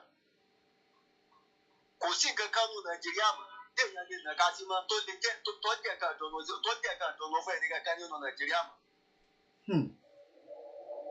Àwọn tí wọ́n bá ti sọ àfẹ́rí gbogbo ọ̀pọ̀lọpọ̀ àwọn tí wọ́n sọ pé Nàìjíríà dá kí Nàìjíríà ò ti wà báyẹn pípọ̀ nù wọn àdàkọ̀já àwọn jẹ́ ń kéré àwọn jẹ́ ń ké orí jẹ́ sòkò owó àwọn tó ti bọ́ dèrò ọ̀nà tí ò tiẹ̀ yẹ kéèyàn ti máa bá ọmọlúàbí kọ́ ọmọlúàbí ó tiẹ̀ máa kọ́ ọmọlúàbí ọmọ ẹgbẹ́ láti fi kó ọ̀rọ̀ jọ iná ní pípọ̀ àwọn tí wọ́n sọ wípé àwọn tí fẹ́ kú sínú Nàìjíríà yẹn ọ̀nà tí pípọ̀ ọ̀nà tí wọ́n gbà kó ọ̀rọ̀ títí wọ́n jọ lọ. Ìjẹ́ ní èèyàn mélòó lọ́wọ́ á nírú ọkàn báyẹn wípé òun náà gbọ́dọ̀ gbàrú ọ̀nà báyẹn kó tó di wípé òun náà gbọ́dọ̀ jẹ olóko òun náà gbọ́dọ̀ jọ lọ́rọ̀ tí gbogbo wa máa wá ní dáa náà kí gbogbo wa ká tọwọ́ bọ orúkọ kan báyẹn ìjẹ́ nísẹ́yìn àwọn ọ̀sẹ̀ kù mà nínú gbogbo wa yẹn. Kò possible. Àmọ́ jẹ́ra wa ni àmọ́ para wa ni tí gbogbo wa bá ní ká tọwọ́ bọ orú àwọn kan báyẹn. Àwa táwa ń jà fún orílẹ̀-èdè wa yìí fún orílẹ̀-èdè Yorùbá nation wa yìí àwọn ògbónúyàwó lórí kúkú yẹn wọ́n ọmọ táwa gẹ́gẹ́ là ń jà gbogbo ilẹ̀ Yorùbá yẹn. Gbogbo máa ń ṣirú àwa yìí ni bàbá mi. Wọ́n ọmọ wípé wọn ọba ti gba ilẹ̀ Yorùbá yẹn máa wọn lọ ní wọn ọmọ tó yé wọn ní. Wọ́n máa ń jẹ̀rú àwa yìí. Wọ́n máa ṣe pé irú àwa yìí tá ń jà bẹ̀rẹ̀ fìtàfìtà báyìí tá ń pariwo pé dáadáa láyé àdíjà bẹ́ẹ̀. Ọlọ́dọ̀ kó ṣe pé àwọn òpónú àwọn akúrí àwọn oníjẹkújẹ òní ọlọ́dọ̀ wọ́n ti gba ilẹ̀ Yorùbá yẹn mọ́ wọn lọ. Kábíyèsí. Wọ́n ti gbà mọ́ wọn lọ. Wọ́n wá kó wọn lẹ́rú. Ìjọba tí wàá lè tẹ̀lé òfin jẹ́ bá fi sílẹ̀ wọ́n wá máa pa wọ́n wọ́n á máa dá sẹ́ríà fún wọn. Kábíyèsí. Bàbá mi. Ṣé gan-an? Kò sí ọ̀nà àbáyọ kankan mọ́ dúró pé kí gbogbo àwa Yorùbá kájèjì máa múra sílẹ̀. Mo kí ẹ kẹ́kẹ́ òkúùs. Mo gbádùn yín bàbá mi. Nítorí wípé ìdè ń bọ̀ ní yọ̀ọ́ta bá dé yọ̀ọ́ta gbogbo. Ìdè ń bọ̀ nílẹ̀ Yorùbá báyìí. Yọ̀ọ́ta bá ilé yọ̀ọ́ta gbogbo. Kí wọ́n mọ́ ròhùn pé bóyá pé tó bá ṣẹlẹ̀ dé yẹn kan yọ̀ọ́ta bá. Gbogbo wa ní ọjọ́ ta bá. Ẹ ṣé gan ni bàbá wa. À ń gbọ́ yín kétékété. Nítorí wípé èèyàn ò lè máa gbé ìgbésí ayé lọ báyìí kéèyàn wá sọ wípé ẹ̀mí èèyàn ogun. Dúdú ọ̀rọ̀. Ẹ̀dá tí bá ń fi ìyà gbé ìgbésí ayé irú ẹ̀dá yẹn ẹ̀mí wọn ò kẹ́ gùn. Tẹ́ ẹ bá dé ìlú òyìnbó tó bá kú ní 90 something ní ó dá 100 years bíbá yìí wọ́n tó wádìí ikú tó pa dáadáa. Wọ́n tó ṣèwádìí ikú tó pa. Ní ayé àtijọ́ nígbà táwa ń gbẹ́jú bọ̀ ọ̀fọ̀ ní òkú tó bá kú ní 90 years nílẹ̀ Yorùbá ní 100 years ọ̀fọ̀ dídí ni.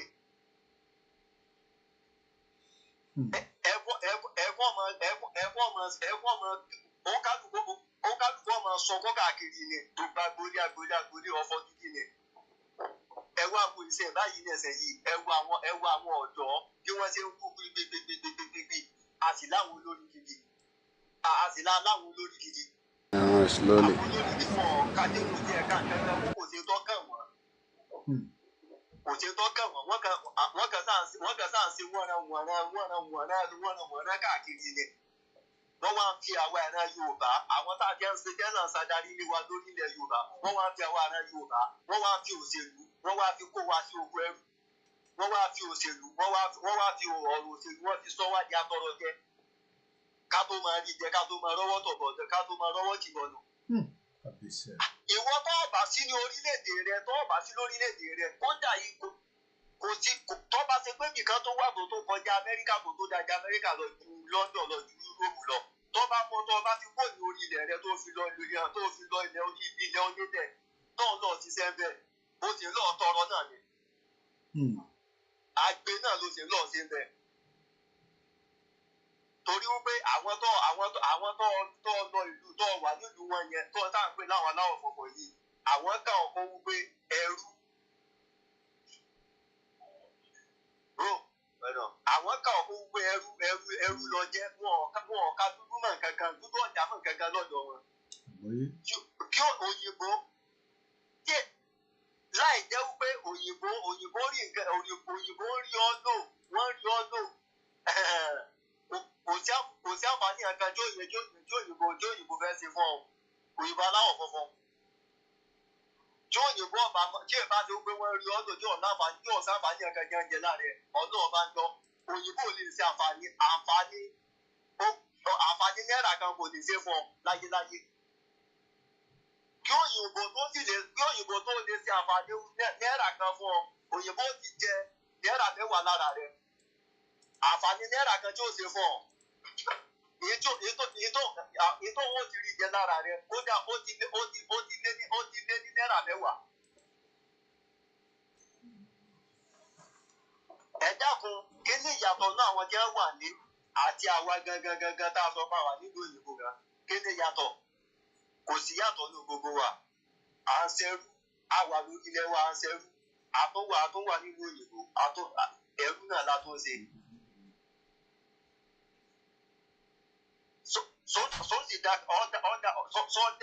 Sọ́jà káàdì máa wòran lọ báyìí títí táwọn ará bíbá yìí tí wọ́n fi pa ògo àwa ìran Yorùbá run tí wọ́n fi pa ògo wa run tán. Àwa sọ wípé ìfẹ́ kú. Ìgbà tá àti tí wà náà kì í ṣẹlẹ̀ gan. Nígbà tí bàbá Tinubu wà bẹ́ẹ̀ ẹ dákun nígbà tí bàbá Tinubu wà bẹ́ẹ̀ gangan báyìí tí wà náà kì í ṣẹlẹ̀ gan. Ókè tí tá a bá jẹ wà á dá sílẹ̀ tán tó jèbi lójú pé tá a bá dá sílẹ̀ tán èèyàn Ọlọ́run ò lè jẹ́ kó rí bẹ́ẹ̀ èèyàn tó sì máa kú gan nígbà tá a bá dá sílẹ̀ tán kò lè dé èèyàn tó ti kú nígbà tí bàbá Tinubu ti wà bẹ́ẹ̀ yìí kò lè tó bẹ́ẹ̀ láyéláyé. Kò lè tó bẹ́ẹ̀. Àdúpẹ́ o. Ẹ ṣé gan fún contribution yín. Nígbà tó bá wá ṣẹlẹ̀ tán bàbá mi ẹ dákun. À ń gbádùn yín. Nígbà àwọn ẹran Yorùbá káyọ̀dé máa gbé ara dé. Tó bá ṣẹlẹ̀ tán ló gbé báàgì léléyìí o ló gbé báàgì ní. Ó di ìgbà tá a bá tó gba orílẹ̀-èdè wa ó di ìgbà bá tó gba orílẹ̀-èdè Yorùbá nation wa ká tó wọlé kí wọ́n bá tó fún wa ní òmìnira wa nítorí wípé ìlú tẹ́ ń pè ní Nàìjíríà kì í ṣe gangan náà kò sífẹ̀ẹ́ láàrin ara wa. Nífẹ̀ẹ́ ara wa gan títí bá ti bára wa lò ní. Àwọn olóṣèlú wa àwọn kan jẹ́ jólóṣèlú wa àwọn olórí wa nílẹ̀ Yorùbá àwọn ni wọ́n kàn fi ilẹ̀ Yorùbá ṣe bísínẹ́sì láàrin ara wọn ni. Àwọn kan fi ilẹ̀ Yorùbá ṣe bísínẹ́sì ni kìí ṣe pé bọ́yá pé ó nídìí kan pàtó tí wọ́n kàn fi sọ wípé kákan kí Nàìjíríà kan wà papọ̀ báyẹn nítorí wípé ilẹ̀ Yorùbá yẹn iná làwọn tí ń kó ọrọ̀ títí wọn jọ iná làwọn tí ń da ogun kẹtẹta táwọn ń dà àwọn sì fẹ́ kọ́ máa wà báyẹn náà wọ́n sì fẹ́ kọ́ máa wà báyẹn lọ ni káwọn ọmọ títí wọn jẹ́ tó bọ̀ tí wọ́n tún wá máa jọba lé àwọn ọmọ títí wa lórí. Gbogbo àwọn nǹkan yìí iná ló yẹ ká sọ ló yẹ ká tètè dáwọ́ rẹ̀ dúró lójú ọjọ́. Bàbá mi ṣe rí àwa yìí àwa lágbà orílẹ̀-èdè wa o táwa yìí tá a bá ti gba orílẹ̀-èdè wa bàbá mi ó ti tán. Ṣé ẹ gbọ́ mi sà? Hello sà? Hello?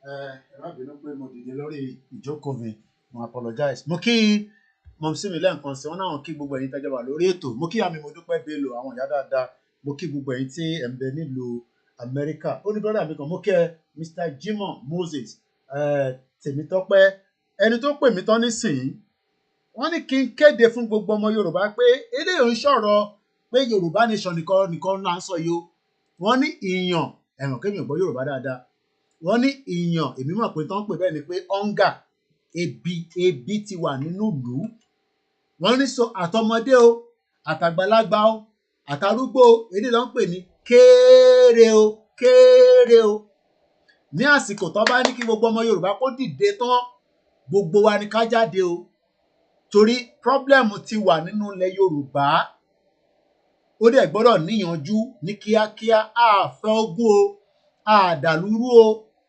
àbà nǹkankan jẹ́ o àjólé o àníbọn ta fẹ́ gbé jáde pé à ń gbébọn jáde o a máa jáde fún ẹ̀tọ́ wa gẹ́gẹ́ bí ọmọ Yorùbá tá à ń sọ nìyẹn o lábẹ́ bàbá wa amòfin wa Professor Adébánjí Akintoye náà ní pé gbogbo ọmọ Yorùbá gbọ́dọ̀ jáde wọ́n tún wá ní kò wá ń ṣe ọmọ Yorùbá nìkan tó ń fẹ́ Yorùbá nation gbogbo ọmọ Yorùbá Fúlàní ń pa wá gbogbo ọ̀la ní bó ṣe ń pa wá tó ń pa wá tó ń pa wá tó ń pa wá tó ń gé wa lórí oko ò ṣeé lọ ìyà là ń jẹ lójoojúmọ́ bàbá wa brọ́dà wa ẹ̀gbọ́n wa ọmọ Adéyẹmọ kò kí ń ṣe ọ̀daràn kò kí ń ṣe ọ̀daràn kò ń ṣe terrorist kò dẹ̀ ń da ìlú rú ẹ mú àkáǹtẹ̀ ẹ tì í pa ẹ lè lọ sẹ́yìn odi pẹ̀lú ẹ̀ ní 2021 èmi máa ń láì kí n remind yín torí a máa ń gbàgbé nǹkan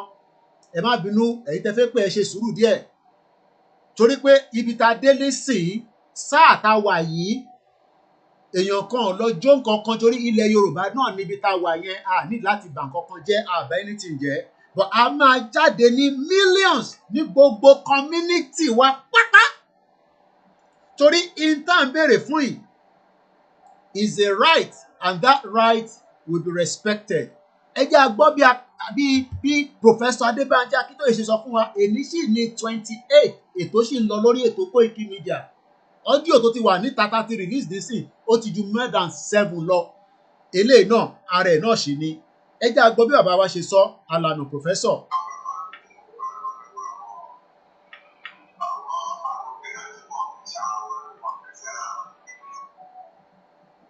à ń bọ̀ ẹni sọ̀rọ̀ ẹ jẹ́ a gbọ́ bí bàbá ṣe sọ bí bàbá ṣe kéde ẹ̀ ní March the beginning of this month on the 5 gbọ́ngàn ni bàbá sọ̀rọ̀ yìí a dẹ̀ ṣì wà nínú oṣù March ẹ jẹ́ a gbọ́ bí bàbá ṣe sọ. I mean, we not support people in our country. This time around, we got to get our say all of that.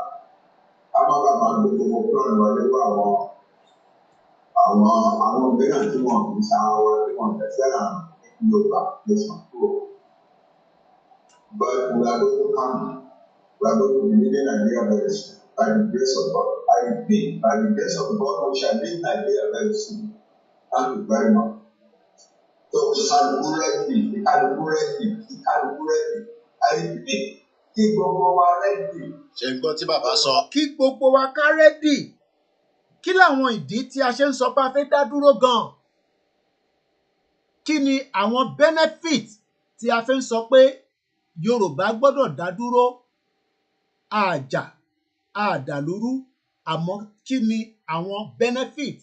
Ní October last year, fídíò yẹn lẹ̀ ń wò lórí screen yìí fẹ́yìn tẹ́ ń wò wá báyìí ẹ̀yin tẹ́ bá máa wo fọ́nrán yẹn ẹ máa lọ wá fídíò tèmi tá a ṣe lórí ètò Koiki Media lórí Facebook lórí YouTube lórí Instagram lórí Twitter Space lórí Mixlr ẹ máa lọ wá níbẹ̀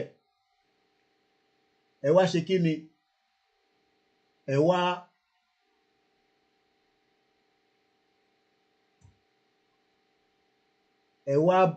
rí fídíò yẹn bí olóyè àti àwọn tó tẹ̀lé wọlé ní Downing Street ní October last year nígbà tí a gbé lẹ́tà tí bàbá wa Professor Akintoye Alana tí a lọ submit fún UK láìpẹ́ láì jìnnà gbogbo ìkéde máa jáde àmọ́ kí ni kókó ìdí tí a ṣe ń pariwo pa fẹ́ lọ ẹjẹ agbọn tarakùnrin yìí sọ. There is no land called Nigeria. There is no language called Nigeria. There are no people called Nigerians. We are only deceiving ourselves. They are not Nigerian. Okay. Where is Nigeria? Where is the land called Nigeria? What is the Nigerian language?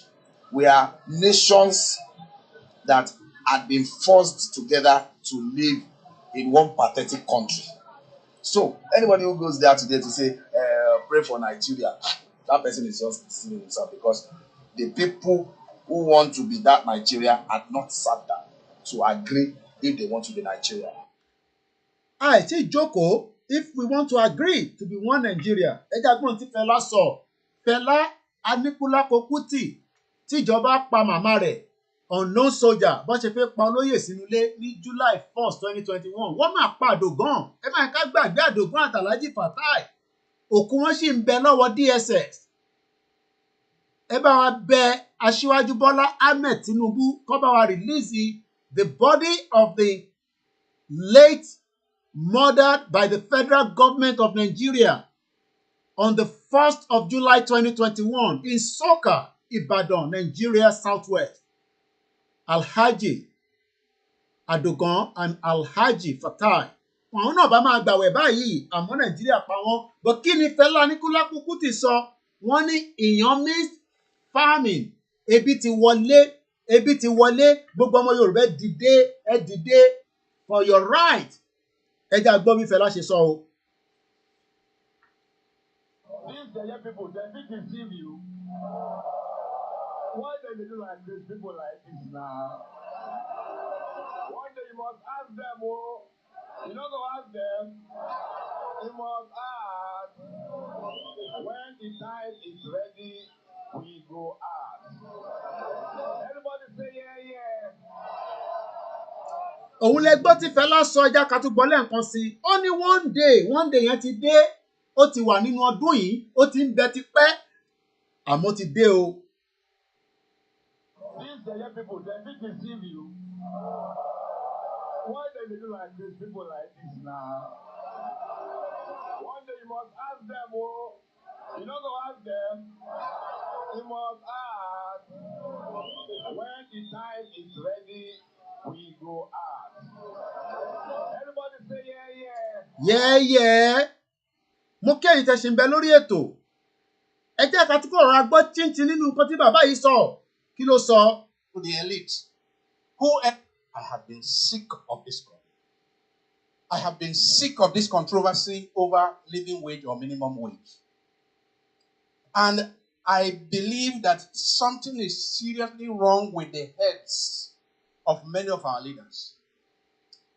How can anyone who earns 200,000, 300,000, 400,000, 500,000, not to talk of people who earn 1 million, 2 million, how can they go to sleep in good conscience every day? How can they go to sleep in good conscience and come out to sit down in a boardroom to discuss the sustainability or otherwise of paying 60,000 to the poorest of workers? How can we go to bed and sleep, all those who belong to the elite, who earn 2, 3, 4, 500,000, 1 million? How can you go to sleep in good conscience, I say, if you still have any conscience? How can you go to sleep in good conscience and come out to be debating? I hear people on TV, I watch people on TV, experts, economic experts, corporate executives, government officials, who are taking home more than $1 million in a month. And they are there arguing that 60,000 or over will destroy the economy, is not sustainable. How wicked! You give 60,000 to a poor worker a poor worker who may have a family of 2 or 3 or 4, for his feeding, for his accommodation, for his house rent, for his medical care, for his children's school fees.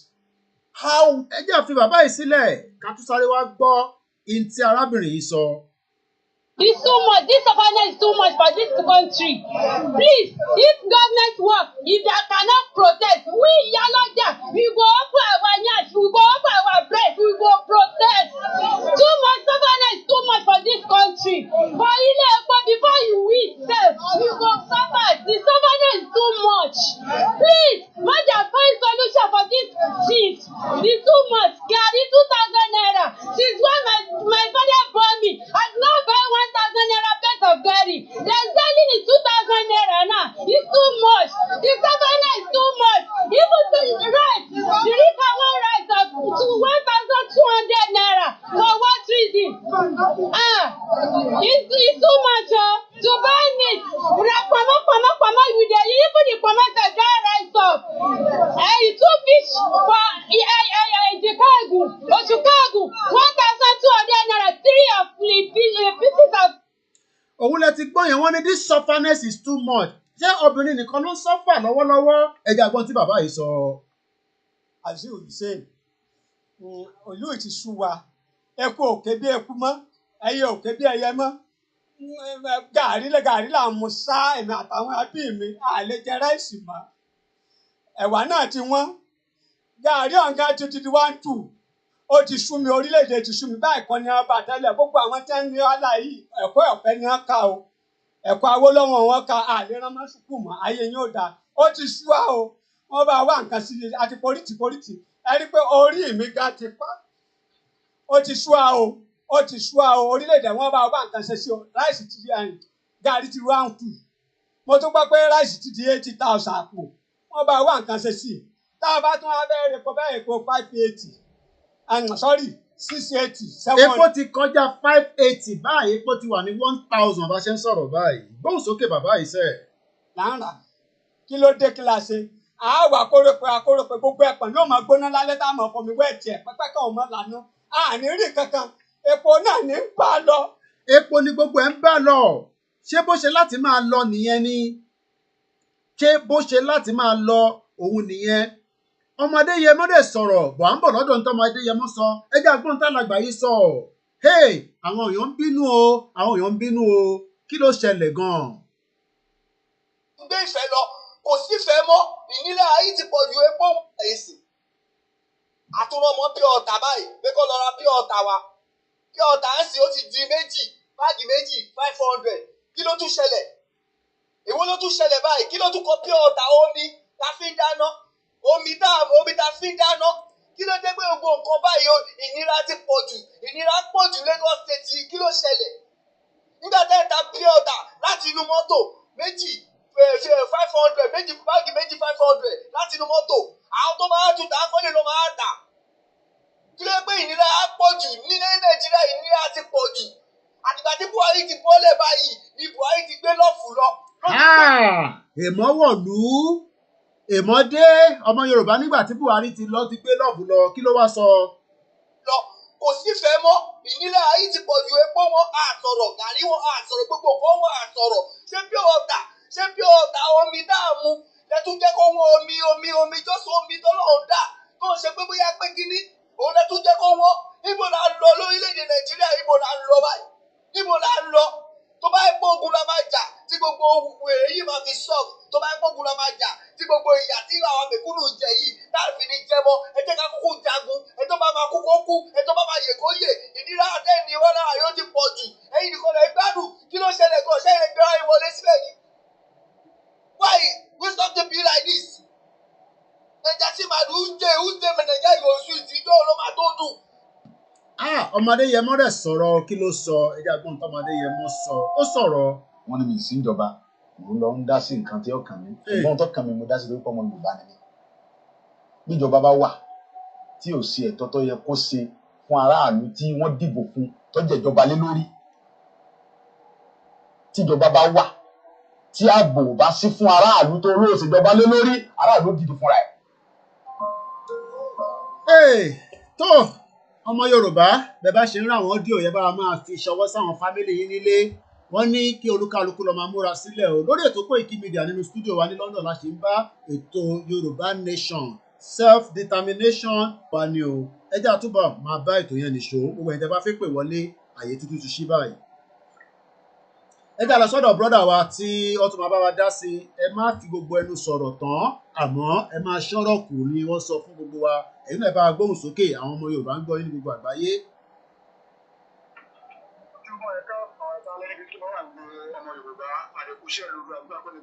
àṣẹ o.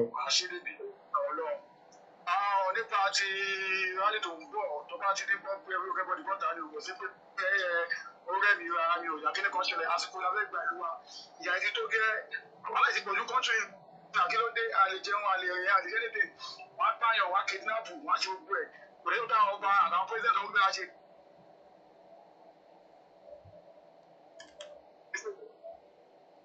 à ń gbọ́ yín ẹgbọ́n sókè.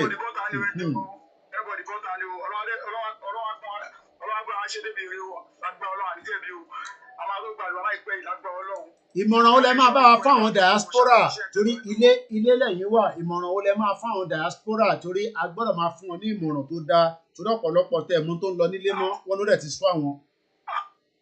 àwọn tó wà ní àṣọ àkọ́fọ̀kọ̀ balẹ̀ lágbára Ọlọ́run gbogbo kínní náà a lè máa sọ síta mọ́bi tẹ́lẹ̀ mọ́ iṣẹ́ ń lọ lábẹ́lẹ̀ mo yàgbọ́ láìpẹ́ lágbára Ọlọ́run nǹkan máa ṣẹlẹ̀ Nàìjíríà tó máa tún ìlú yìí tí ó bá ní ṣọ̀mọ́ wá símúṣẹ agbára tó sílẹ̀ kan jóòlì wọ́n fọkàn balẹ̀ everybody fún àwọn padà lẹ́yìn Yorùbá nation ààrẹ àfihàn Yorùbá nation lẹ̀ everybody àwọn tó wà ní àṣà ẹjọ́ tí Ọlọ́run máa rẹ̀ lọ́wọ́ ẹ bá dá sí láìpẹ́ nǹkan máa ṣẹlẹ̀ nílẹ̀ Yorùbá kọ́ tí mo mọ̀ nìyẹn ọlọ́run á fún wa ṣe o. àṣẹ Èdùmàrè tó àwọn ọmọ wa ló ń pè lọ́tún lọ́sìn àwọn ọmọ olóyè Ìgbòho àwọn ọmọ bàbá Akíntóyè á kí bàbá Akíntóyè lẹ́ẹ̀kan sí àbẹ́rẹ́ olóyè Ìgbòho bó ṣe rọra ń lọ gẹ̀lẹ́gẹ̀lẹ́ majestically tó ṣe lọ deliver lẹ́tà àwọn kan ṣì ń béèrè pé Kóìkì kí ló wà nù lẹ́tà tẹ́ gbé lọ yẹn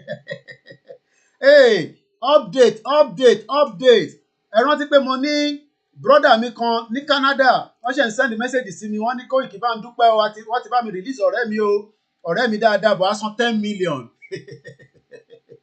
àwọn èèyàn gbọ́ mi mọ́ àní update láti iléeṣẹ́ Koiki Media ẹ mọ̀ kó mo sọ fún yín pé ní Sunday lọ́hùn-ún March 19 lọ send message sí mi wọ́n ní good morning from here my close friend was kidnapped ní ìjọ Sunday ìyẹn ní around the 19th of March around Kogi State but wọ́n ní wọ́n ti san 10 million àti fún Fúlàní ní 10 million a kò ríire o mo bá ń yọ o brọ́dà mi tó bó ṣe ń lọ nìyẹn nílẹ̀ Yorùbá tọ́bátà ti jí wa gbé ká máa wówó ká máa sanwó fún Fúlàní mo kí gbogbo ẹ̀yin tí ẹ̀ ràn iléeṣẹ́ yìí lọ́wọ́ lọ́tún lósì kò ní tán níbẹ̀ fún yín o gbogbo yín tí ẹ̀ ń fàdúrà ràn wá lọ́wọ́ náà mo bá yín dúpẹ́ o brọ́dà mi mo bá yín dúpẹ́ o mo bá yín dúpẹ́ bakers èèyàn ti Koiki Media ti gbowó ṣá gbà wọn dúpẹ́ àwọn tí wọ́n lùsì mọ̀lẹ́bí wọn náà lọ́tún lósì brọ́dà mi kan ní US wọ́n ní fámìlì wọn kan kú ní Manchester kọ́lọ̀ bá mi tẹ́ wọn sáfẹ́fẹ́ re gbogbo àtakò náà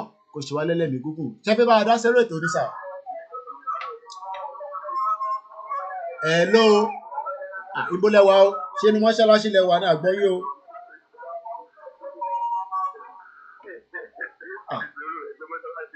àgbẹ̀ mọ́ṣáláṣí aláìkẹ́ bẹ́ẹ̀ aláìkẹ́ ọ̀nà káwọ̀ sí ilé gbogbo nǹkan bẹ́ẹ̀ ló máa ń jẹ́ kí ni wá dùn tá a bá ń gbà nǹkan bẹ́ẹ̀ ẹ yẹ bá a gbóhùn sókè.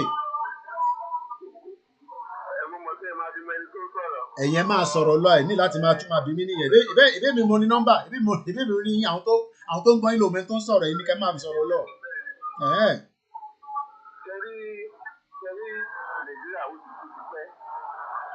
nǹkan tó ní àwọn èèyàn wa ni pé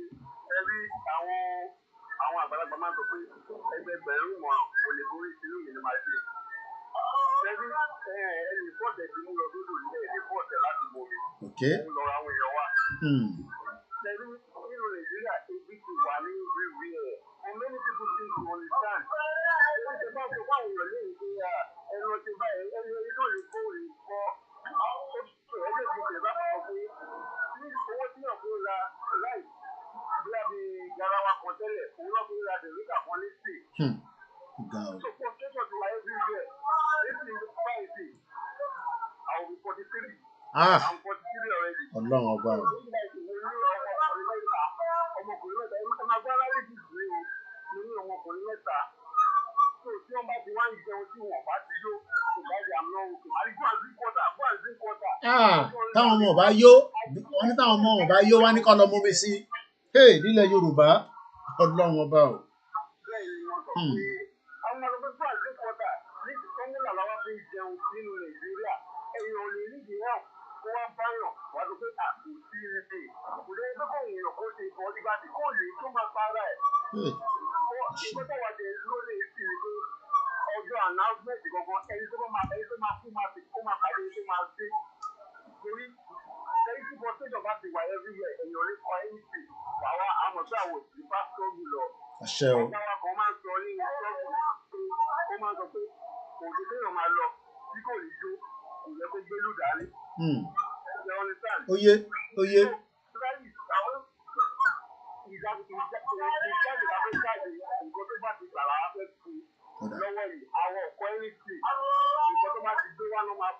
Nítorí frustration ẹni tó máa lọ lójú ọ̀nà ẹ̀ ìsọ pé bros òun tó máa sọ wọ́n pé ó máa tọ́lẹ̀ Yorùbá ò lè fi ti bẹ́ẹ̀ tẹ́lẹ̀. nínú gbogbo ẹ̀yà tó wà ní Nàìjíríà Yorùbá nìkan ló máa accommodate yọjú Yorùbá ò kílẹ̀ láti gba Haúsá tọ́lọ̀ kò kílẹ̀ láti gba Ìgbò gbọ́ àwọn tó kò wọ́n ní ewúrẹ́ kòkò lóhùn òtítọ́ mọ̀ yàtọ̀ àgùntàn ló máa lọ pé ìyá òun òbí dúdú. àwọn Haúsá lè kọ́lé kó gba Yorùbá síbẹ̀ àní rárá Haúsá lè kọ́lé kó gba Ìgbò wọ́n tí Yorùbá bá kọ́lé àgbà Haúsá àgbà Ìgbò àgbà gbogbo àwọn ẹ̀yà tó kù nínú wájú tó wọ́n á yọ wá lára. gbogbo àwọn pípé yẹn ọwọ́ sí pọ̀ sí ìtura dòdò ẹsẹ̀ máa sọ fún pé nínú agége bí mo wà 5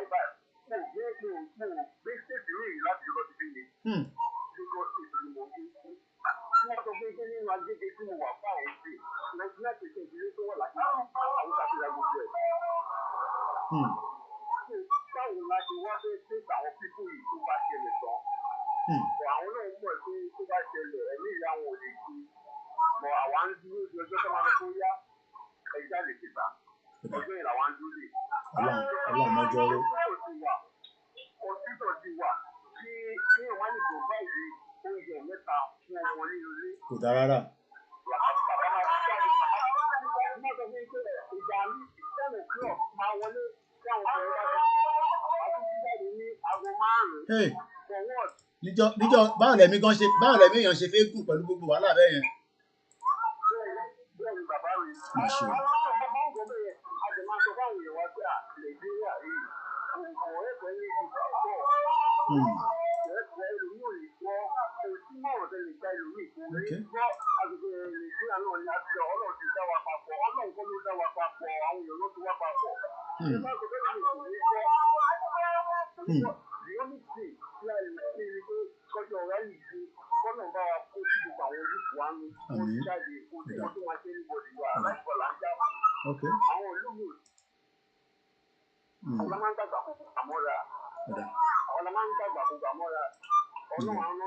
Àmín. Ẹ ṣé gan ni mo dúpẹ́ o. Àmín Jésù Kristi. Àmín. Bó ṣe máa rí náà ni ẹ ṣe sọ yẹn. Ẹ ṣé gan ni. Ẹ ṣé gan ni. Mo kí gbogbo ẹ̀yin tẹ́ ń wò wá ní live ní gbogbo ìlú tẹ́ ti ń gbọ́ mi pé Koiki èní ọjọ́ Jímọ̀ brọ́dà wa yẹn náà ẹgbẹ́ mọ́ṣáláṣí ni wọ́n wà ní ẹ ṣe ń gbọ́ Allah Akbar. Muslim Yorùbá ó wà very very moderate. Mo rí ibì kan tán ní lórí Twitter Yorùbá chemistry. Ọlọ́run fún wa lóye.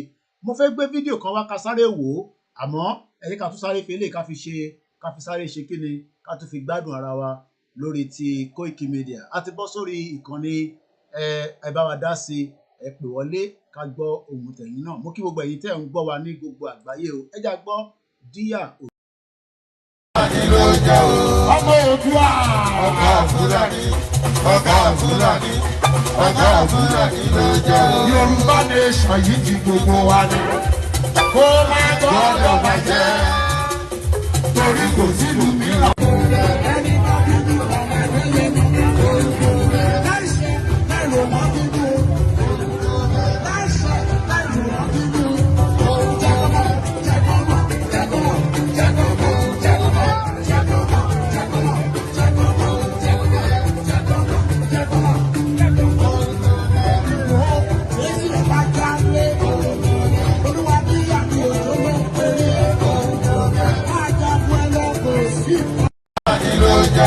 Ọmọ Oòduà.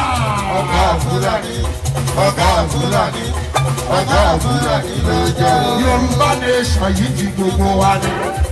Kó má gbọ́dọ̀ bàjẹ́. Torí kò sílùú mìíràn.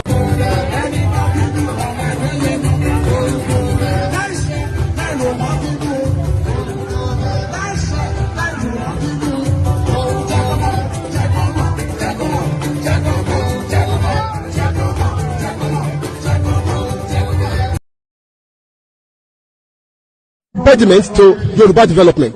It's the impediment to Oòduà development. Without Nigeria, we won't be where we are. 1962, we were far ahead of South Korea and North Korea. We were far ahead of China even. We had television before France. We had radio before South Africa. Now look at where we are today. I think it's a shame that even any Yoruba man can be talking about restructuring at this point in time. What are we restructuring? This country that is already shot to pieces? I don't think that's what we want. But they are always talking about giving Nigeria a chance. The patience of Yoruba with Nigeria has come to an end. Impediment to Yoruba. If you don't allow we Biafrans to go, that zoological republic called Nigeria will be a worse place than Somalia, and today it is happening. And if you have not applied for your Somalian visa, please try and do so. Should I say Somali visa? Try and do so as quickly as possible, because the zoo is on the path of destruction, and there is nothing man can do to reverse it. Mark today's date and what I'm telling you. Nigeria will be destroyed beyond human comprehension. If the Constitution maintains by Section 2 bẹ́ẹ̀ ni ìjọ ọ̀la máa dáwó fún Fúlàní wọ́n ṣe send message yẹn sí mi ní o brother mi ní Canada wọ́n ṣe send message yẹn sí mi pé Mr. Koiki 10 million naira ni wọ́n gbà lọ́wọ́ àwọn ọ̀rẹ́ mi kan tó fi sílẹ̀ 10 million naira 10 million naira ni wọ́n san fún Fúlàní terrorist kò ń ṣe Yorùbá ló kidnap wọn Fúlàní terrorist ni o within Kogi axis ní on the 19 lọ send message yẹn pé wọ́n kidnap ẹ̀ ní Sunday bíi the previous Sunday before the 19th because tí bá lọ wo 19th yẹn ẹ jẹ́ kí n lọ wo date 19th yẹn 19th of March ó bọ́ sí ìjọ Wednesday but wọ́n ní wọ́n kidnap ẹ̀ ní Sunday which would have been 16 so ó wà pẹ̀lú àwọn Fúlàní ní 17, 18, 19, 20, 21, 22, 23, 24, 25, 26, 27, 28 for 12 days wọ́n wá san 10 million ṣé tèmi náà bá ní kẹ́ fún mi ní 10 million nísìn ṣó possible ṣe máa fún mi ṣá pé ká fi máa bá ìrìn àjò yìí níṣó ṣe rí ibi tó ti ní kan mọ́ nínú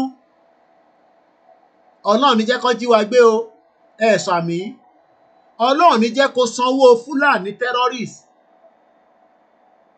ká máa sanwó fún terrorist ó ní fídíò kan tí mo fẹ́ gbé wọlé wọ́n ṣe send ẹ̀ sí mi náà ni àwọn the first citizen of Nigeria mo kí ẹ̀gbọ́n mi ní gbogbo Nottingham wọ́n ní so how will such person ever think of going to Nigeria again kò tẹ́ ń ṣe ẹni tó wà ní Canada lọ kidnap ọ̀rẹ́ wọn tó wà ní Nigeria náà kidnap best friend wọn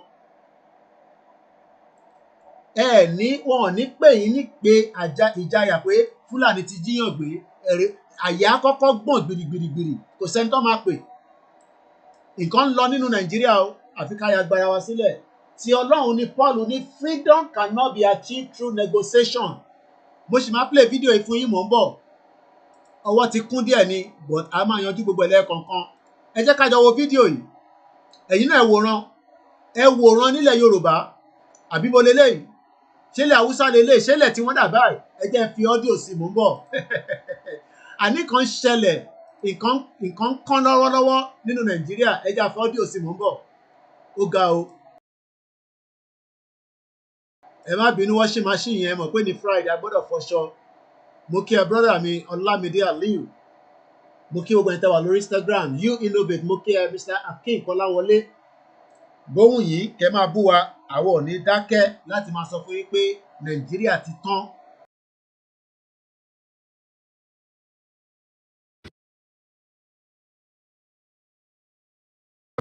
But don't carry this guy cow enter where people dey stay. No, no carry this guy come inside again o. This guy cow inside again enter where people dey stay. No carry pass inside again o. Abi na the Boko Haram. Where you ma be dey stay na carry this guy cow enter am. No many.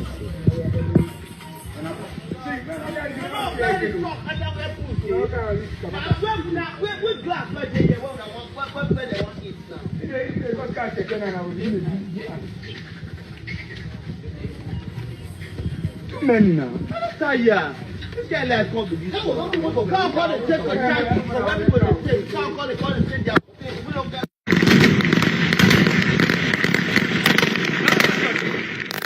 No, okay, Nasuru.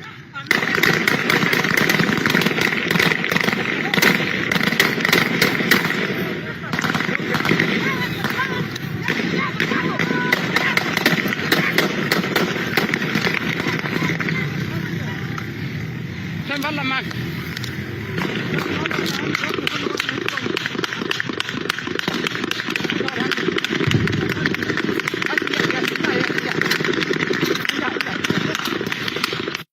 Look at them. I don't believe. Oh, yeah, bullet. Oh, yeah, bullet.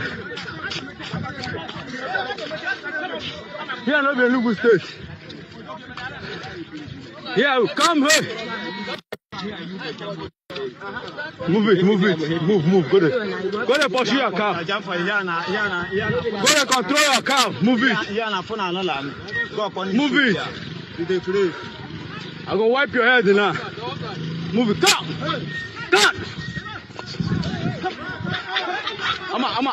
Come on, move it also. Move it. Fulani. Don't I fire you people. When I spoil people farm. Anyhow. Move it.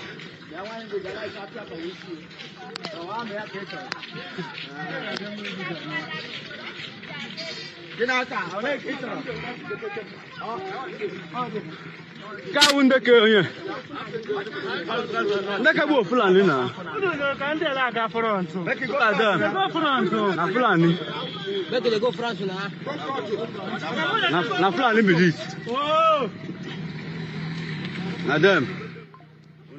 Una dey spoil people farm. Una dey spoil people farm anyhow. Come on, move that up. Come on, shut up. You know where? You say you know where? You know where? You know where? You carry cow. You know where? Another people something they spoil them. They spoil their farm place. They do anyhow. Here no be Enugu state. Where be say una go rape women. Collect this stick. They took them inside yash. Which is it for you, Dr. Badaya? Do you think the government is unwilling or unable to protect the people of Southern Kaduna? In fact, it is not only unable, it is unwilling, and we have good reason to feel that they are part and parcel of the killers. Let me make some revelations. That's a very big allegation, Dr. Badaya. The government is part and parcel of the killers. That's big. Yes. Okay.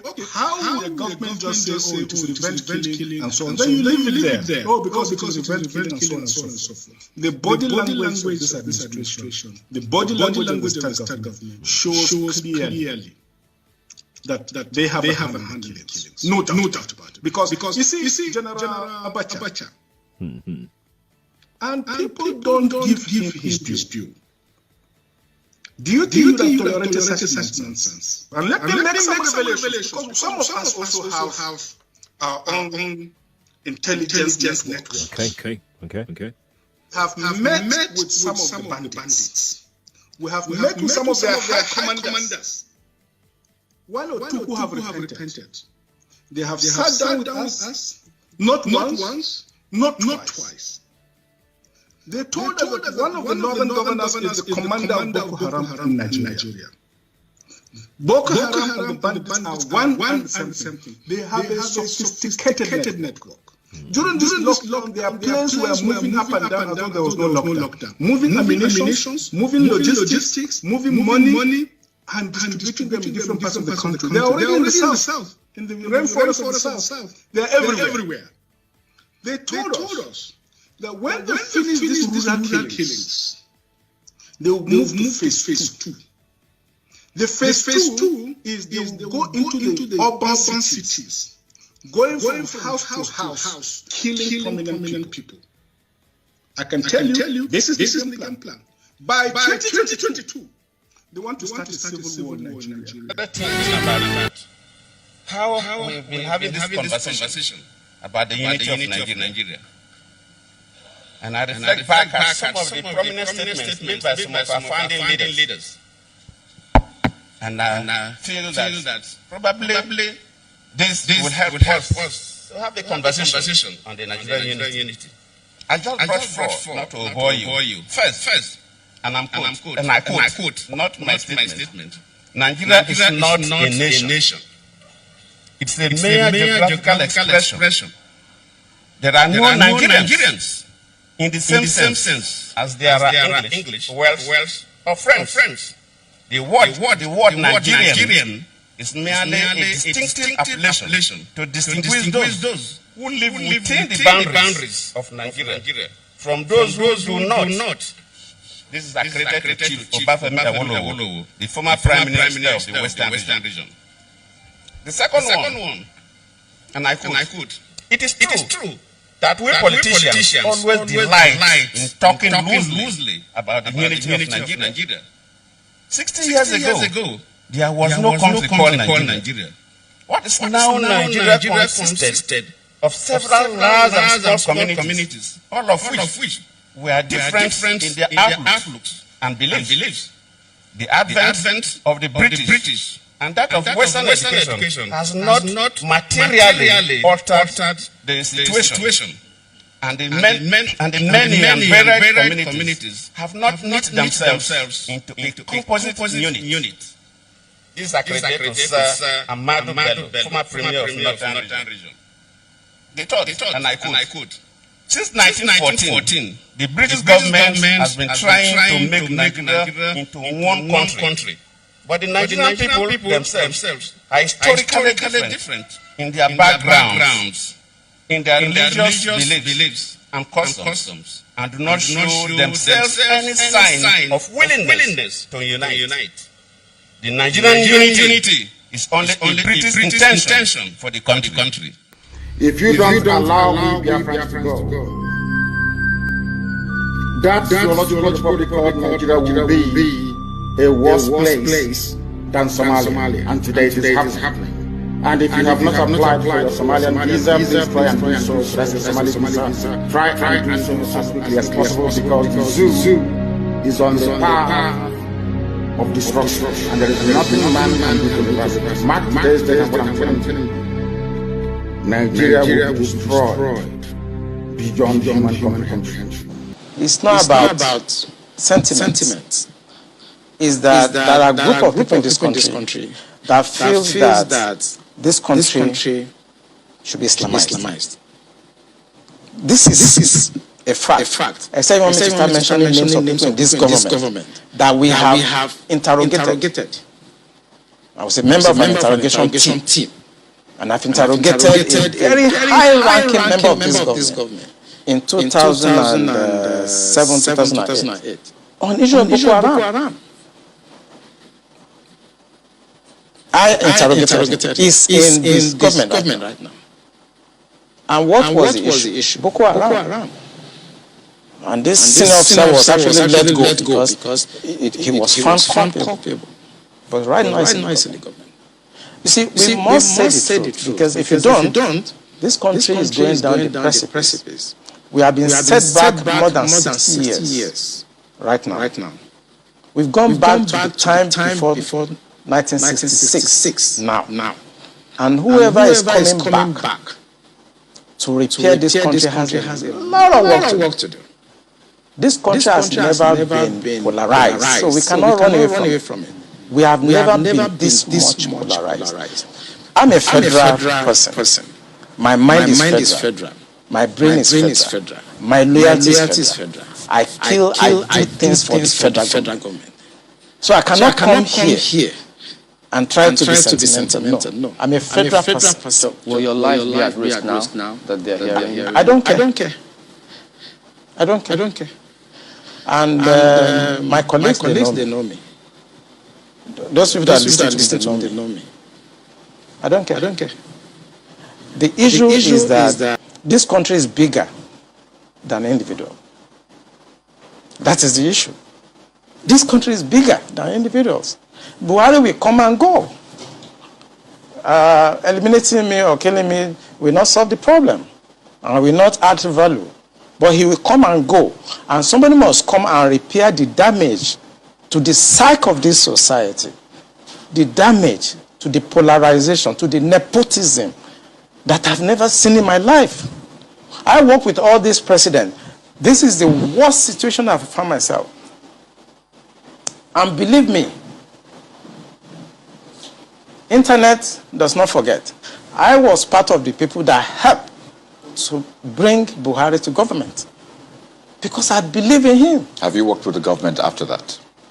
After you helped bring the government? Oh, of course, I worked with him.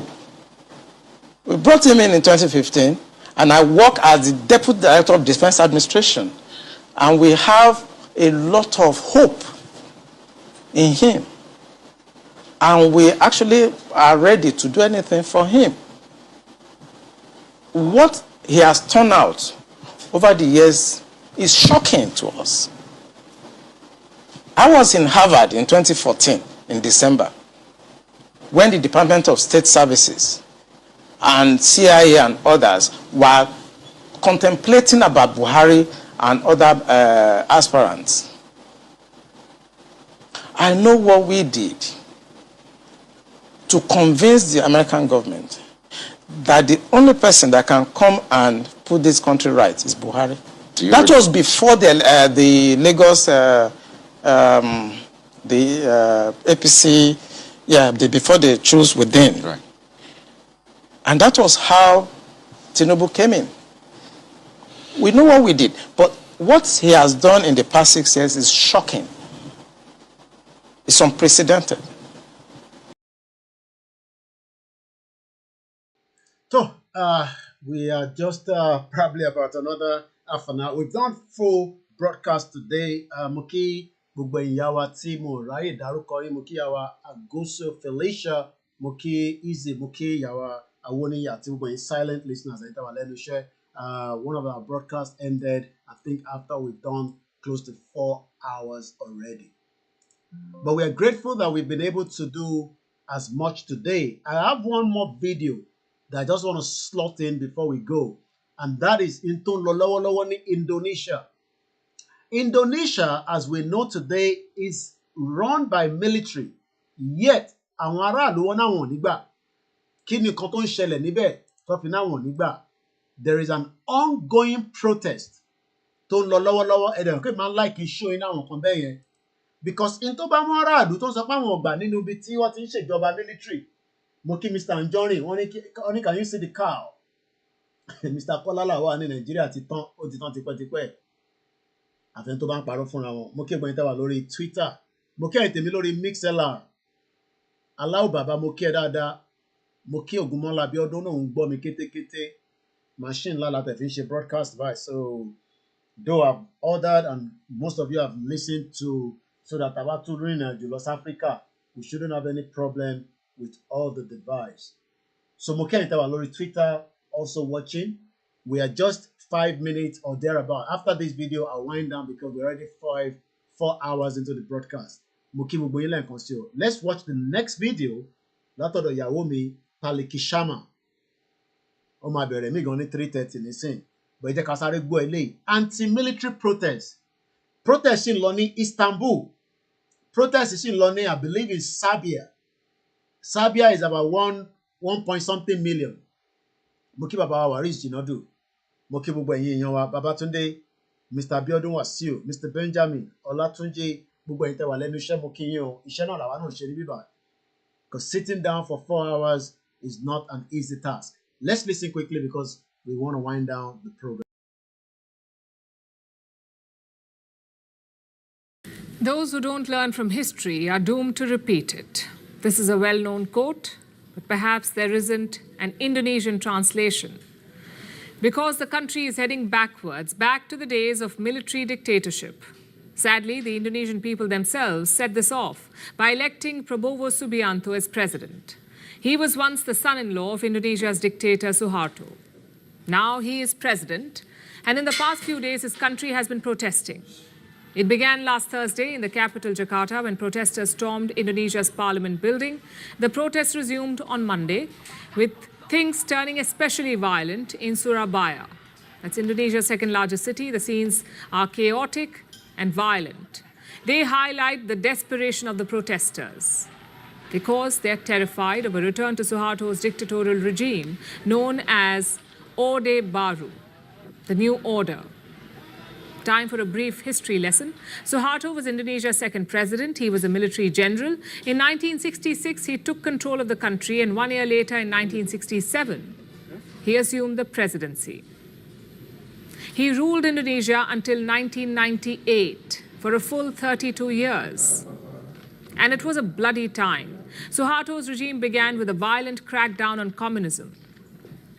In fact, this is how he came to power in the first place. In the 60s, communists were gaining ground in Indonesia, and the US was alarmed. Remember, this was the 1960s. It was the peak of the Cold War. It was the US and the capitalist West versus Russia and the communist East. But Indonesia was neutral. It was a non-aligned nation. And the US wanted to keep it that way. So when the communists started gaining ground here, Washington tacitly supported Suharto. And the general did not disappoint his American patrons. He took over Indonesia, and the streets ran red with commie blood. In exchange, Suharto was given free rein. he was allowed to do as he pleased in Indonesia. So this general turned president turned his military into a bureaucracy. Military officers had dual functions. They had military duties and civilian ones. Suharto called this system the New Order. Now let's fast forward to today. Suharto is dead, but his one-time son-in-law is Indonesia's president, Prabowo Subianto. Prabowo won the election last year after failing to win it twice before. In 2014 and 2019, Prabowo Subianto ran a relatively honest campaign. He presented himself as a former military general, a run-of-the-mill strongman, and the Indonesian public rejected him resoundingly, both in 2014 and 2019. Prabowo should have been relegated to the pages of history, but he was given a political lifeline by the man who defeated him. Indonesia's former president, Joko Widodo, better known as Jokowi, he made Prabowo Subianto Indonesia's defense minister in 2019 and helped rehabilitate his image. This worked like a charm. Indonesians forgot about Prabowo's dark past, his direct role in the kidnapping of political activists, and his dishonorable discharge from the military. Instead, Prabowo was rebranded as a sweet grandfather figure, and he eventually won the 2024 election in Indonesia with a landslide. But as they say, a leopard... Lesson will have learned níbẹ̀. No matter what, people have the voice. They can push.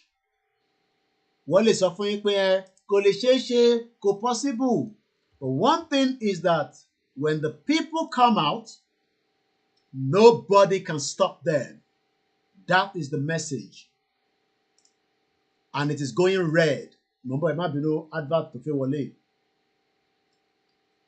That is the message that we are saying, that let us leave the country peacefully. But then this is the kind of images that will be going around the world in Nigeria. There's no doubt about it in my mind. I have no doubt. Bati allow. Because every Nigerian will be coming out for different reasons. And this is exactly after that explanation from this particular woman. It's an understanding. These are criminals, military, that doesn't want to go. They become dictator. Nigeria is a democracy, as we are told, but it's been run like a military regime. So let's watch the last bit of this video and see how the violent protests witnessed outside the parliament in Indonesia after a reverse law expand military power. We are not in a military regime, but the country is currently going under a serious threat. As I have said in the last 4 hours, I'm not going to be repeating myself. Let's just watch the video, and when we come back, we'll start winding the program down. Mo dúpẹ́ lọ́wọ́ gbogbo ẹ̀yin tẹ́ gbọ́ wa ní gbogbo ibi tẹ́ ti gbọ́ wa, àtẹ̀yin tẹ́ máa tún wò àti gbogbo ibi tó ti máa play video mi.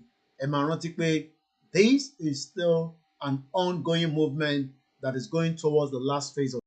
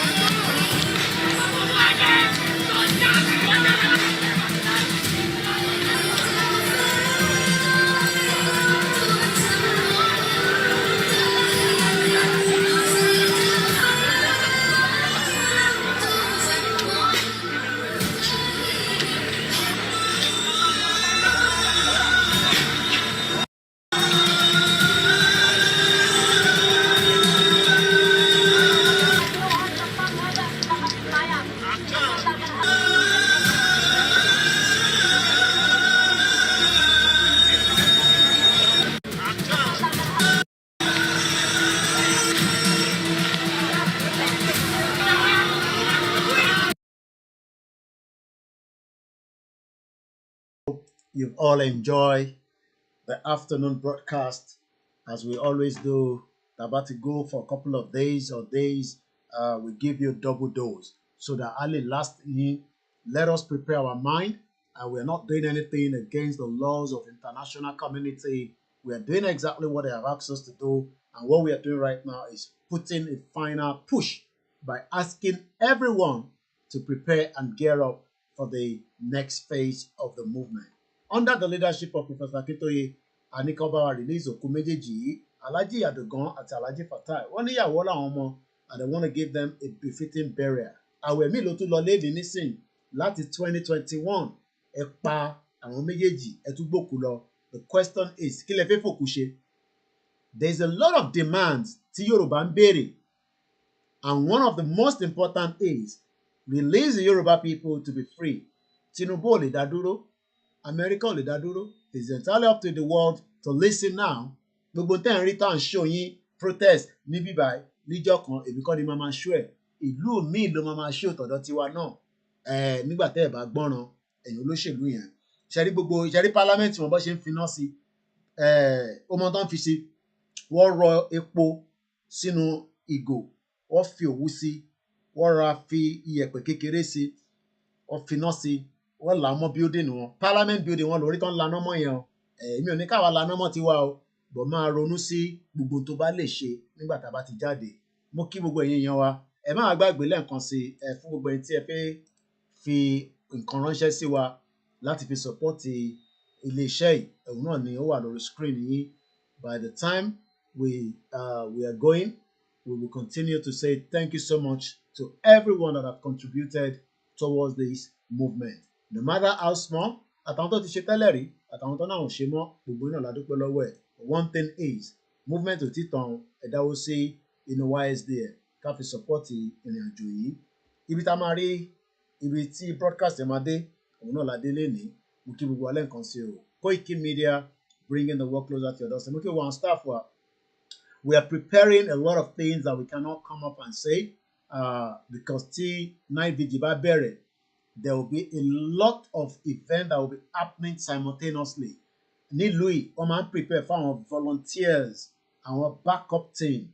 All these things we are preparing as well. That means our expenses will be needed to go up. Àfi tó bá yẹ pé ibi tá a bá lè cover náà la máa cover when the time comes. But we are trying our best to prepare, the contingency and the backup. The YouTube of Koiki Media is not back as of today. Mututu try is not yet been released. 2 weeks way. Maybe by tomorrow it will be back. So some of you must have missed a lot there. It says due to community guidelines strike, copyright issue, you cannot live stream at this time. So be on my pada lola. But what we will do is after Toba Day, I will try to upload as many of the videos that we have done in the last 2 weeks. So yeah, but one thing is, our life, it is entirely up to you to look for me. Teba need the link you see, group chat me, Telegram, let me know, so that way you will not miss anything that is happening. Mo kí gbogbo àwọn media tó ń ṣiṣẹ́ takuntakun tó wà genuine lórí ìrìn àjò Yorùbá nation. That's all I can say. Mo kí mi, mo kí àwọn ìyàwó mi náà, mo kí ra mi náà, mo kí àwọn ọmọ yín, mo kí àwọn ọmọ tèmi náà. Ilẹ̀ Yorùbá ti dúró láìpẹ́ láì jìnnà. Àsíá Yorùbá máa nà kí gbogbo community. We are not producing any more flags. The little that we have, when the time is right, we do a cool law àfi síbẹ̀. But one thing is, ìtẹ́yìn bá lè ṣe ní community yín láti fi assist àwọn èèyàn. I have said it at the beginning as I'm doing a summary. This is like a summary. The Europeans are preparing. Abi? Okay, so how do we prepare our communities? That is our responsibility, not mine. Mine is to tell you to go and prepare. Èyí tẹ́ bá lè support àwọn communities yín ní state yín ní local government yín. Àwọn tẹ́ ẹ̀yin mọ̀ wọ́n jù mí lọ.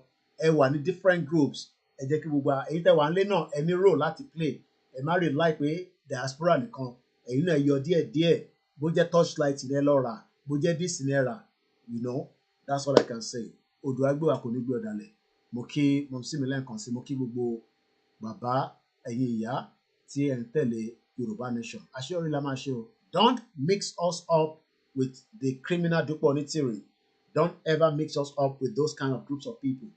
They are not mo kí Pastor Mo ẹ ṣé gan látàárọ̀ mo mọ̀ pé wà pẹ̀lú wa mo kí GR1 náà àwọn ń ṣe àwọn onídúpọ̀ ní tìrẹ o àwa ti bàbá Akíntóyè tá wà lórí ìrìn àjò gbogbo àwọn tó wà pẹ̀lú wọn àtàwọn tó wà lamẹ́ríkà tó ń fọ́lò wọn gbogbo wọn ti ní skoin lórí because mo mọ bó ṣe ń fọ́lò ẹ̀ tí wọ́n mọbi tó wà wọ́n rírí ìjà ló ń bára wọn jà nísìnyí bá lọ gbọ́ wálé àlè kábàkàbà kóbokòbo ló ń sọ gbogbo wọn bẹ̀ because wọ́n ní òtítọ́ àti sọ fún wọn tẹ́lẹ̀ so whether they like it or not Baba Akintoye will push for the declaration and that day will be a very beautiful day that I'm looking forward to láṣẹ Èdùmàrè mo kí gbogbo alẹ́ nǹkan sí o.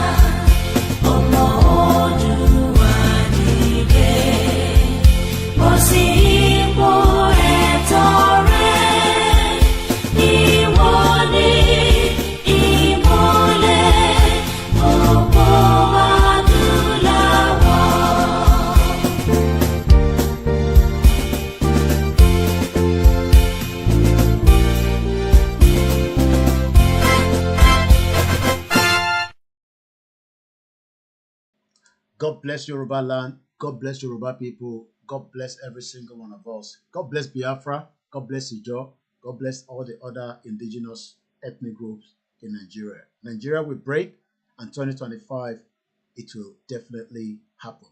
Bye for now. Koiki Media bringing the world closer to your doorstep.